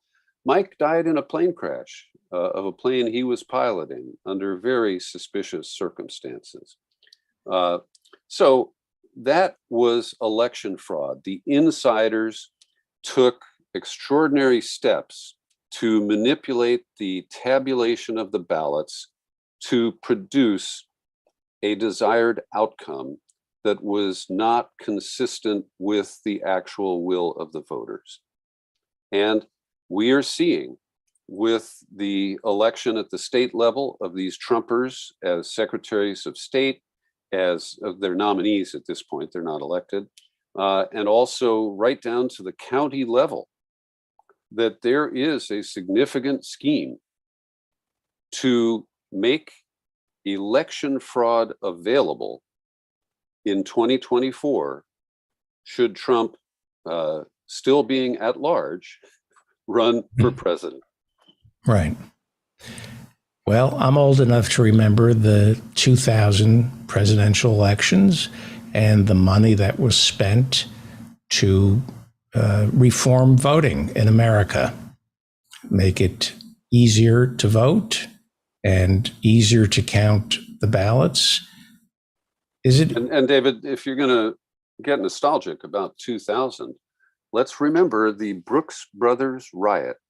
These were the people who flew to Florida to jam up the system, to delay any recount so that the Supreme Court could intervene and declare Bush the winner. And 3 current members of the Supreme Court were part of that Brooks Brothers mob. John Roberts. Really? Yes, John Roberts and Gorsuch and Kavanaugh. All 3 of them were there at the scene of the steal. Well, that's amazing. Yes. Yeah. Okay. Peter B. Collins. Great seeing you. Great having you. Peter B. Nice to be with you, David. Go to peterbcollins.com for a treasure trove of this man's interviews, podcasts, radio shows, especially the one he did with Greg Palast. And David, a post in the chat gives a necessary correction. I conflated Mark Meadows with the other guy. It was Mark Meadows who had the dual registrations. Oh, not Mulvaney. Not Mulvaney. Yes. Great. Thank you for correcting that. Imagine that, somebody who corrects themselves on this show. Somebody, that's amazing. Well, let's go to Aurora, Illinois, where Marianne Cummings is standing by. She is Parks Commissioner for Aurora, Illinois, and she is a particle physicist. And how are you feeling? Good. I think I'm fully recovered. No long COVID. Well, so far, no. But I'm doing okay. I'm going to be taking off for Thailand Thursday night, so I'm having to get ready for a conference that I'm doing over there. Will you join us from Thailand? Probably Monday. probably will be able to. It'll be like, I've got a meeting, a board meeting for the Park District. A bunch of people want to yell at me there. That'd be fine. I'm going to be doing it remotely though from my hotel room. It'll be like 5 o'clock in the morning. I think Thailand is exactly 12 hours ahead. All right, so maybe we could. It'll be like 8 o'clock usually, or no, 8:30. Yeah, 8:30 could probably do that. I'd have already yelled at a bunch of people, you know. I may be taking that. I actually may be taking next week off. Oh. I just realized I haven't. I'm going to find out tomorrow. I may take a week off. I'm waiting to hear on something. I may actually do what people have been telling me to do for 13 years. Stop doing this. How long are you in Thailand for? I leave Thursday night and I come back 10 days later on a Monday. You should ask Howie Klein about Thailand. He loves Thailand. He was going there a couple times a year until COVID. Yeah, I knew a couple of guys that would go to Thailand, specifically Bangkok, pretty regularly. But the meetings in Bangkok, I don't know. At least there's a couple of colleagues who are from Thailand, so I'm sure they'll tell me interesting places to go. Right. And certainly they're all Buddhist. How many boosters do you have? I have the 2 shots and then the 1 booster, but since I got over COVID, that's good enough for a 4th booster. I mean, That's actual great. getting of it and recovering from it. As a matter of fact, they advise that you don't get a booster for a while because if you've recovered from COVID, because you have such natural immunity. So, Right. I looked at Thailand. Thailand peaked about 2 months ago. They peaked in early April, and the COVID has gone down. But I have to show my Vax card. I have to show proof of insurance, and But I didn't have to have. You don't have to have a visa to go to Thailand. You don't need a visa, but you If need you're from the United States. I needed one to go to go to Australia 3 years ago, but don't need one now. I need a visa when I go to Thailand, but for work that I'm making a bad joke about some of the work that I do in Thailand. Don't tell me about it. I had a friend, we'll just call him Lawrence. Oh my God. He sent me and my boyfriend when I was in grad school. He said showed that he would like rent or hire a 15-year-old girl that was. All right. Let's change the subject. Right. Yeah, that's the kind of thing I know about Bangkok. Yeah, that's gonna. Long years ago. Yeah. Not giving out any names though, not any real ones. Didn't Gary Glitter? Wasn't he in Thailand? Where did Gary? Did you watch any of the celebration of the Queen's platinum anniversary? Oh no, I didn't. They brought Diana Ross, Andrew Lloyd Webber, Lin-Manuel, and I kept waiting for, and now Jimmy Savile. It would have been so great. The ghost of Jimmy Savile. Ever since watching that series, The Crown, and I guess there's a whole new series coming up in a couple of weeks, I have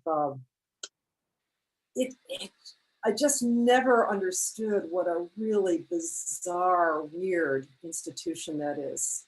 And that's the one monarchy that matters, that has survived, from the European monarchies.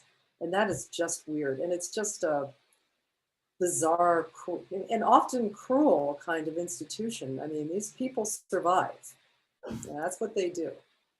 Cruel to themselves and to others who get in the way. Yes. I mean, it's crushing. But they understood survival. There was a picture so there's all these Netflix, they've got all kinds of like documentaries because people are watching The Crown. And one of them showed what they called the Club of Modern Monarchs. And it was a picture from 1912. And it showed like 14 kings. I think they were all kings. And they were all over Europe. And they were, you know, they're all modern men, quote unquote. By the end of World War I, there was only about 3 of those guys left. I mean, it was really devastating. The Queen's husband, the late Prince Philip, had quite a harrowing escape from Greece because I think he was royalty or his uncle was on the throne. Right. Or something like that. Anyway, it was violently deposed. It was, and not to mention the cousin of the English king who looked like his twin brother. Right. Was in Russia, and they wouldn't let them come to England. I think people didn't expect that, you know, the Bolsheviks would just shoot the entire family. That came as a shock, but nonetheless, they knew they were in danger. But they also knew that, you know, this was not going to do anything. They were trying to, you know, rebrand as English at that time, and you know, having this. You know, this czar, this medieval relic, and his family come to stay would not do very well for their PR blitz. So right, yes. they left. The communists were on the rise in Great Britain at the time, and King George was afraid that if Nicholas and Alexandra and the kids came, it would threaten their own monarchy. So these guys are survivalists, you know. And I keep saying that about people who are in the Congress and people who we think are stupid. They might look stupid, they may act stupid, but these guys are consummate survivors. They know how to survive that system. And unfortunately, even some of the good ones that are supposedly on our side start playing that game, and they start making calculations that more and more put their survival and their continued presence in the House or the Senate or whatever, you know, kind of as the chief priority. When you get to a certain point, you begin to realize that there are institutional memories, there are cultures, there are office, you go to work for a place, and you walk in and go, ooh, this is a vibe here. This is interesting. Oh, this is a different vibe. And you get to Congress, and there is a institutional memory of how this thing works. And do not draw attention to yourself. Go with the flow. Otherwise, you're going to suffer. You will not get the money, the largesse from Nancy or Kevin McCarthy, and you won't get the committee assignments, and you're going to look like a fool to your constituents, and you won't be coming back here. It's high school, basically. Congress is high school. I understand that, who is it? Who is the Republican whip? Tom DeLay. Tom DeLay was on trial, was indicted for essentially money laundering, but he was basically collecting money from the state organizations, and then to the Republican National Committee, and then that money would flow out to his favorite candidates or congresspeople, and that's basically the pyramid scheme that he was running to hold on to power. Well, now that just happens, and I think he got convicted, but I think his conviction was overthrown because they changed the rules.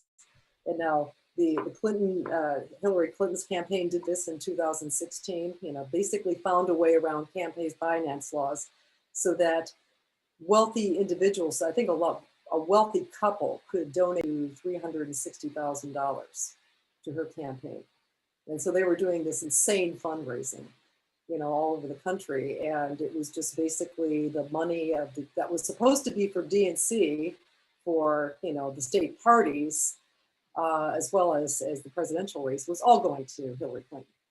And so it's money.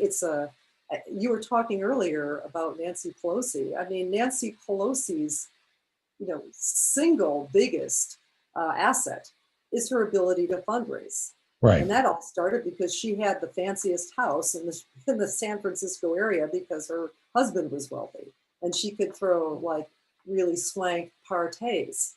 And that's kind of, you know, what you're stuck with right now. And you're trying to make nice with this. And believe me, you know, I've got some issues now with the Park District. It's much more pleasant when everybody is getting along, but sometimes, you know, you have to make people mad at you. And yes, they can sabotage your career if you plan your career dependent on the goodwill of people in power at an institution that you want to disrupt or at least, you know, change course. You know, you're not going to succeed. It's just, you know, I know it's very hard. You've got members of the squad now complaining on YouTube, like they didn't vote against Nancy Pelosi. They didn't take a stand when they had the possible leverage, but now because it's election time, they're complaining about, you know, just how hard it is to be in an institution that's so corrupt. Well, name names, you know, say out loud why the institution is corrupt. And it isn't just, it's not just the Republicans. I was reading something that was, because I knew you were talking earlier about why the left seems so demoralized. Well, we are demoralized, the collective we, because a lot of us were snookered yet again. You know, we put faith in raising all this money through Justice Democrats that we get Democrats who would actually be disruptors. People who were, you know, promising, hey, if you're only there for one term, you can get a lot done in one term if you really put your mind to calling them out. But, you know, they just don't want to do this. I read occasionally the soapbox, the New Republic, and there was an article that showed up yesterday that just, man, it illustrates my whole beef with the Democratic Party. I do not know who this person is. Michael Tomasky. He's an editor. I mean, except that he's an editor. No, this was New Republic. The New Republic. Okay. So he's talking about, you know, how the Democratic messaging sucks, but it's much harder to fix than you think. And he's given us 3 reasons why. He said the first structural difficulty is there are just not many liberals in this country. There are more conservatives than liberals. It just flies in the face of polling on things like Medicare for all, student loan debt, Green New Deal, the whole 9 yards. As a matter of fact, real polling, even my friend back at the Institute, was the big sociology institute at University of Michigan, was doing a survey in neighborhoods of Detroit, and this is in the late 60s. And the profile of the average Detroit worker was just so radically left. His advisor told him to redo that data like 3 or 4 times. Really? Over years ago, people were I mean, it was always shocking to the academic elite how radical local, just common workers could be. And of course, you know, that was back in the day still with strong unions, but nonetheless, you wouldn't have called these people lefty. They weren't so, maybe not socially leftist, but they certainly had a sense of class and class struggle because they were in unions. The second structural difficulty, he says, is not quite half of Democrats are liberal. Yeah, not quite half of Democrats who managed to get themselves elected to Congress and in the Senate are liberal because of the money that they have to raise. And so he's telling us to mold those numbers. And then he says the structural difficulty number 3 is that the Republicans' message is just a lot less complicated. Yeah, because the Democrats are always straddling. And what this guy isn't saying at all or addressing at all is the money, Lebowski, the money in politics. He's not even touching on that. In fact, this is sort of gives you a gauge on what this guy is saying. He says, he doesn't know if Biden will run again in 2024. He often looks tired, but I'll say this for him. He is more unambiguously on the side of working people than any Democratic president in a very long time. Wow. Well, I don't know who was the last. I would say that that Kennedy and Johnson were on the side of working class people, and also, on civil rights issues. Jimmy Carter No. would get an argument from Professor Harvey Kaye. Right. But the thing is that, Biden, if you look at his entire record, is decidedly not on the side of working people. He is unambiguously on the side of finance and the credit card industry and everything else. So, but this is quote, elite Democratic liberal opinion. And they just can't see it. They're soaking in it. They cannot see the corruption that's going on. And I've often said, I was noticing this with John Kerry. I really tried to like John Kerry when he was running against W. I really did. I went and saw that documentary Going Upriver. I'm going, well, that 26-year-old that was testifying before, I think it was the Senate Armed Services Committee. I mean, maybe that 26-year-old is still there. With the phony Brahmin accent? He had more of a, he had to have more of a Boston accent back then. He was trying to sound like a Kennedy, the way he talked back then. It was horrible. Yeah, well, whatever. It wasn't his accent that I was focusing on. He actually said some good words, but, as the old hippies used to say, he turned 30. But I mean, the problem is that the Democrats have a natural base. I mean, the platform of Bernie Sanders appealed to the majority of the country. And that's what the Democratic leadership is holding off. I mean, that's their job, is to keep that suppressed. I mean, and they work for their donors. And even the people who were raising money from all of us and didn't have big donors, they're still going along with this. I mean, they are not challenging. You have to do a shout over the bow directly at Nancy Pelosi, directly at Jim Clyburn, directly at these people who are so corrupt. Jim Clyburn taking more pharmaceutical money than anybody in Congress. And, and he's big wig in South Carolina, which the Democratic Party insists on having South Carolina be a prominent, significant primary, even though in the general election, no Democrat ever wins statewide office.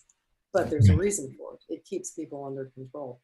So, this is astounding to me. This is the New Republic from yesterday. People care to read this thing. Talk about the fog of delusion. And, I think there are some people coming up the ranks. I mean, my friend Junaid Ahmad, who is running against Raja Krishnamurti in the 8th. And, friend of the show, Rachel Ventura, is running against quite a political machine. The political machine in Illinois has noticed her campaign, and it's really stunning. She's running locally, right? She's running for state senate. And it's an empty post because I think the guy that was there had retired, and they just picked somebody who's just who had never run for office to run against her, and he's got all the party endorsements. Not only that, but the head of the Senate, Cohen, had basically appointed him to fill that Senate seat. So now he'll be running as an incumbent. And this guy is terrible. I mean, it's just amazing how he's. So I have some amount of faith because she's been a real disruptor on the Will County Board. She's really made a splash there. She's confronted some big, powerful interests within the Democratic Party. And pushed back on them. So I guess, we have to keep running this experiment until we get people who really say what they mean. From Junaid, Junaid has been wondering sometimes, why am I doing this? And I said, well, Any sane person should be asking themselves that. And because you don't need this and you don't plan to have a long term to make this your lifetime career, you have a good chance of being a disruptor. Right. So this is the kind of people we have to push now. But I have to say that I caught a little bit of your discussion with Harriet Fraud. And I do say that, we cannot rely on our elected officials right now. We have to rely on what they call mutual aid, not charity, but the idea, and there are people in my community here that are working on that. But I wish that Peter Collins had stayed on, because I wanted to get what his impression of the 2012 election. Now talk about not relying on Democrats to fix the problem of voter suppression. Do you remember that election? Do you remember that was against Mitt Romney, who was assured by the party that he was going to be elected? And why were the Republicans so confident about that? Well, they thought that they had rigged Wisconsin, Ohio, Pennsylvania, and Florida. And no thanks to the Democratic Party. Groups organized by, Robert Fitzrathis, who I'm sure that Peter has interviewed. He was head of the voter integrity group that basically had lawsuits against the rules that had been passed in both Pennsylvania and Wisconsin. And even their state Supreme Courts had ruled that, yeah, this violated their constitution, so they had to go back. So those rules were not, those voter suppression rules were not implemented for that. Florida just had a massive ground organization where people were literally waiting in line for 12 hours or more to vote. And they had whole community organizing groups around, particularly Dade and Miami counties, to bring water and food for people waiting in line, babysit their kids and all this kind of stuff, which I guess now I find out is illegal. Right. In Florida, right. And the best thing of all was Ohio, because the Secretary of State, Ken Blackwell, had at the very last minute decided they were going to switch tabulation machines. Oh, not the voting machines themselves. They were going to switch the tabulation machines to they were going to just upgrade the code. And Bob Fitzrathis' group made an emergency appeal to the FBI, and the FBI did an emergency injunction against Ohio State. So who was Turd Blossom? Karl Rove. Karl Rove, as you recall, was on Fox News that night, and I knew Obama was going to win. I was watching Fox News, and of course, Karl Rove was frantically, going on and on. But as the numbers were coming in from Ohio, going, "Those aren't right. Those aren't right." To the point where I think Megyn Kelly was sitting next to him, going, "Okay, Karl, are these real numbers you have, or are these just made up?" Well, what Karl Rove did not know was the FBI was in the Secretary of State's office that night in Ohio, making sure that nothing funny was happening. So Obama won, and poor Mitt Romney, who hadn't even written a concession speech, went to his hotel room and wrote his speech. Better man than Hillary, as far as I'm concerned, at least in that sense. That's got to be tough. You think you're going to be president of the United States and you lose, and you got to get up there and you got to, pull it together. So anyway. Great job. Did you see the interview with Fred Hayes? I caught a little bit of that. I want to go watch the whole thing. So maybe you can explain the slingshot effect of how you have to whip around the moon to get on back. Yeah. It's we'll talk about yeah. Gravity is the moon is constantly falling toward the Earth. It's just, because acceleration is, both linear acceleration and angular acceleration, but it's always falling toward the Earth. But you have to get that right. I mean, it's amazing how many things they had to get right just by the seat of their pants, literally. I mean, like the slingshot, like, has that ever been tested before? I'm sure it's been tested several times now. Not in the field. No, I think it's been tested by I don't know if Voyager, but definitely the probes that have gone out. Yeah, he did say that. He did say that. I think that's all right, but you get a little nervous if it's like, humans. Right. So Professor Marianne Cummings will talk to you hopefully next week. I may be taking next week off. We'll see. I'm waiting to hear. Yeah, I know. Somebody wrote a song telling me to take off. Follow Professor Marianne Cummings on Twitter @Razor Girl. And we look forward to seeing you Thursday for the professors at Marianne. Well, I'm not going to be here for I'm going to be boarding a plane about that time. Oh, right. All right. So it will be the professors without Marianne. Yeah, that it will be. So you will be missed. Without me being there. Okay. Thank you. Joining us is Professor Mike Steinel. Go to mikesteinel.com. He is a jazz musician, a jazz professor, and you can buy Song and Dance, his latest CD. Saving Charlie Parker is his latest book. When does that come out? And you look like you're in Kansas. I'm at the lake house, David. You can see the campers behind me. Yes, the one. Blocking the campers, how's my audio? Is it okay? You hear me? Yeah, it sounds great. And you've written a novel about the lake house. Yeah, yes, you can go on YouTube. The Lake House, one word, Lake House. Start with part 1.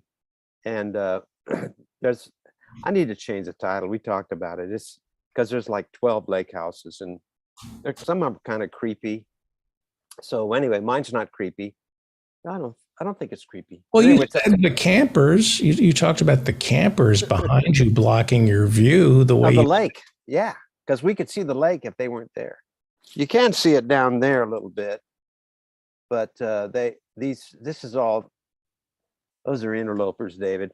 You're like Barbara Streisand in Malibu. Yeah, right. Exactly. You want your private beach. I feel exactly like her. Maybe you go out there and say to them, "Can you move? Do you mind not?" Actually, my wife. One day, there was a guy that parked. He parked his Airstream. He brought an Airstream in and parked it right in the view of because we could see the swimming beach. Right. And my wife wanted me to go over there and ask a man to move his boat, and boat or Airstream? Did I say Airstream?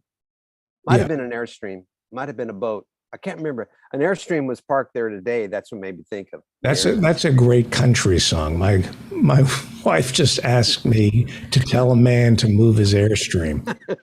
Yeah, that's not going to work. That would make a great country song. David, I had some surprises when I got here. We haven't been up since October. And smells? What's that? And he smells. Okay, David, I'm going to tell you about this.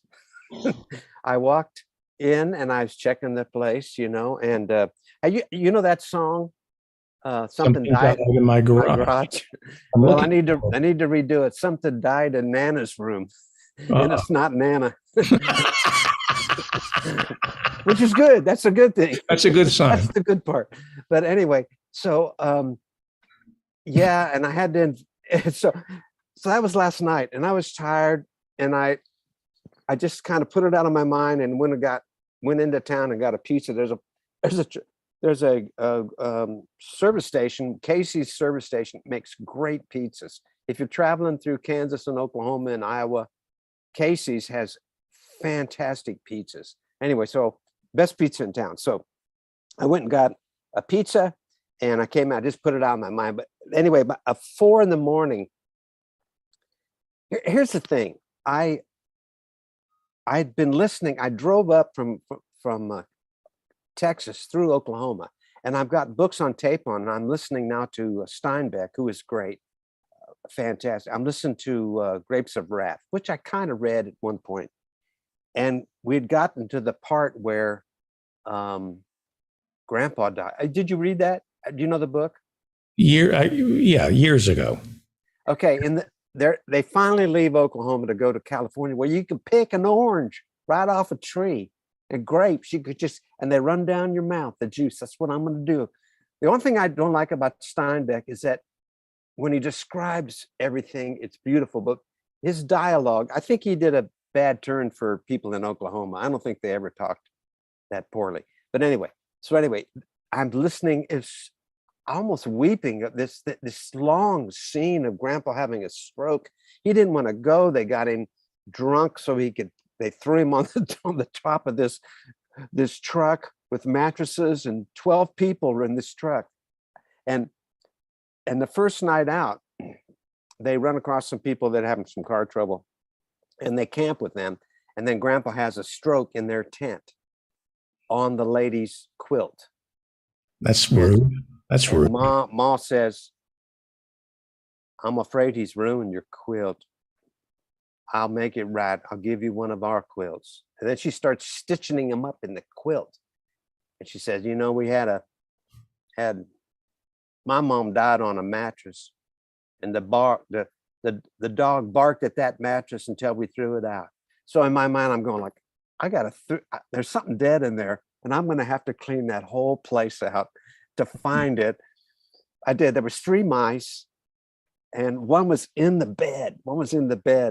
So after Grapes of Wrath, so today I called the guy, and they're taking all the mattresses to the dump tomorrow, getting new mattresses, and I've cleaned it up. But see that I don't know if I hadn't read that story or heard that story on Grapes of Wrath, maybe I wouldn't be so rash. But those mattresses had to go, and I knew it. I laid there at 4:35 in the morning. I got, you got to get up, you got to go in there, you got to find what's dead, you got to peel that stuff out. It was horrible. Death is a bad smell, David. It's a bad smell. Yes, it is. When I was living in New York, I smelled it once.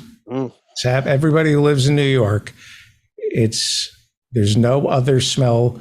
I was visiting a friend, and I walked into his apartment, the building, the lobby, and I went, "Oh, that's a dead body. That's a dead body. No doubt about it. I don't know. Smelled it before. That is a body that has been left for about a week in a studio apartment." Anyway, change the subject. Yeah. You look great, by the way. Hey, I got a bone to pick. Okay. I love the Stump the Humps. I love the Stump. By the way, shows have been fantastic. I didn't do last week, but I listened to everything. God, I should have made a list of all the great people you had. The shows have been great. Yeah, you had Fred Hayes today. Did you hear that? Oh, all of it. I played him Traveling Light. I know. I love his demeanor. Man, that is a guy. If you were going to have a flat tire or any problem in your life, who would you want to have? Fred Hayes. Fred Hayes. He was so calm, just describing, like he's describing the craters on the moon. Yeah. And, how cool was that he had never seen it. That was like I'm doing this and I'm going, this is like a historic moment. Like, this is like, I've stumbled into like a great moment. But he saw it first. I know, but for him to recreate all the people who've interviewed him over the years. No one showed him that. No, nobody has shown him that. And for him to give us, and he identified all the lakes, all the lakes. Yeah. Wow. The dang Russians got up there, named all that crap. Yeah. He's a Superman, but he's like a Marvel superhero. He really is, because. How old is he think? He's 30 and 67. He's in his 80s, mid to late 80s. Looked good. Looks great. And these astronauts were physical and intellectual specimens. They they were studying math and geology and Yeah. biology and physics, and they were famously doing math equations while I think it was the Odyssey was dying. I mean, it's just, anyway. Are you an Apollo nut? I love it. I'm not as nutty as it on. I did because of you and your show and playing those clips. I have listened to a lot of the actual transmission, and it's pretty fascinating. There's a lot of dead air though too. You know. It's calming though. Yeah, I just can't imagine. You know, this is somewhat related. One of the reasons I came up here is my mother-in-law Nadine, who is 99 and a half, getting there to be 100 in October. Her first husband was lost at sea in 1943. During World War II? He was a World War II pilot in the Solomons, and his plane had trouble. He left his group to go back to the air base on the island, and that's the last they heard of him. So he's declared dead in 1946. But anyway, I think a lot of married men got themselves declared dead during World War II. Maybe, I don't know. That thought occurred to me. He might still be out there. Oh, yeah. No, he wouldn't have done that. He was too. They were so in love. They got married he enlisted, did his training, and then became a lieutenant. And then she went out there and got married. And she has a book. They went and heard the Woody Herman band and the Stan Kenton band, and they ate everything in LA like in 1940 during the war years. They did. She has napkins from what was Heroes. Well, you know, those things you've heard about for years, you know, and she kept everything. And but anyway, so she's had 3 husbands, but anyway, they've never done a marker for him, you know, because there's no body. So finally, Beverly and her brothers said, we're going to figure this out. So you have to go through the Veterans Administration, and they produce a marker that says lost at sea. So it was a day of going into the cemetery over here and getting that okayed and going to the monument place and getting a stone to put this thing on. It was really, really pretty neat. And then we're going to have the American Legion come, and they'll shoot off they'll do like a 21 gun salute. But anyway, but I didn't tell you my beef. I didn't tell you my beef. I was telling my beef. So you do stump the humps. I'm thinking you're doing this on purpose and without fail. Dan can read those options 3 times, and when it comes to your turn, would you read them again? Yeah. So what do you have, the attention span of a goldfish or what? Well, that, and yes. Or is that a bit? That's a bit. No, while I'm multitasking. You're right. I'm multitasking. I'm checking on things, and so I take a little break while I'm doing Stump the Hump, because I don't have to. In order to do this, what I love about doing the show is it is complete focus. I can't. You got to be focused. Yeah. And to me, that's, you know, it's a vacation from life, so I love it. But occasionally, I have to take care of other things, so I can lay back a little and, you know, snipe at Dan and the person I'm competing against. So, all right, David, that's a fair beef. David, I think I smell failure. You smell? Is my failure already in Kansas? Might be marijuana. Somebody's got a little weed going over there, I think. Yeah. Hey, is it legal in Kansas? No, I don't think. Well, I don't think so. No, I went and got four weeks of the paper so we could do like a police. Yeah. What's happening? So you're going to be in Kansas for a month? No, I'm going back tomorrow probably. Well, what's happening? What's happening in Kansas? I love this headline. This is from the Marion County Record, which was my wife's family's paper for 100 years. You know, her great grandfather or great great grandfather started it, and Nadine sold it when she moved to Texas and married her third husband in 2001. Oh, I love it. But anyway, you'll love this headline. Carpooler shot, parked OD felon jailed. Now there's a lot going on in that headline.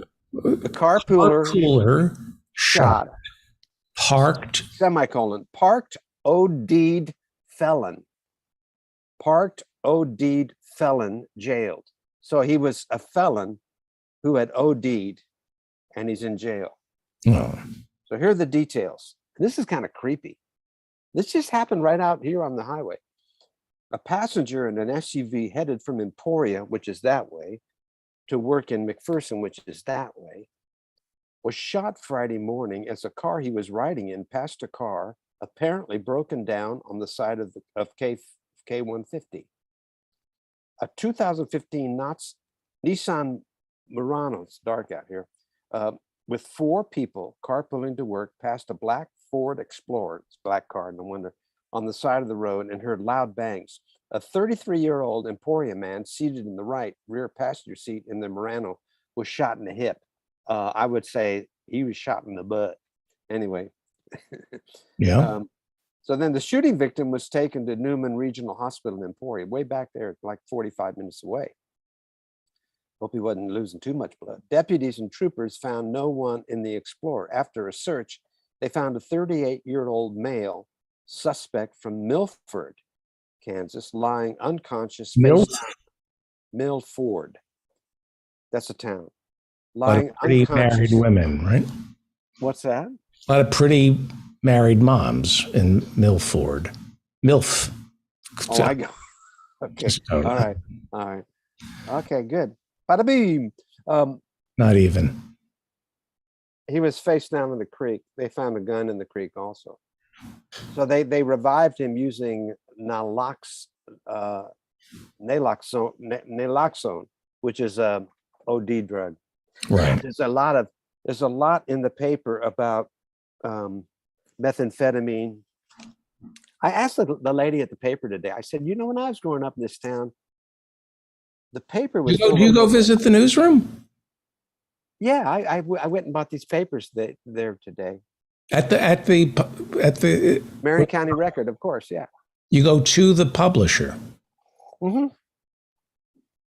Anyway, so I said, you know, is it my imagination? I mean, when I was growing up, the paper was full of like what this church did a social and somebody had a birthday and blah, blah, blah, you know. She said, well, yeah, what's, you know, I said, there's a lot more crime. Well, she said, well, you know, there is the murder. Murder. There was a murder. I love this one. Let me see if I can find this other one here. Okay. Farmer faces $75,000 lawsuit because driver hits his cow. Now, I went to hit the cow. The driver, a Fort Riley man who was driving without a license on August 2020, is now suing farmer whose cow he hit. And I know the farmer. It's Greg Bauer, is a really great guy. He was salutatorian of our class, and he came back and he became a farmer and a banker, and he's retired now. But this guy came by and hit his cow and killed his cow. Now he didn't have a license and all this. Now he's suing the lawsuit. He's suing the lawsuit. And this made me think of something that happened in my life. Can I tell you about this? Hang on, he could have avoided it had he had a steering wheel.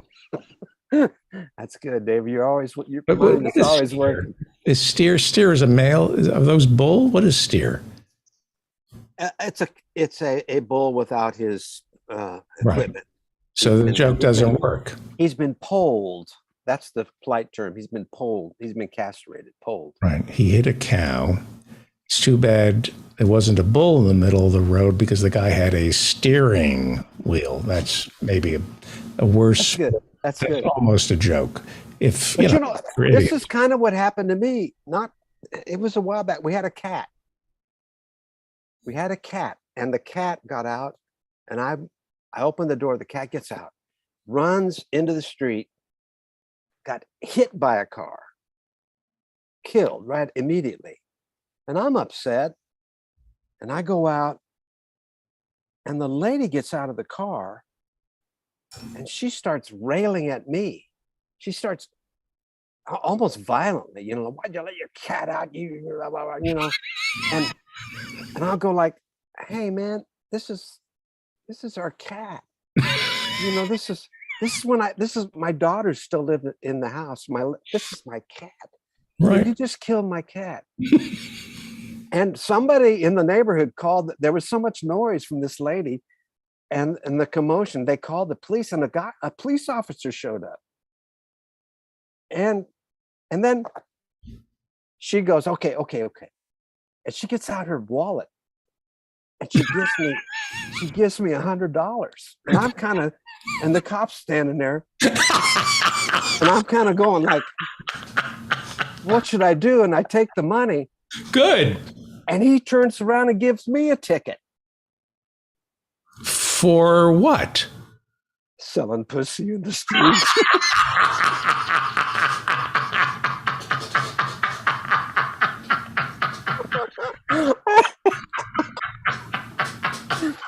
I can't believe you bit.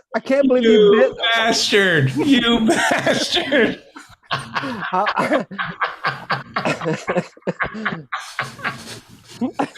Oh, that's great. That is so great. That is so great. I kind of kept it straight. I kind of made you. Yes, you did. You had me. Yep, you did it. That is so great. Reeled you in. Yeah, that is so great. That is so great. Wow. that is such. Hey, I sent you the Mark Breslin song. I thought, I was going. You know what? I can't play it because my system is crashing. I need a new computer. Really? I need a new computer. Well, you played the other songs today. I know, but then it crashed. Oh, really? I can try it. Let me try it, but I don't think it's going to work. So that's fine. I have a headline. Let's try it. Okay. But it may end the show. So, but that's okay. And worse things have happened. I can't imagine, but I want to tell you, I got one more funny headline. Excuse me. Oh, where is it? Shoot. Oh, dang it. I don't have it. Oh, here we go. Political beef turns pugilistic. You like that? Yeah. Okay. So a Burns man, Burns is the town up the road, and a city employee who was mowing got into a fight Tuesday. But that is where the two sides of the story part ways. According to Sheriff Jeff Sawyer, Billy Castleberry, that's a good name for a novel, had a beef against the city of Burns, and when he spotted a city employee mowing, he stopped, grabbed the employee, and pulled him off the mower. They ended up on the ground fighting, Sawyer said. Anyway, that's what, this guy's mowing. He's just minding his own business, mowing the lawn, and somebody comes and yanks him off his mower. That's horrible. Mm-hmm. Go here. All right. Okay.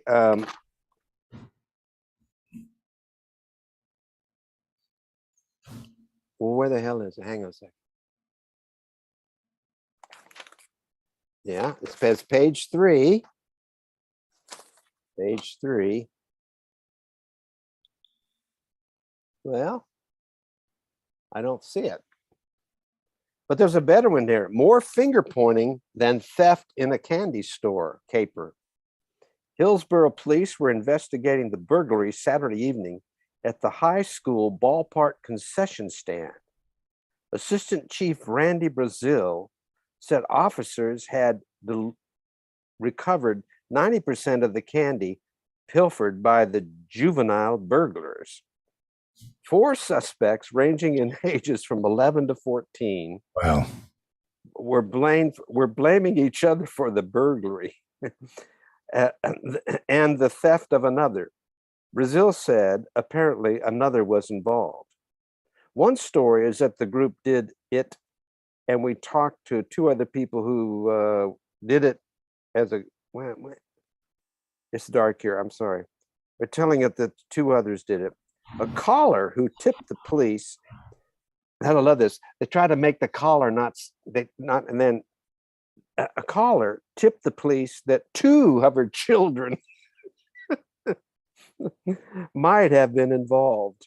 Anyway, I can't find the rest of that pugilistic political thing, but well, anyway. I thought I would play Who's Afraid of Catherine Liu? Oh, if you could play that, it won't crash your. Why is that different than playing the other? I have a software program. No, I have a software program on my computer, and then I have my soundboard. But I like, anyway, it's nobody's. Let me play Who's Afraid of Catherine Liu, which I didn't play for her when she was on, but I love this song.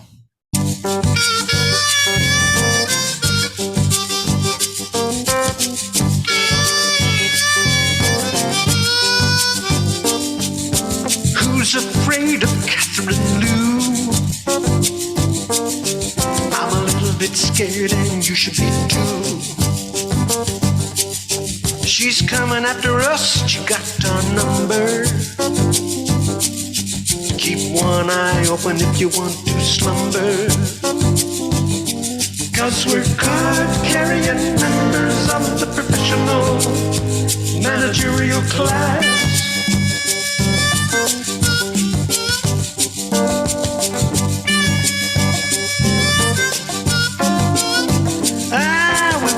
The finest schools, all right. We protested Nam cause we didn't want to fight. We got solar panels and a Tesla car.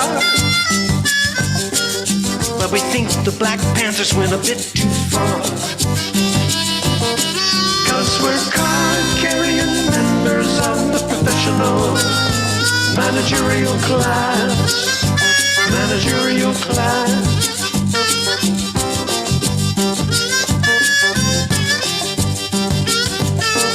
We hoard our virtue nice and tight.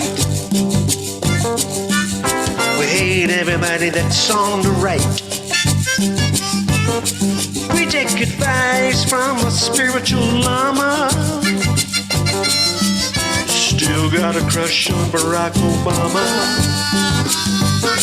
'Cause we're card-carrying members of the professional managerial class. Managerial class.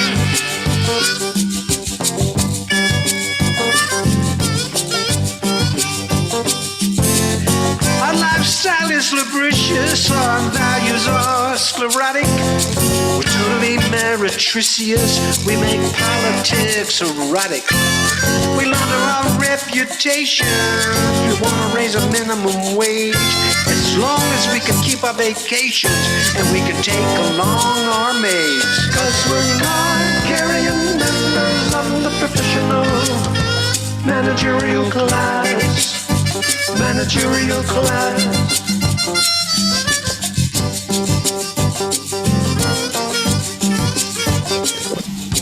I'm afraid of Catherine Liu. I must admit I don't know what to do. All I want to do is stick it to the man. Turns out the man is who I am. 'Cause I'm a card-carrying member of the professional managerial class. Managerial class. 'Cause I'm a card-carrying member of the professional managerial class. Managerial class. 'Cause I'm a card-carrying member of the professional managerial class. Managerial class. Managerial class. Managerial class. Managerial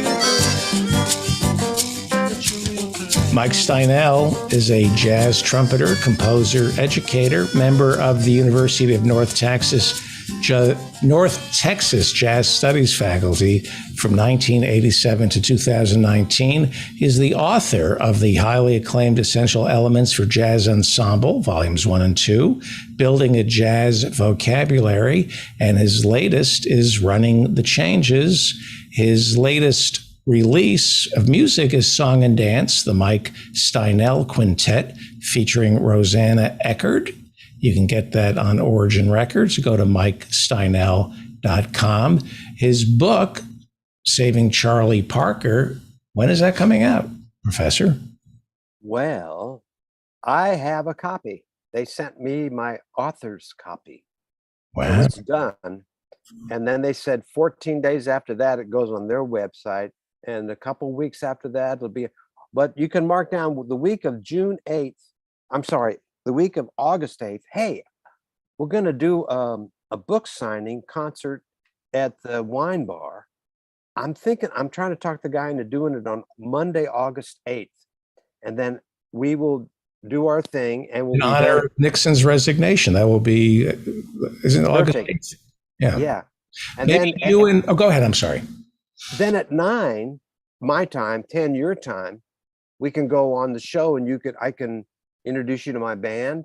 Yeah. And we could do a segment from the wine bar. Oh, that would be heaven. Should we kind of count on that? Whatever you want. Yeah, so that's going to be, and by that time I'll have the CD. I mixed the CD.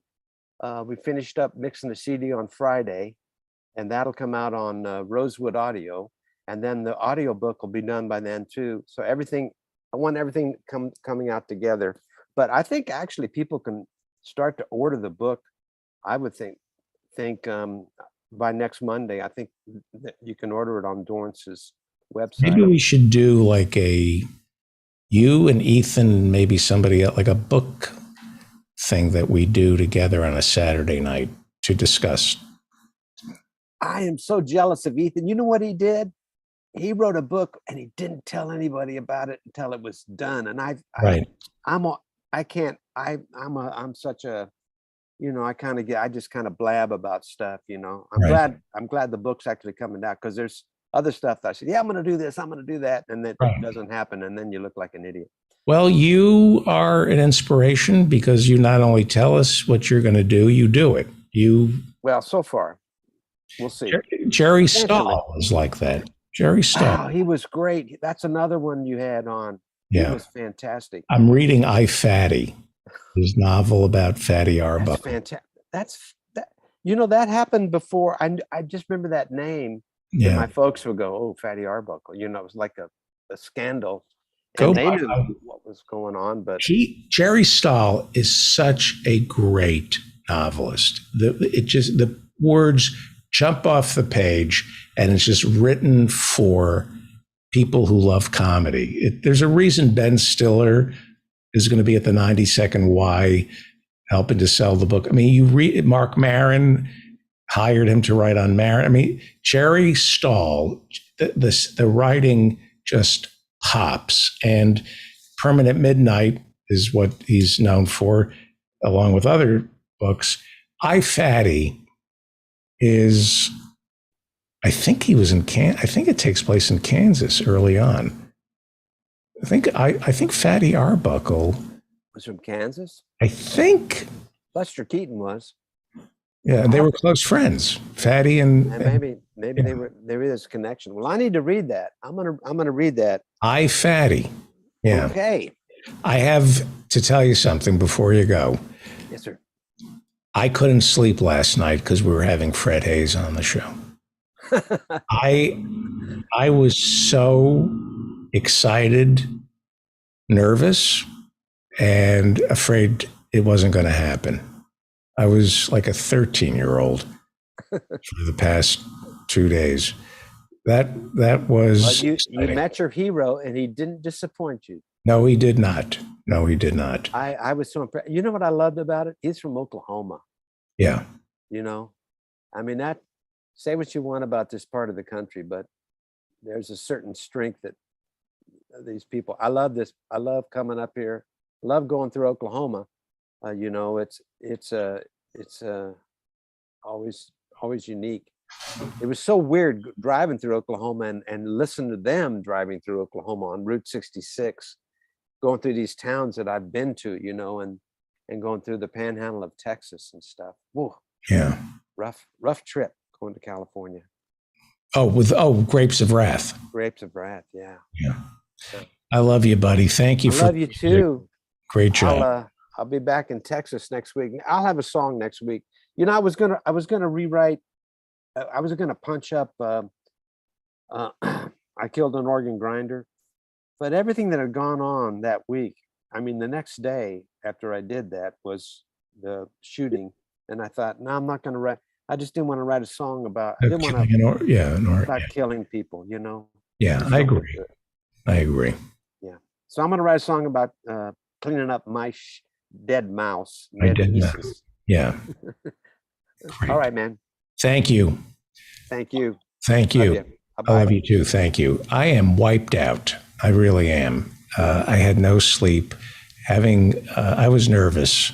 So I'm going to end the show 10:45, and there's talk of taking next week off. So first off, I will thank the following people on Thursday's show, but we had some super chats. Todd from Tucson, thank you. Laura Martin, thank you. I think she comes to us from Great Britain. Lots of love to all from Chelsea Smith. Thank you, Chelsea. Donald James, since David won't set up a YouTube membership, I guess I'll donate this way. Thank you. Thank you, Donald James. And those are our super chats for today. I'll read them again on Thursday's show. I'm going to wrap it up. I am beat. We're going to take I'm waiting to hear. We're probably going to take next week off. Well, thank you, Fred Hayes and Bill Moore. I want them to come back. And one of the ways to get Fred Hayes to come back, along with Bill Moore, is to buy their new book, Never Panic Early. Please go to smithsonianbooks.com, buy Never Panic Early, or wherever fine books are sold. Howie Klein, read him over at Down with Tyranny. Thank you, Howie. And David Cobb, follow him on Twitter at David K. Cobb. Harriet Fraud, Dr. Harriet Fraud, go to harrietfraud.com and listen to her podcast, Capitalism Hits Home, and it's not just in your head. Peter B. Collins, go to peterbcollins.com to listen to his interview with Greg Palast, which got deplatformed by YouTube. Marianne Cummings, Professor Marianne Cummings, follow her on Twitter at Razor Girl, that's girl spelled GRRL, and Professor Mike Steinel. For more information, go to mikesteinel.com. Thank you to everybody in our Zoom room who attended our show today, our virtual studio audience. Thank you for asking questions. I appreciate that. Please subscribe to the show wherever you get your podcasts. And we have a YouTube channel. If you would like to watch the show as we're putting it together, we live stream Monday night and Thursday night. You can watch it on YouTube. And those of you who are watching on YouTube who want to join the virtual studio audience, go to my website. It shows you how to get into our Zoom room so you can participate in the conversation. This show is put together and produced by Dan Frankenberger, The Invisible Ninja, Joe in Norway, Sarah Bush, Andy Brown, Grace Jackson, Hannah Feldman, and Professor Jonathan Bick. And I hope I didn't leave anybody out, but thank you to them. When people tell me the show's getting better and better, that's why, because of Professor Jonathan Bick, Sarah Bush, Andy Brown, The Invisible Ninja, Dan Frankenberger, Hannah Feldman, Joe in Norway. I mixed the names up to see if I can remember. It's a little test of my cognitive abilities. Sign up for our newsletter. We have a great newsletter that comes out every Friday. The newsletter includes an invitation to that night's office hours, and it's a recap of the week of our shows. And occasionally I'll send out something in the middle of the week if something strikes me. Once again, this was a big show for me. Fred Hayes from Apollo 13. Thank you. What a great gift that was to me. I'm David Feldman, and John Hayes, who went, I have to say, a lot of people, when they lose big, the way John lost on Stump the Humps, they cower and they act. I thought he took defeat very well, John Hayes. I'm David Feldman. What should we leave here? Okay, here we go. I'm David Feldman, reminding you to stay strong and protect the weak.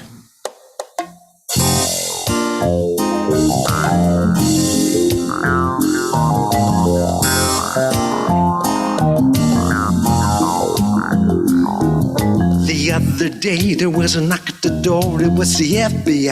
I said, what you here for?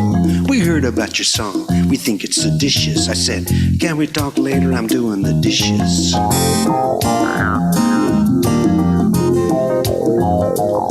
I said, what's the problem? What's the fuss? They said, we're the FBI, don't you mess with us. We can lock you up, we can put you away. We can make it so you never see the light of day. I said, Feldman made me do it. Feldman made me do it. Feldman made me do it. And that's all there is to it.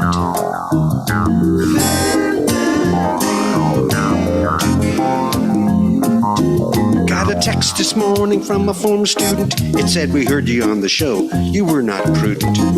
You said the F-word, professor, is that true? We really expected much better from you. I said, Feldman made me do it. Feldman made me do it. Feldman made me do it. And that's all there is to it.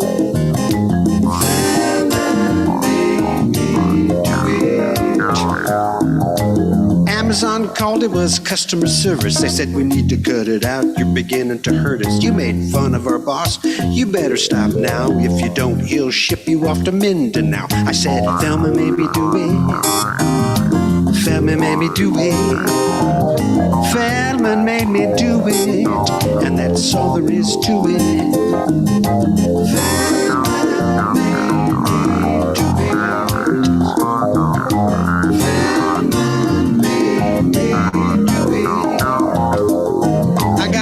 From the lawyer from No Evil Foods. It said, we don't like your song or your attitude. It's time now, professor, to cease and desist. The folks I represent are really pissed. I said, Feldman made me do it. Feldman made me do it. Feldman made me do it. And that's all there is to it. Feldman made me do it. That's right.